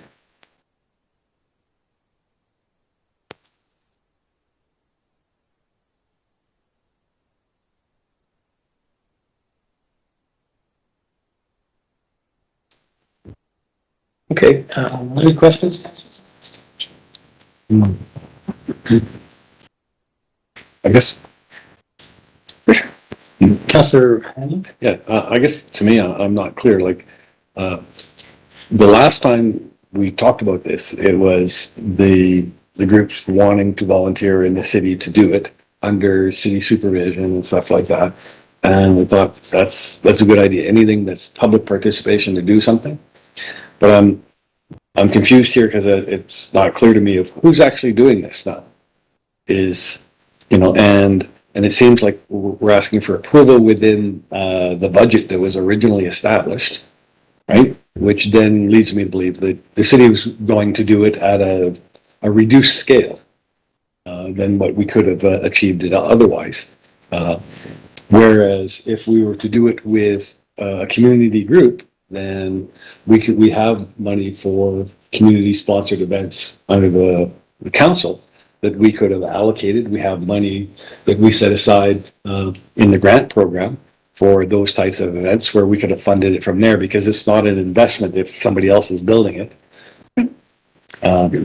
So could we just get clarification of who's going to actually build this? And I'll just leave it at that.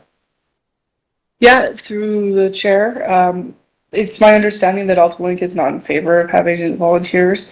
I mean, this would be a different conversation if it was our land, and maybe some, we could talk about long-term programming and policy around how we could take the liability of volunteers and programs like that. But unfortunately, AltaLink, it appears to be doesn't want to work with the volunteers in that. So under my proposal for this decision would be going to a vendor that would be approved to us, that would take on the prime contractor with the insurance, the core, the same regulations that we would have. That's what AltaLink wanted. That's where going back to some of the items for donations and volunteerings, volunteer work afterwards. I would like to help out with that, but I would also be concerned with like the agility pieces in that area. We would want to help that committee get those in under our approvals and what Ultimate would allow us to do as well. We would want to get some help for that. I don't know if they would let a volunteer committee even do that portion.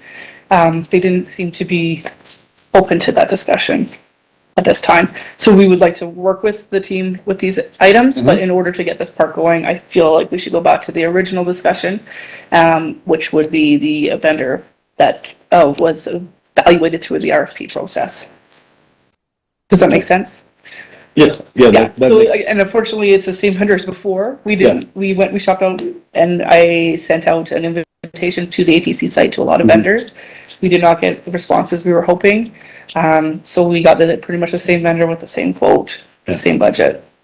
No, it just seems to me it's, sort of a shame that, when the community wants to sponsor an event, that we have to go through these difficulties of getting it done. It discourages people in the community from wanting to give back to their community. I totally agree. I feel that this would be an easier discussion if it was our land. And it would be up to other decision makers. I totally agree. It's unfortunate. And I think that if we also had a little bit more time, maybe we could spend this winter looking at other sites. We could maybe look into that, but ultimately doesn't seem to be aware. Also considering the feedback from the open house as well. It seemed like there was some people that were excited that there was going to be a fenced dog park in the city. So it is unfortunate that this scale up and this budget does not work under these circumstances. But power lines, you need to be safe, right? You can't. That's obviously first. So in discussions with Ultimate, did they feel they would give a relaxation for around that pathway, or? For around the pathway? Yeah, for Sorry. a fence going in around that pathway? I didn't ask for around the pathway, sorry. The pathway was always out of it just due to connectivity. So I thought you were trying to get around the tower. I apologize. You wanted to include the pathway in? No. Like if we could go against the pathway on the outside of that tower. So I'm sure they would be fine with that. It was more the residents that wanted the shrubbery for bordering. I see. That was the intent of that one. I apologize. I thought you were talking about, I guess it would be the other side where it would be along Paradise Road. We were trying to get a connection there because it would be it'd be narrow, but if you wanted to keep that as one open space, you could get like a hallway essentially in there. And on the other side, it went into the ditch, the 12 meters? Yeah, that's the one. Yeah, it's close. I mean, if you wanted to get somebody to actually access it, you could get one side that was on the property, but then by the time you get the second, to keep that a hallway or connection together, it'd be into the ditch. That's where we thought that the two being apart would be fine. People can still walk to the connection there. But. Okay. And unfortunately, with this amount of funding and this scope, we would only be able to do the bottom half anyway. So I don't really have concerns with the east or west side of those towers. And sorry, for today, you're looking for us to do what? Well, if you'd like to make a decision on this project and go forward with this budget and this scope, we can get going on the construction right away. Or we can take time to review the thoughts over pretty much winter. I don't know what else we can do in this area other than trying to go back out to RFP again. Or, I don't really have another option other than if we're not going to budge on budget or schedule, it's pretty much scope, right? That we have to change. So do we know the prices for half, or you're saying both sides? I know the prices. I knew price for the whole thing. I'm basing this based off the entire price is about closer to 400 than it was 200 when we went out to tender. For one dog park? For the 5-acre one that we put out for, yeah. Yeah, I don't think we can approve that right now, That's fair. my opinion. So, and that's why I'm asking for lower scope rather than the higher budget. Councillor Funk? I'm just wondering if I can request a 5-minute recess for a different matter. Sure, we can do that. All right, if we could take a 5-minute recess, that would be great.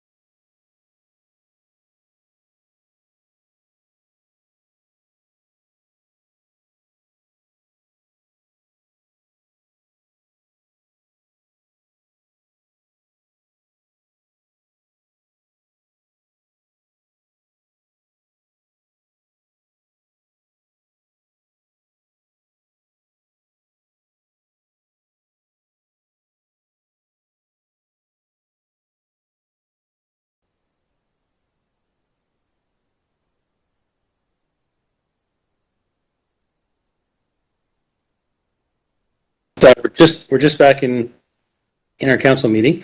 Jerry, I just wanted to ask you a question in regards to Councillor Foat. Because we're not focusing on the community therapy dogs doing this project anymore, is Councillor Foat able to vote and talk about this session?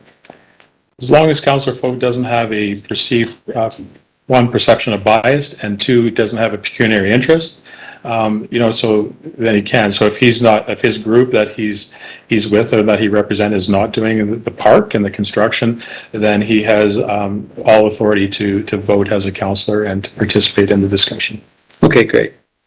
All right, so I believe that you're okay, Mr. Foat. Thank you. Well, we were just in recess.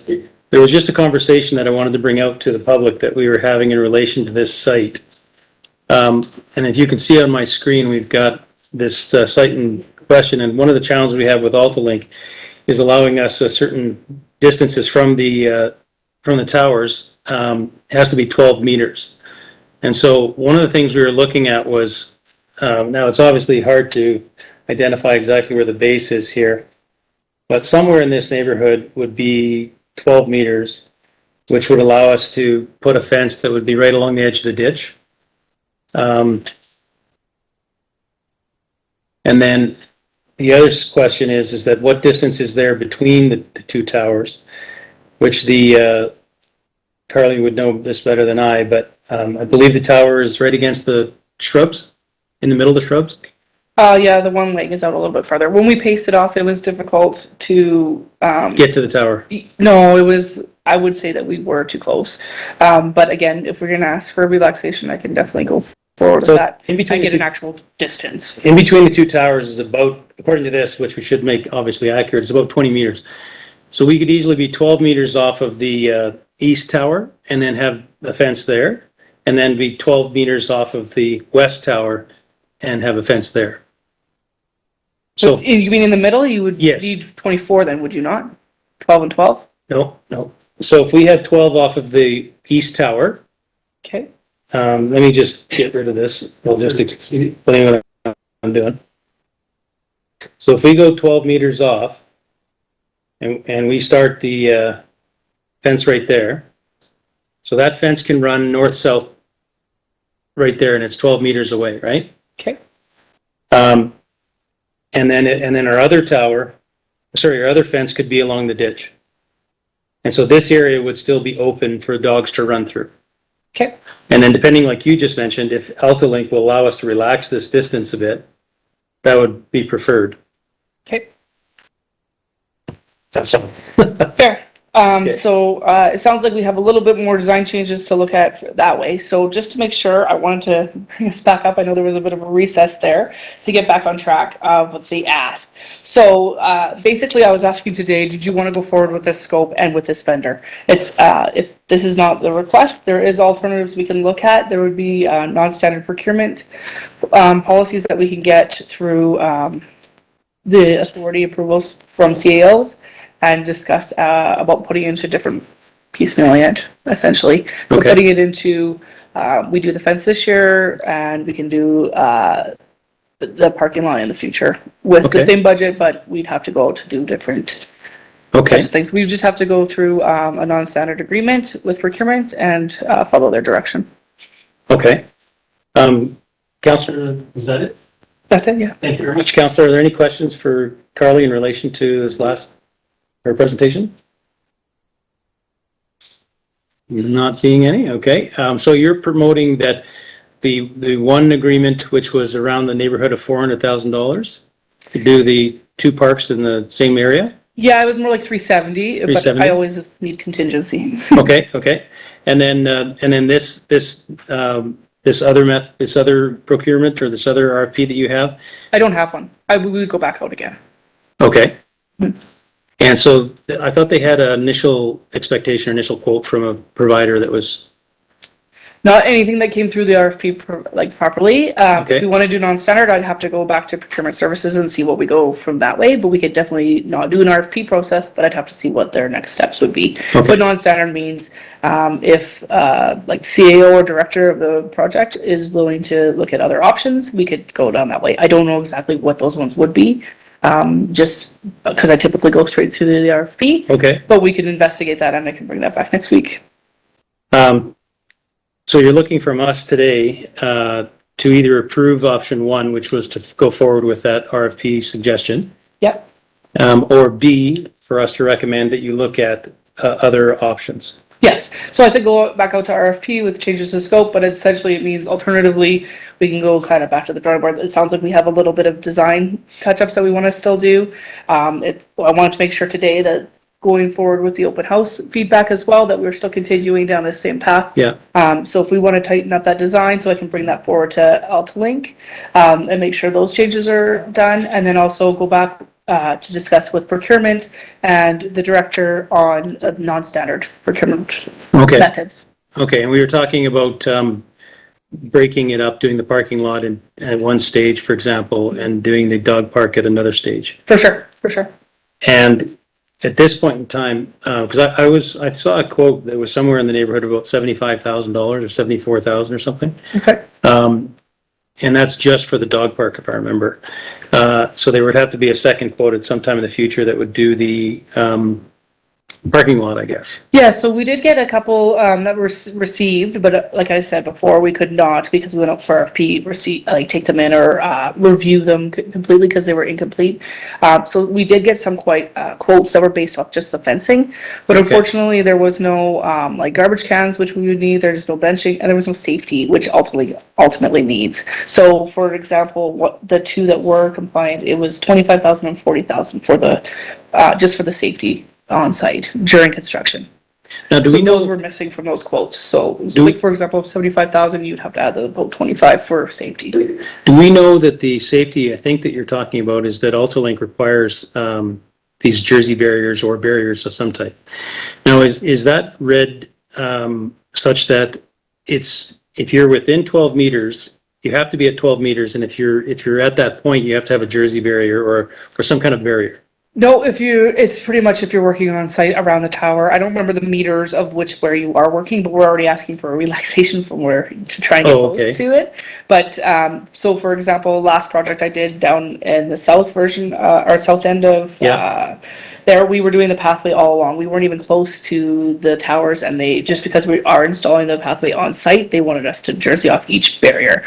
So how we did it to save a little bit of money was we worked on this section around this tower, and then we moved down to the next section. Exactly. But you still need to comply with their expectations. Because there's a certain distance I assume that they're concerned about. Like, for example, if you're 500 feet away, they're probably not concerned.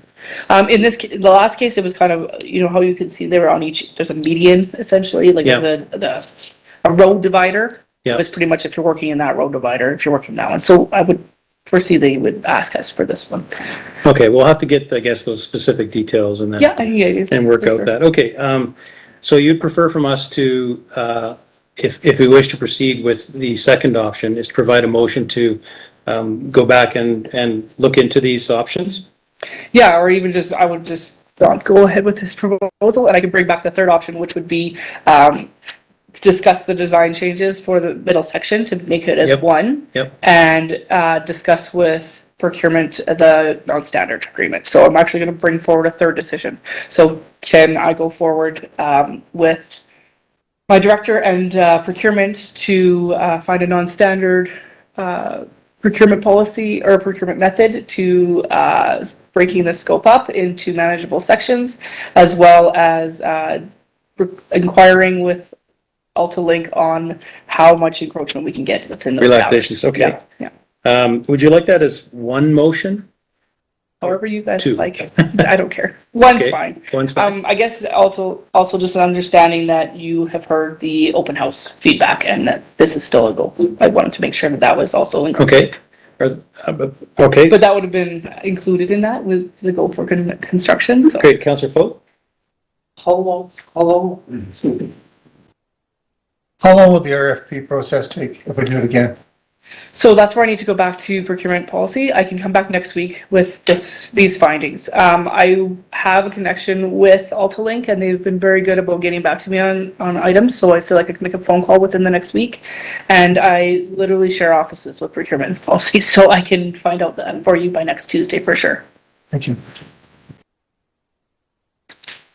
Councillor Dean? Yes, thank you. Sorry, through the mayor to the presenter. Can you just help me really quick? The most basic difference between center procurement and this non-center procurement that you're speaking of?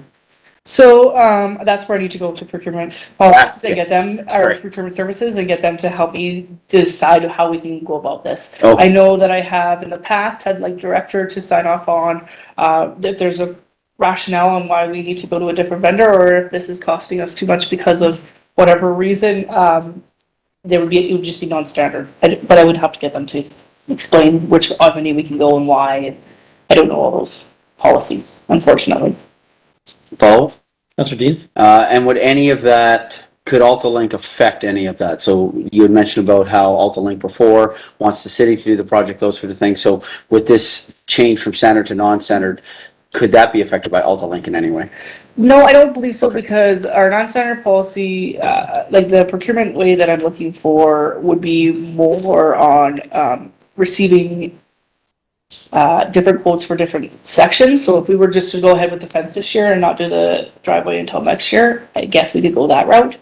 I have to check, but we would still need that person to follow our specifications. They would still need to have our insurance and liability and all those things. And that was where AltaLink was concerned. It wasn't necessarily on who, like, the budget or the scope. It was more based on, and I believe it's 2 million or 5 million with the insurance and liability, and then our core and a couple other standards that we have.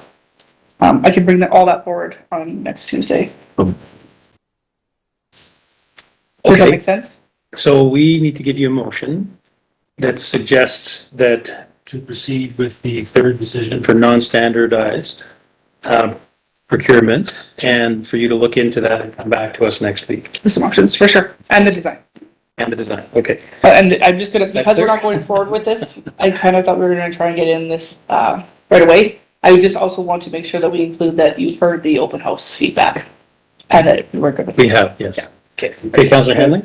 Can I make a suggestion? And maybe Jerry can tell us, can we just, table this, pending, the, administration's analysis of the open house feedback that was received and the additional information, considered today or brought forward today, and be brought back to the next council meeting. But we still have to tell them, we still have to give them direction, though, to look at the third option. Because they're not looking at the third option here.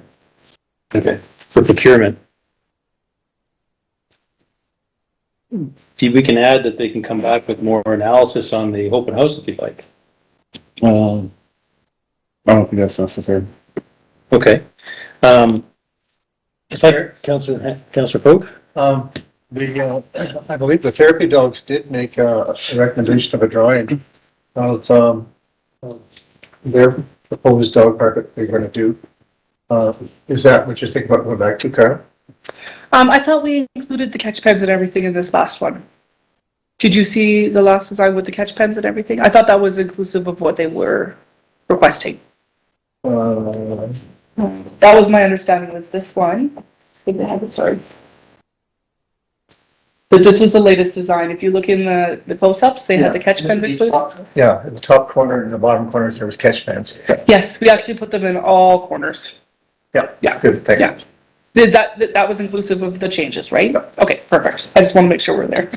Thank you. So now we're really narrowing down the scope. Change of design is to make sure that that middle one connects and rather than having two. Yep. Right? Right. Okay, perfect.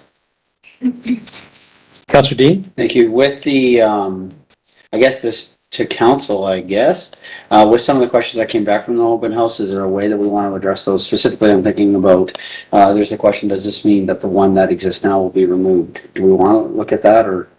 It definitely, in my opinion, does not mean the current one is removed. That is only this site. Sorry. Nothing to do with the lake site. So we're not changing anything else necessarily. We're building a new dog park.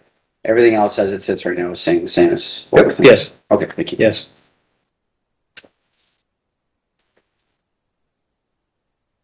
Was there any other questions that people had that we wanted to talk about right now? you have more questions from from Nope, I'm employees? waiting Sorry, for from soils. Residents? My next slide, my next presentation. No more questions from residents, though? Not on this, I don't, what I Okay. got forward was based off of there, and then I've also provided with the, report, all the hard data. Okay, Councillor Dean? Yes, thank you. I guess the only one I would have is I know some of these parks, this is more related to the west side of Chestermere. There's a couple parks if you're driving down West Chestermere Drive that have, that's not dog parks, but they say this park is closed from like, I think it's 11 p.m. to 5 a.m. or something like that, or 10 p.m. to 5 a.m. Right, so I do notice that there's a question here about could there be a time when it's closed? Is that something we'd like administration to consider and look at? I'm just, because that's something that we already have, it's already done in the city in different parts in some of our parks. So I could see how somebody may not want the dog park operating at 2 a.m. That would Absolutely. to me. So right now, it would be a blanket use as it is now as an open space, with I believe what's parks 10 or 11. I'd have to double check on that, the bylaw. And I know that we can enforce it more with the new schedule of the CPOs as well. Okay. So that was some of the feedback that we were discussing in the open house. However, I think that 10 or 11 was still seemed late to adjacent residents. So we were talking about even bringing a different time frame within the fenced area, not just being an open space, being a reflective of a completely different, its own time frame. Thank you. Okay, if we could, still think we need a motion in relation to authorizing you to look into a non-standardized procurement. And to, with the design change, and to come back to council next week. Yeah. Okay, that's my motion. Sorry, is to, a motion to request administration to look at a non-standardized procurement for the dog park located on Paradise Road. And if you can come back to council next council meeting, which is October 11th. And then, no, that's perfect. Are there any comments or questions? All in favor? Carried. One thing I wanted to point out, just because it got brought up by Councillor Dean earlier, is that we are actually in talks with the landowner for another dog park at the south end of Chestermere, on the other side of the railway tracks, for a 20-acre wooded area, treed area. And that is hopefully going to be very exciting for everyone when that comes forward. So thank you. Sorry. Thank you for that presentation. So moving on to our number 3 soil sample request is presented by Carly again from Growth and Development Office, Community Growth and Infrastructure, City of Chestermere.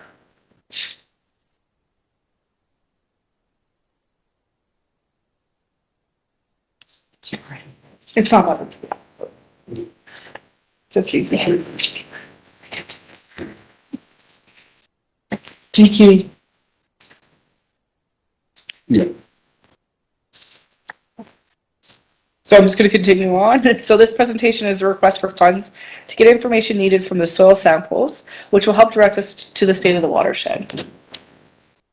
So although this is a very small component of the watershed, it seems to be the response to major concerns regarding lake weeds, silt buildup, and water quality, and the question of essentially dredging. We approached some of our engineers from our rosters to help us guide us in the directions to start navigating options and provide us with some scope even in how this would even start and what this project would look like. We wanted to understand what exactly we are dealing with here, who do we need to get approvals from, and how do we do that. Their suggestion was to start with soil samples. That's going to guide us into our next step in looking into this project. In order to move forward, we need to get the soil samples. There's a lot of items that we need to discuss on this project, but all I'm asking for at this time is the soil samples. The soil samples will help us determine what's in the use of the soil and the silts, and it will help us determine where we can dispose of it, where we can use it, even if we can remove it. It also will help give us some answers to authorities like Alberta Environment and Department of Fisheries. Their proposal, this would be, through our consultant, their proposal was to put it through 6 different zones and take, samples in each. I believe there's 2 in each zone. They have strategically picked each area there. I know there were some questions in if we could go along the residence areas, and use their property to get these, but unfortunately, the areas that they need have been chosen specifically to be strategic in finding where we can dredge and where we can't. It is based off some aerial photos and some geography that they have been provided. So the sampling that they are going to be doing, the proposals and the samples will take in the broken zones. The recommendations are to take the samples while the water is full. For the core sample and an Ekman dredge samples, these are the proposed areas that it would take. It would be done where the water was still up, so this is a little bit of a timely request. And it looks like then a whole bunch of chemistry happens that I can't speak to and have to get someone else to. And then they would provide some analysis and memos to us in this project.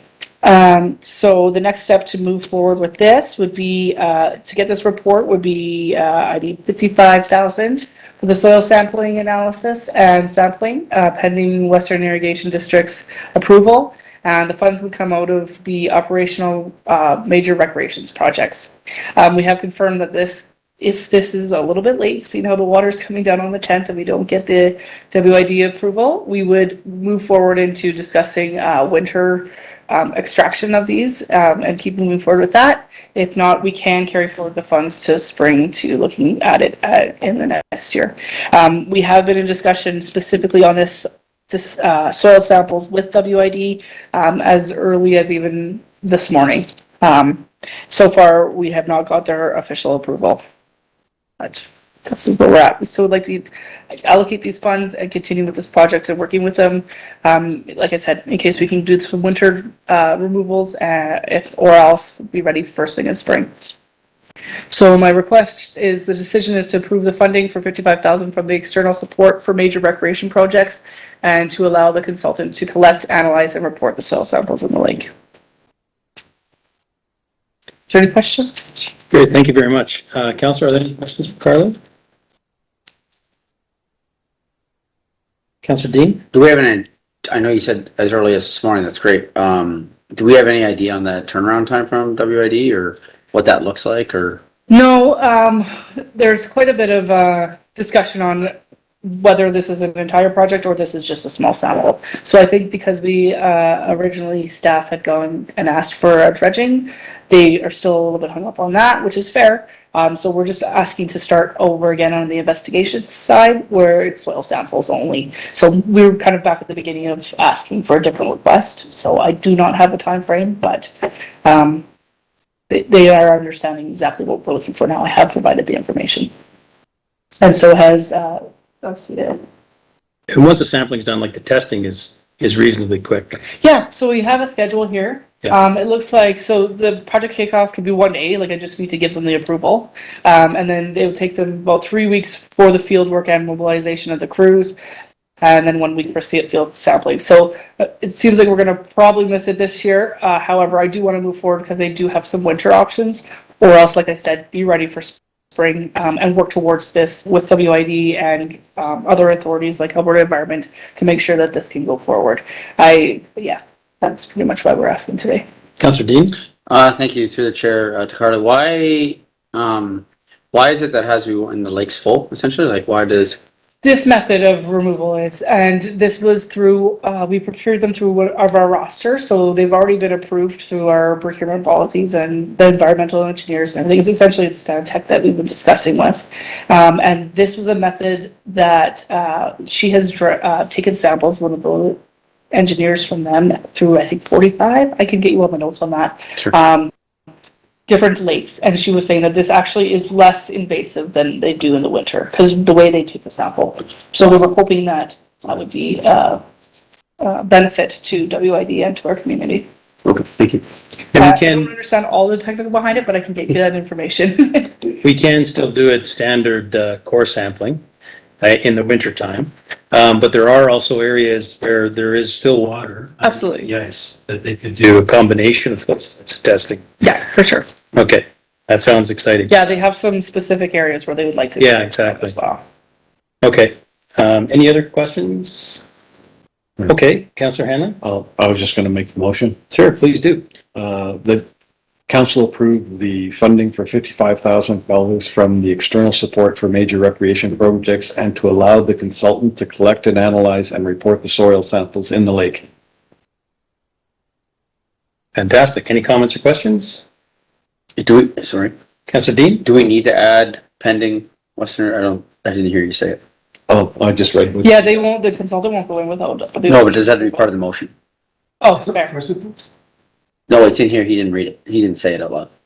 Sorry. Oh, the decision is what he read. I read the decision part. That council thank you. approved the funds. Thank you. Yeah, okay, so it does need I to be part of the. apologize. Okay. We do need WID's approval and we're working on it. And I know that for this instance, in this contractor, we're not going forward without it. But I think that's staff's part. Gotcha. You know, it's part of our part, and they're well aware of it. Okay. So again, any comments or questions, more questions about Councillor Hanley's motion? All in favor? Carried. Thank you very much, Carly. Great presentations. Okay. All right. Jerry, are you able to, us move back to our number 8 code of conduct presentation? Councillor Dean, Hanley? Sorry. I was just going to say, if my understanding is correct, it may be more prudent to do the traffic control bylaw as we have trouble waiting and I believe his vehicle's out. And if there's a call or something, then that could be problematic. Sure, we could do that. Sure, Trevor, if you're ready to jump on in, that's okay. We'll definitely love to hear from you. Okay, so this is the off-highway vehicle bylaw being presented today by Trevor Bowman, CPO Sergeant, Community Safety and City of Chestermere. Good afternoon, Your Worship, members of council. So my comments today will be made through the CEO to the chair and the rest of the members of council. I will give you a brief background on this. In early 2022, administration had requested municipal enforcement review the existing traffic control Chestermere traffic control bylaw and determine whether it's feasible for the use of off-highway vehicles within the city of Chestermere on our highways, on our roadways. A review of the Traffic Safety Act was conducted, and it was determined we can permit this through a bylaw amendment pursuant to section 120 sub 4 sub B of the Traffic Safety Act of Alberta. Our office then conducted research into other municipalities that allow this OHV use and adopted their best practices. And this basically will allow our residents increased access to recreational activities within the city, while at the same time trying to balance traffic safety for other motorists using the roadway. On September 20th, 2022, council approved first reading of this bylaw. However, prior to second and third reading, Councilman Funk requested that the bylaw be amended to allow OHVs with tracks on them. The bylaw itself, we did make an exception for snowmobiles as a tracked vehicle. However, it was felt to we also include aftermarket track systems on OHVs. That amendment has been completed and can be found in section 10C of the bylaw itself. Good. So at this point, we're going to ask for second and third reading of this bylaw, unless there's any other questions from council regarding this matter. Okay, council, do you have any questions? Councilor Hanley? Just one question in the first part of the bylaw in the definitions. It's item I, or Y, I should say. It says off-highway vehicles means off-highway vehicles except tracked vehicles. Yes. And then we sort of down in 10C, I see the point where you said are exempt if they're rubber tires. Yeah. So track vehicles are prohibited except for snowmobiles, and in this case, rubber tracked OHVs. Our concern is, when we talk about that, we don't want steel tracks and speaking to our roads. The damage due to the infrastructure is extensive. So the rubber tracks are the way to go, and we permit that in this case. No. I just wanted clarification because if somebody read the first section, it said except tracked vehicles, and then However, if you go to the track vehicle park, then it explains it. Exactly. Just want to make sure it was clear. Yes, sir.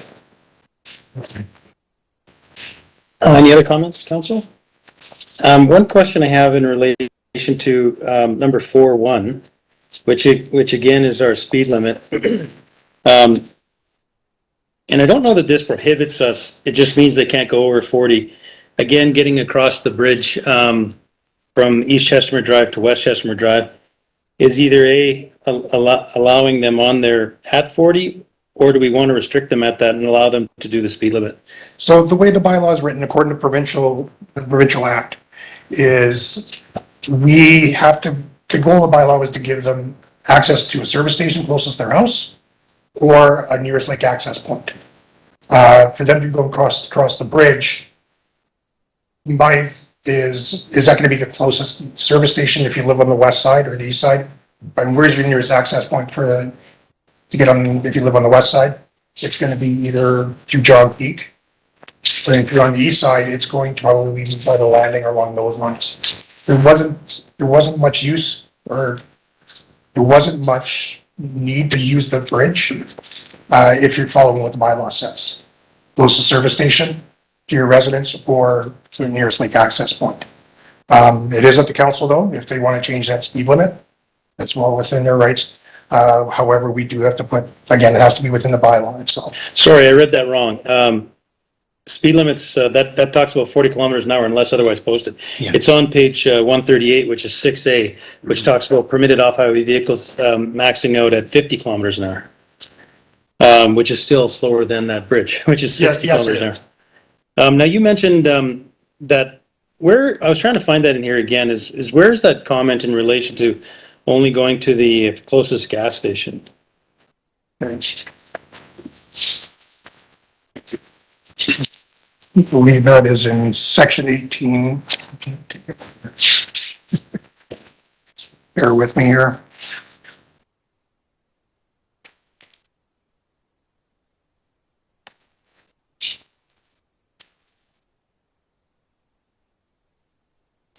Section 18 sub 1.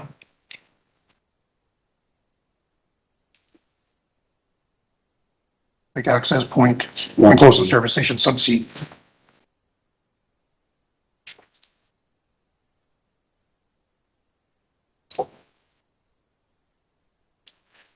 Okay, thank you. So unfortunately, the provincial act or the section 120 asks that we define the route. Saying basically you can go to a closest service station or you can go to the closest lake access point using a prescribed route. And that's how we worded it in this. So define the route which they're allowed to take. Yes. Okay. Councillor Funk? Sorry, through the mayor to Council. Is the landing considered a public access point, even though, because it is private land? Yeah, it is, and forgive me if I speak out of turn, I have seen members of the public using it. However, there is also an access point just by Sunset if Parks and Rec approve that, so it's through. So, but for some people then it would be closer to go across the bridge, if you're on the north end of the lake. Yeah. To go. I agree. Yeah. I mean, okay. We're trying to find that balance. That's the tough part about this. So yeah, we want to give people the ability to increase their recreational activities. Yeah. At the same time, again, looking out for other traffic and their safety also. And do you feel it says in here that you definitely, one, you could cross the bridge like we just indicated, but you definitely cannot keep going and heading on 80-kilometer-an-hour road? So we have that in here that says you cannot keep doing that? Once you get outside the city of Chestermere, you cannot. Oh, so you're suggesting that they could keep going on the 80-kilometer-an-hour on Chestermere Boulevard, but not maximum more than 50? We would have to set the speed limit for them. Yeah. So I'm not even sure we want them on that road, but interesting. Okay. Councillor Dean? Thank you. I don't know how I feel about this. I want to throw it out there and we can kick it around a little bit. Because I don't even know if this is possible. So I thought the way that this is worded is that you can't go on a road if the speed limit's more than 50, which then precludes you from going over the bridge, which for sure precludes you from going straight by Starbucks, so to speak. Do we as a municipality have the authority within our bylaw to be so specific to say things like, so 50 kilometers an hour, you can't go on a road that's more than 50 kilometers an hour, with the exception of crossing the bridge so that you can go east-west. Can we be that specific in a bylaw or no? You can make exceptions to it if you wish. I think the only intent, as Councillor Dean is saying, is just to get across the bridge, but not keep going down the highway. No, and we can. Or down certainly Chestnut craft- Boulevard.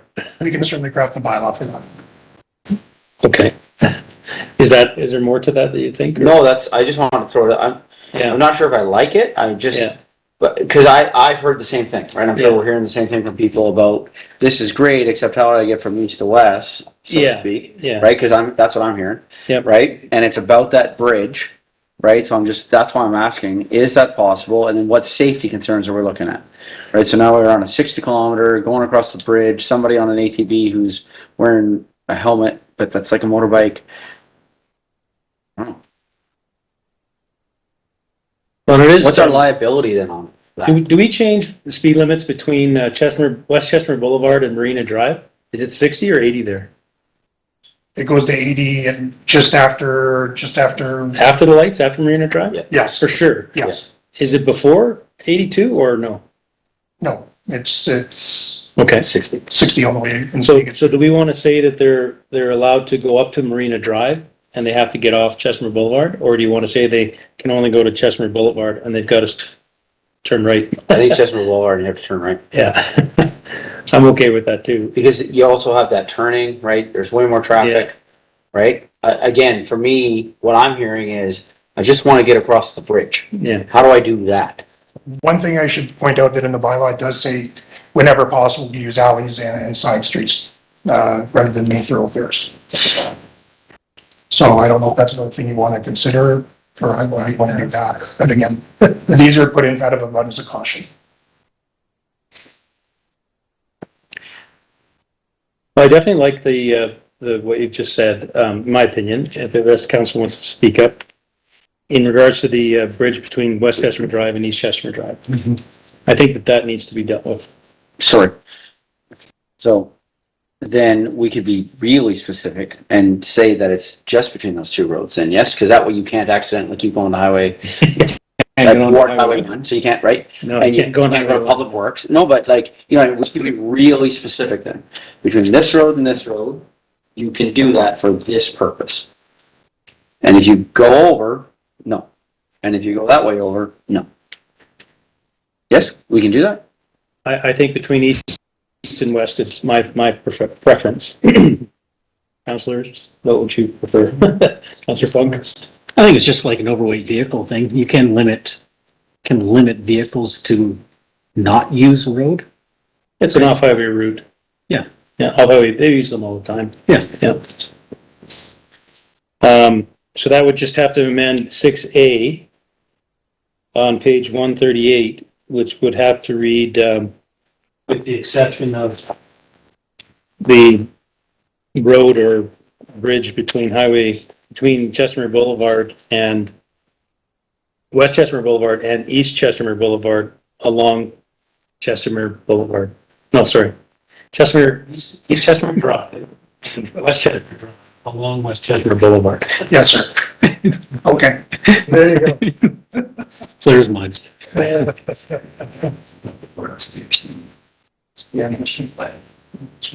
there was the direct route. That was on Sorry. 18C. Councillor Dean? Is there a provincial, oh man. Is there a provincial statute that would limit us, like a provincial traffic act statute that would limit us from doing what we're talking about right now in 6A?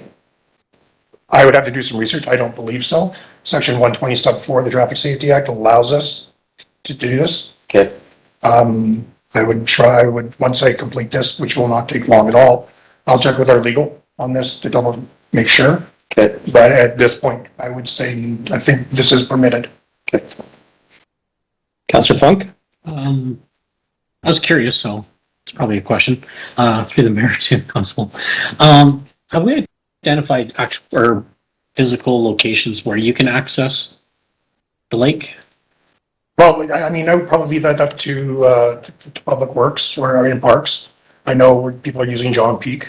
Mhm. And that's where a majority of our people are coming in on them. Yeah. Most residents, if they're accessing, like, it might be from their own property. Yeah. We have seen them coming through our, drive through our parks already. Yeah. Unfortunately, but, again, our biggest concern, I guess, is people actually driving their vehicles on the lake.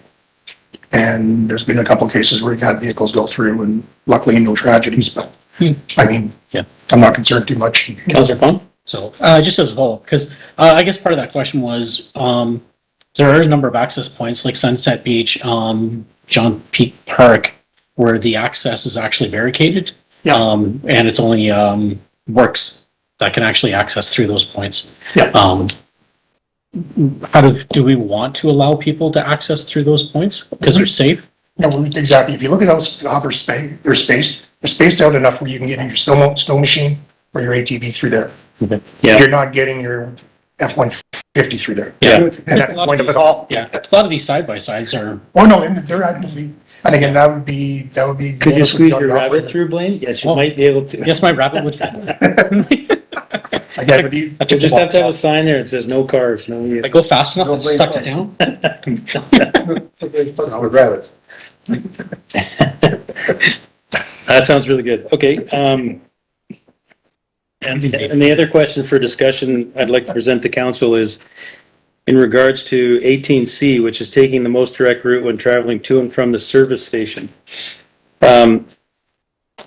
Is a want a discussion around service station versus a restaurant and restaurant. One thing that we have to be very specific of is we have to give them prescribed routes. And if we say a restaurant, that's gonna have to be a route to every restaurant. Okay. I think that may be problematic and it might be outside the scope of what's permitted under the Traffic Safety Act. Okay. Unfortunately. I can certainly do some more research for you on that. I can send you the documents on that also, outlining this, but that may be a problematic issue. Okay, council, do you want to discuss that, Councillor Dean? Yeah, I think you addressed this last time you presented. Yes, And sir. there's the idea of the letter of the law and the spirit of the law, Yes. right? And so if someone was going to Petrocan, right, and they went, oh, I made a pit stop at Timmy's on the way, that CPOs were not necessarily going, that's really not what we're looking for. But if I'm going to rip up the road at 80 to go hit one of the restaurants, that, right? Like, I think that we kind of addressed this already, that it was spirit of the law versus letter of the law. Yeah. And so I'm comfortable with the way that it is, given what we were told.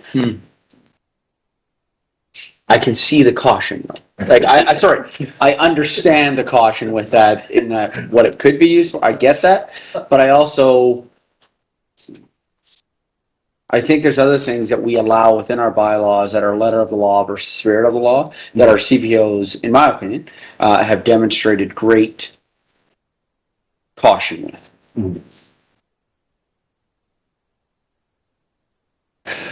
Yeah, I mean, you look at the Fast Gas in West Creek and you've got the restaurants right there next door to the Fast Gas. Then up Rainbow Road, you've got restaurants around the gas station there. Then up to the gas station that's No Frills. A couple of restaurants in there. And then obviously only one gas station downtown.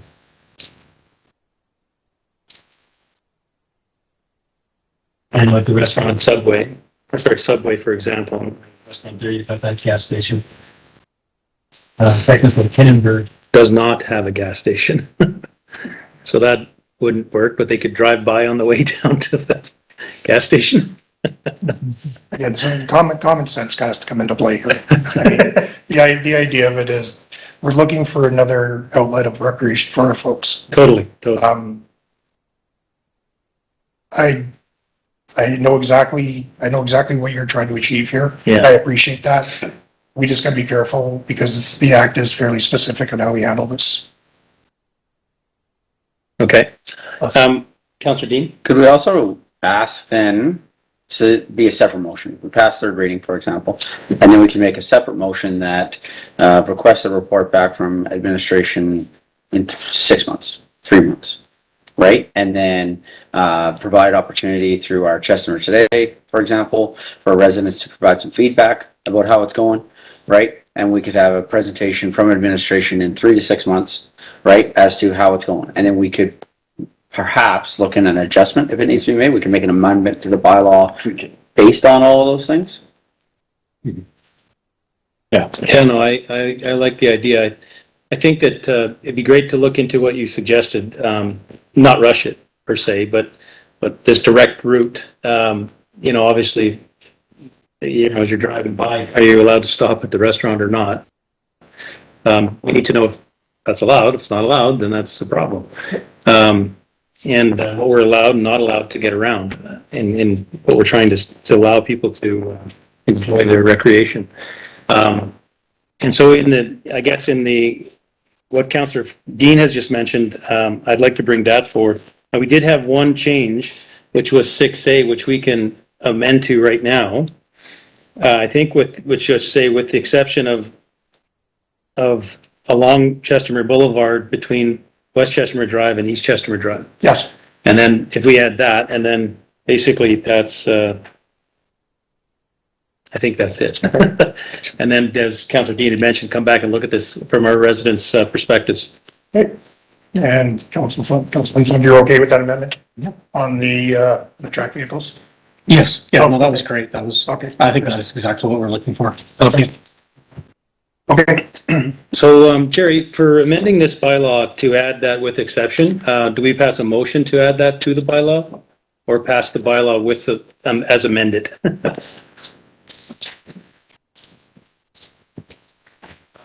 Thank you, Worship Council. I would actually like to see the amendment first, and then Okay. you vote on that amendment. Okay.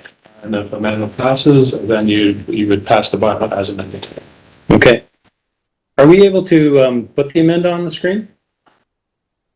Is that technology here now? Yet? Is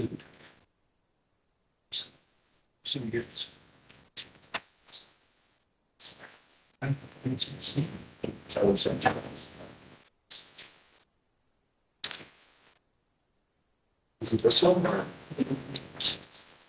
Just if we could, do you have anything way to type on the screen actually? Like in Word or something?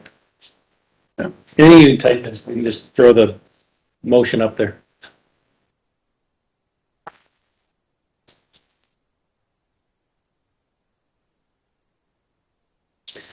So if everyone looks at page 138 on 6A, are we able to, at the very end of speed limit, can we just write the word "and" with exception along Chestermere Boulevard between West Chestermere Drive and East Chestermere Drive? Callum, can you type that out if that would... Yes, 6A. So you don't type out the whole thing, just type out the words "and" with exception along Chestermere Boulevard. Just BLVD is fine. Between West Chestermere Drive and East Chestermere Drive.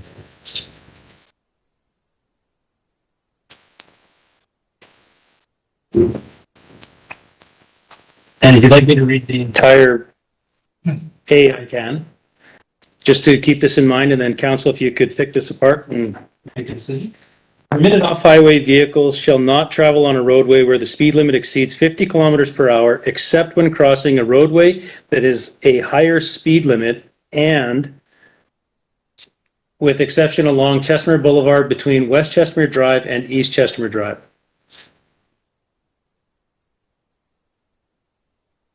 So do you want it worded differently or something? Sir, if I may. Mr. Brennan? This is going in the bylaw, we shouldn't be using abbreviations for boulevard and drive. No, he'll extend that. Oh, yeah. okay. Just to typo quickly. Thank you very much, though.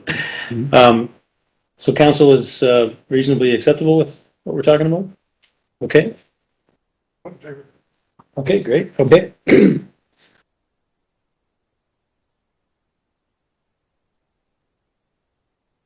Callum's just typing out the entire wording of section 6A.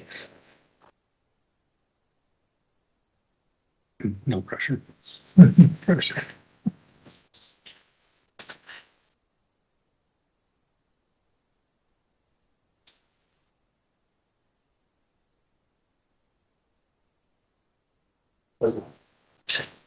So can you grab that upper portion now where it starts with and? And can you move that down right after speed limit? And take out the period? Yeah, thank you. Make it the same sentence. Oh, you did. Okay, great. And then you can delete at the very top, the whole thing, and to Chestnut Drive, yeah. And then as Sergeant Bowman indicated, can you take out the abbreviations now? Oh, sure. So Chestermere, and we probably need to spell Boulevard.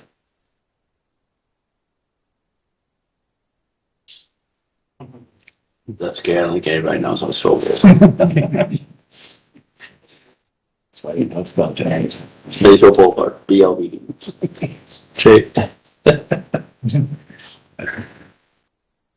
There's a B in there somewhere. And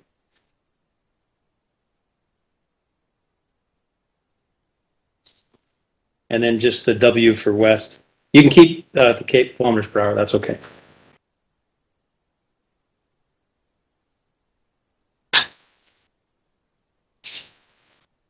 And then a period after drive at the end. Yeah. Is that appropriate, Jerry? Okay. Council, are there any questions or changes you'd like to make to this amendment to 6A? Seeing none, hearing none. If I can get a motion to accept it as presented. Okay. Councillor Funk? No, sure.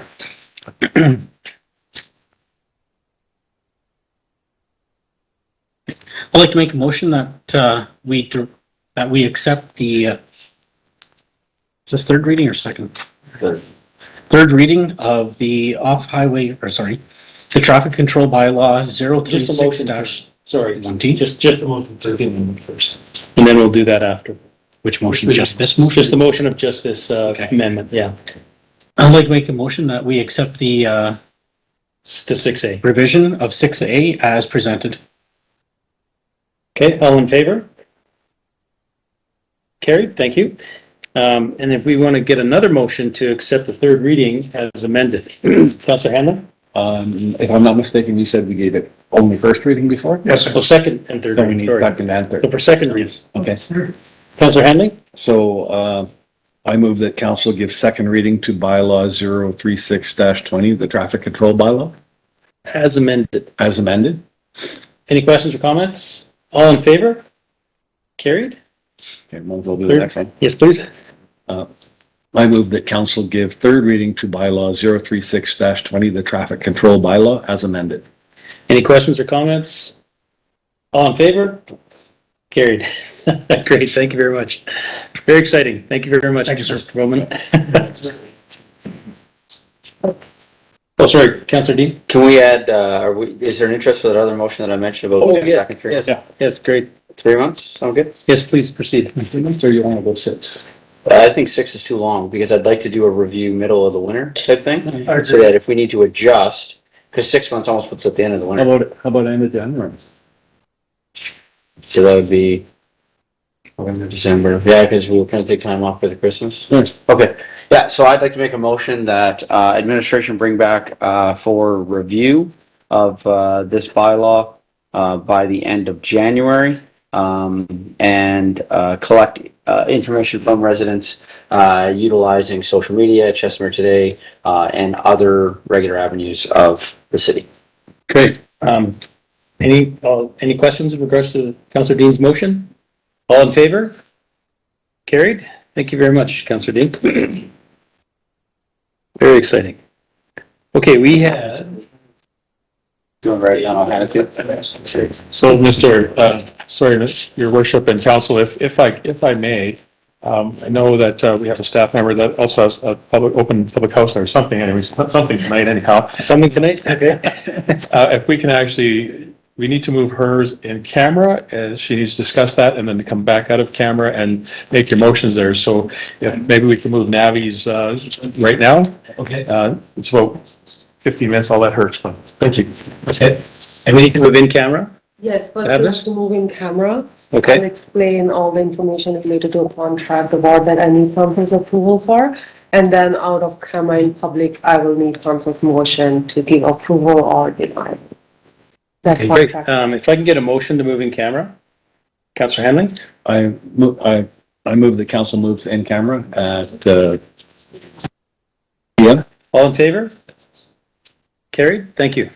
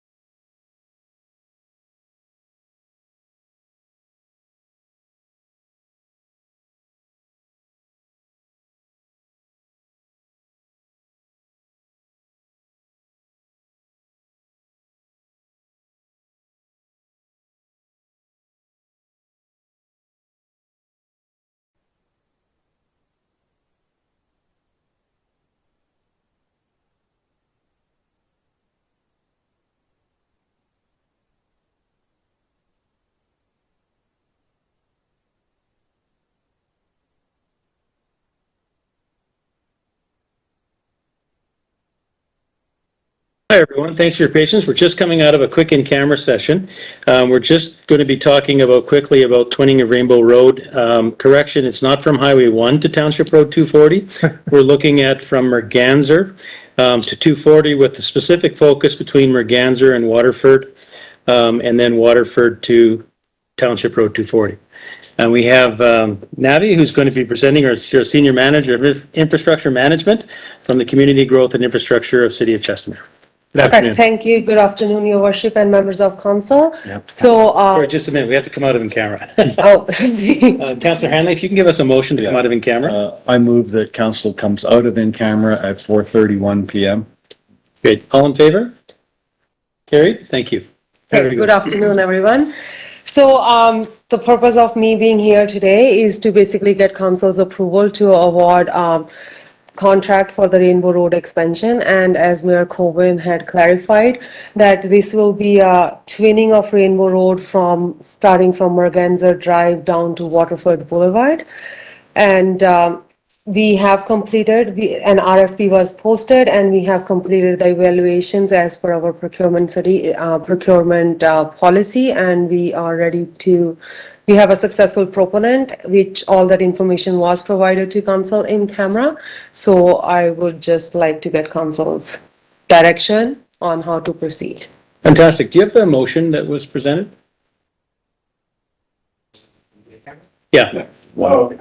Just those two motions that we were going to read. Unless Stephen remembers them off by heart. Yeah, why wouldn't it?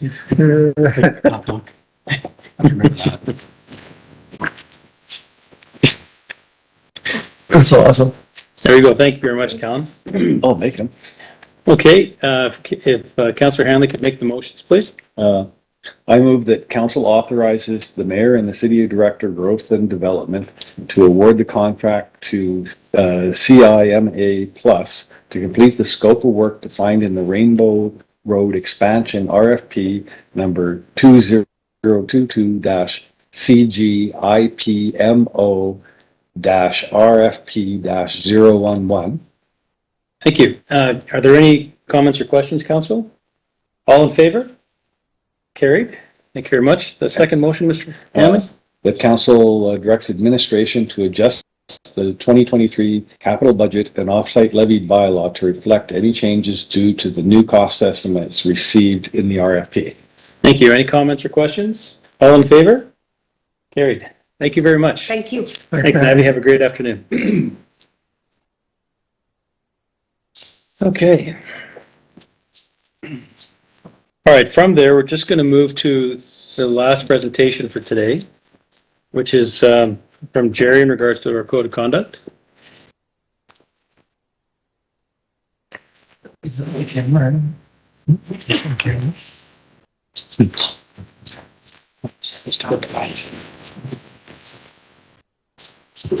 Afternoon, Your Worship and Council. I'll try to make this quick as I know it's getting to the end of the day. So the Council Code of Conduct has been brought forward on a few different reasons, and a couple is that we're talking maybe about a severability scale of some sort. So in recent episodes, and one comes from Rocky View County when I was a councillor, and being part of that is what one of the justices has really looked at was where does council really come with a code of conduct? So the Municipal Government Act, first and foremost, let's go back to the beginning where it says that we must have a code of conduct. The council must adopt a code of conduct out of the Municipal Government Act. And adhere to that bylaw, and it's basically self-regulated from a code of conduct from council. But to make things fair with all council, and sometimes when you have a council that's working great together from the other side of the scale where it's a dysfunctional council, how can we make things fair that everyone can agree upon? And some of those things that came out of the court case, which was kind of unique, was what type of severity should have actually happened? Should have been maybe nothing, maybe should have been something, maybe the severability would have what actually was given to council from the last code of conduct at Rockview County, and I'm referring back to them, is just because I know that case really well. Maybe it was warranted. However, at that particular time, the justice says the council never really looked at the severability of what it was, and everybody was had individual sentences per se or code of conduct.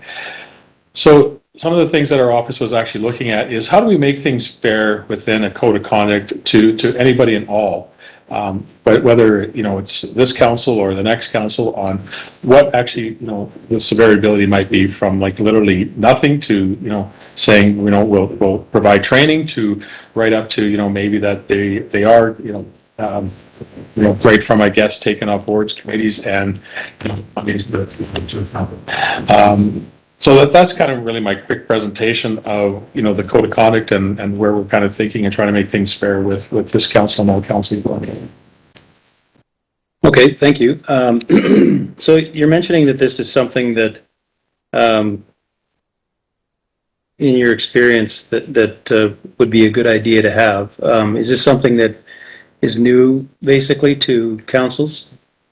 And this is something that's never been tried before or even looked at. This is just something that I looked at from my past history as being a counselor, to trying to look at a forward vision of something being fair to all council, like from not only this council but even the next council that may come forward, that at least there's something there that is in stone that you can actually look at, and that is looked like it being and that we're treating everyone fairly. Okay, to keep the impartiality part of it. Okay. Are there any comments or questions for Jerry? Councillor Vogt?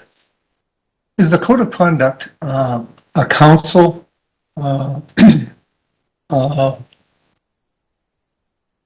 statement, or is it, you said it was put up by the MGA or something like that, we're supposed to have some kind of a code of conduct? Who actually polices that? So, and that's an interesting question. So the code of conduct was brought in approximately 6 years ago from the government, where they stated that every council must adopt a code of conduct. There really isn't a one fits all code of conduct. Every council and every municipality is different on the code of conduct, from one just being that we'll adhere to the Municipal Government Act and be fair to everyone. And so I've seen a couple of those in summer villages where are very vague, but it's still a bylaw, it's still a code of conduct. Right up to ones that are almost 60 pages long type thing. So really it's a council code of conduct. It's really council who puts that code of conduct together, and then council really adheres to that code of conduct. They're the police of their own code of conduct. This particular council has decided whether, if there is an investigation, that they put it to a third party, which is impartial.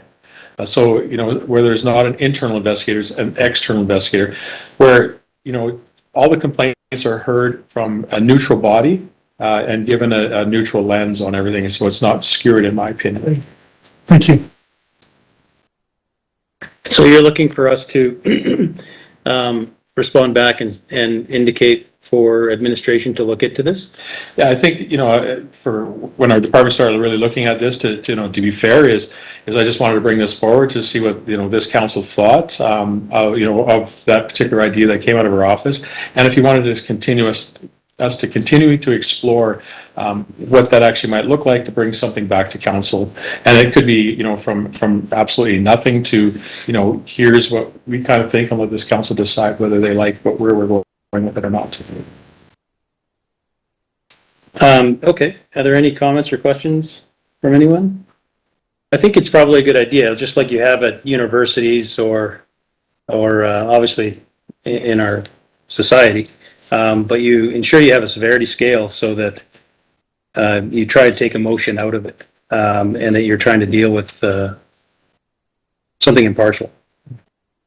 So I think that's an interesting idea. Councillor Henley? Yeah, I was going to say, I'm looking forward to hearing what it has to say. Like, I'm of the opinion of, not all infractions or whatever are equal, right? Some are less harmful, some are unintentional, some are accidental, because we've all made mistakes and we learn along the way, right? If you keep repeating the same mistake over and over again, that's like the sign of insanity or whatever. Yeah, then I can see the point of needing some sort of a scale. But I don't think one infraction is necessarily equal to another. And so I would think you'd want to somehow rate them based on some sort of logic or whatever, assign a value to them. And through the chair to Council Hanley, even my thought process of, starting to, and again, this is just, we started looking at it and wanted just to bring it to council instead of wasting a whole bunch more time on it. But even if council is directing us, part of my brain is going, council still needs the authority to exactly what you're saying. This could have been a one-up oops, where, it's absolutely nothing. Council has a conversation with that counselor, and maybe it's training, maybe it's absolutely nothing, maybe it's just, don't do it again type thing, or it's an educational learning mistake.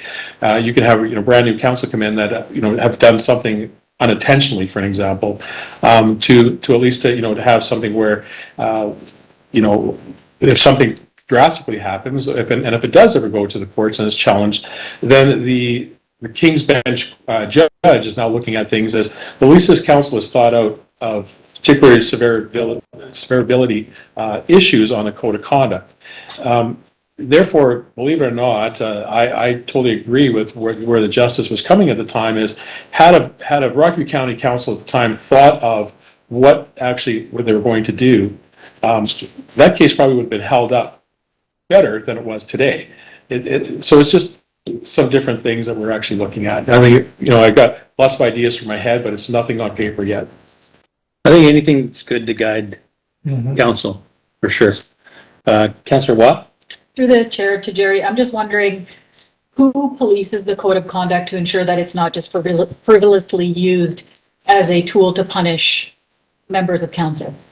And again, that's a great question. The code of conduct is a council bylaw, and it's a council, it's a council document, so it's not administration.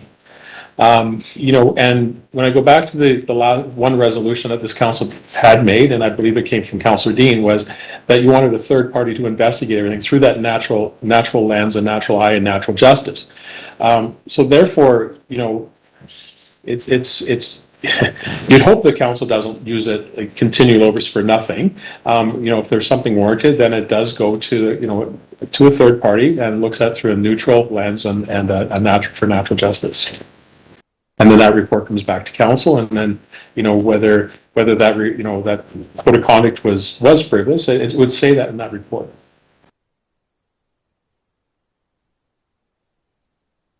And again, I'm just going to refer back to this is fairly new, even to the Municipal Government Act and to a lot of municipalities. It was only brought in 6 years ago, so it's still a learning tool. People are still fumbling through code of conduct. Okay. All right. So what you're looking for us to receive that as information? And it's just to receive as information, and if you'd like our office to continue on maybe putting some things forward, we can bring another report back to council on what we kind of look at. I don't really need a formal motion for that. I mean, our department does work for the mayor and council just with different ideas, and we can bring back a report on that of what we actually are thinking. Okay. What might actually work, and then it'll be up to council to decide. All right, thank you. Is there any final conversations for Jerry from council? All in favor of, if I get a motion to accept this for information? Councillor Hanlon? I move the council accepts Jerry's code of conduct presentation as information. Okay, all in favor? Carried. Thank you very much. All right, well, that concludes our public portion. We do have a in-camera session that we're going to do. We will be coming out of in-camera, so there could be, yes, some points out of in-camera. But if I can get a motion to go in-camera. Councillor Vogt? I'll make the motion to go in camera at this time. Thank you very much. Any comments or questions? All in favor? Carried? Carried, thank you.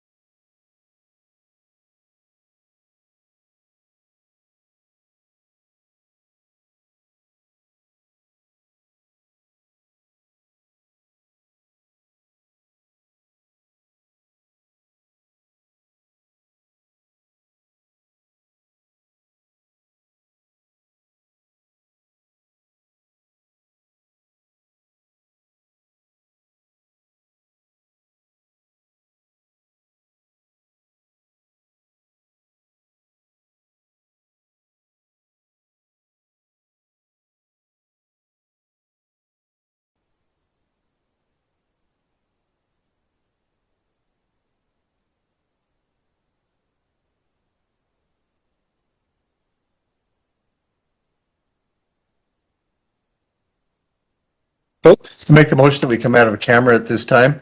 Okay, 6:37 PM. At 6. All right, fantastic. Out of our in camera, if I can get a motion to accept the information, or the information is information in camera. Councillor Hanley? I move that we accept the information from the Minister of Municipal Affairs, their representative, as information. Okay, any comments or questions? All in favor? Carried. Thank you very much. And there was another motion we wanted to make, right? To adjourn? No, I thought there was another motion, no? No, I was just going to adjourn it. But think about it. Was there not first. one more thing? Okay, I can't, if there's another motion, nobody remembers? Okay, I thought there was. All right, if I can get a motion to adjourn? Councillor Fogt? Make the motion that we adjourn at this time. Thank you. Any questions or comments? All in favor? Carried? Thank you. That's why I don't know if I can actually,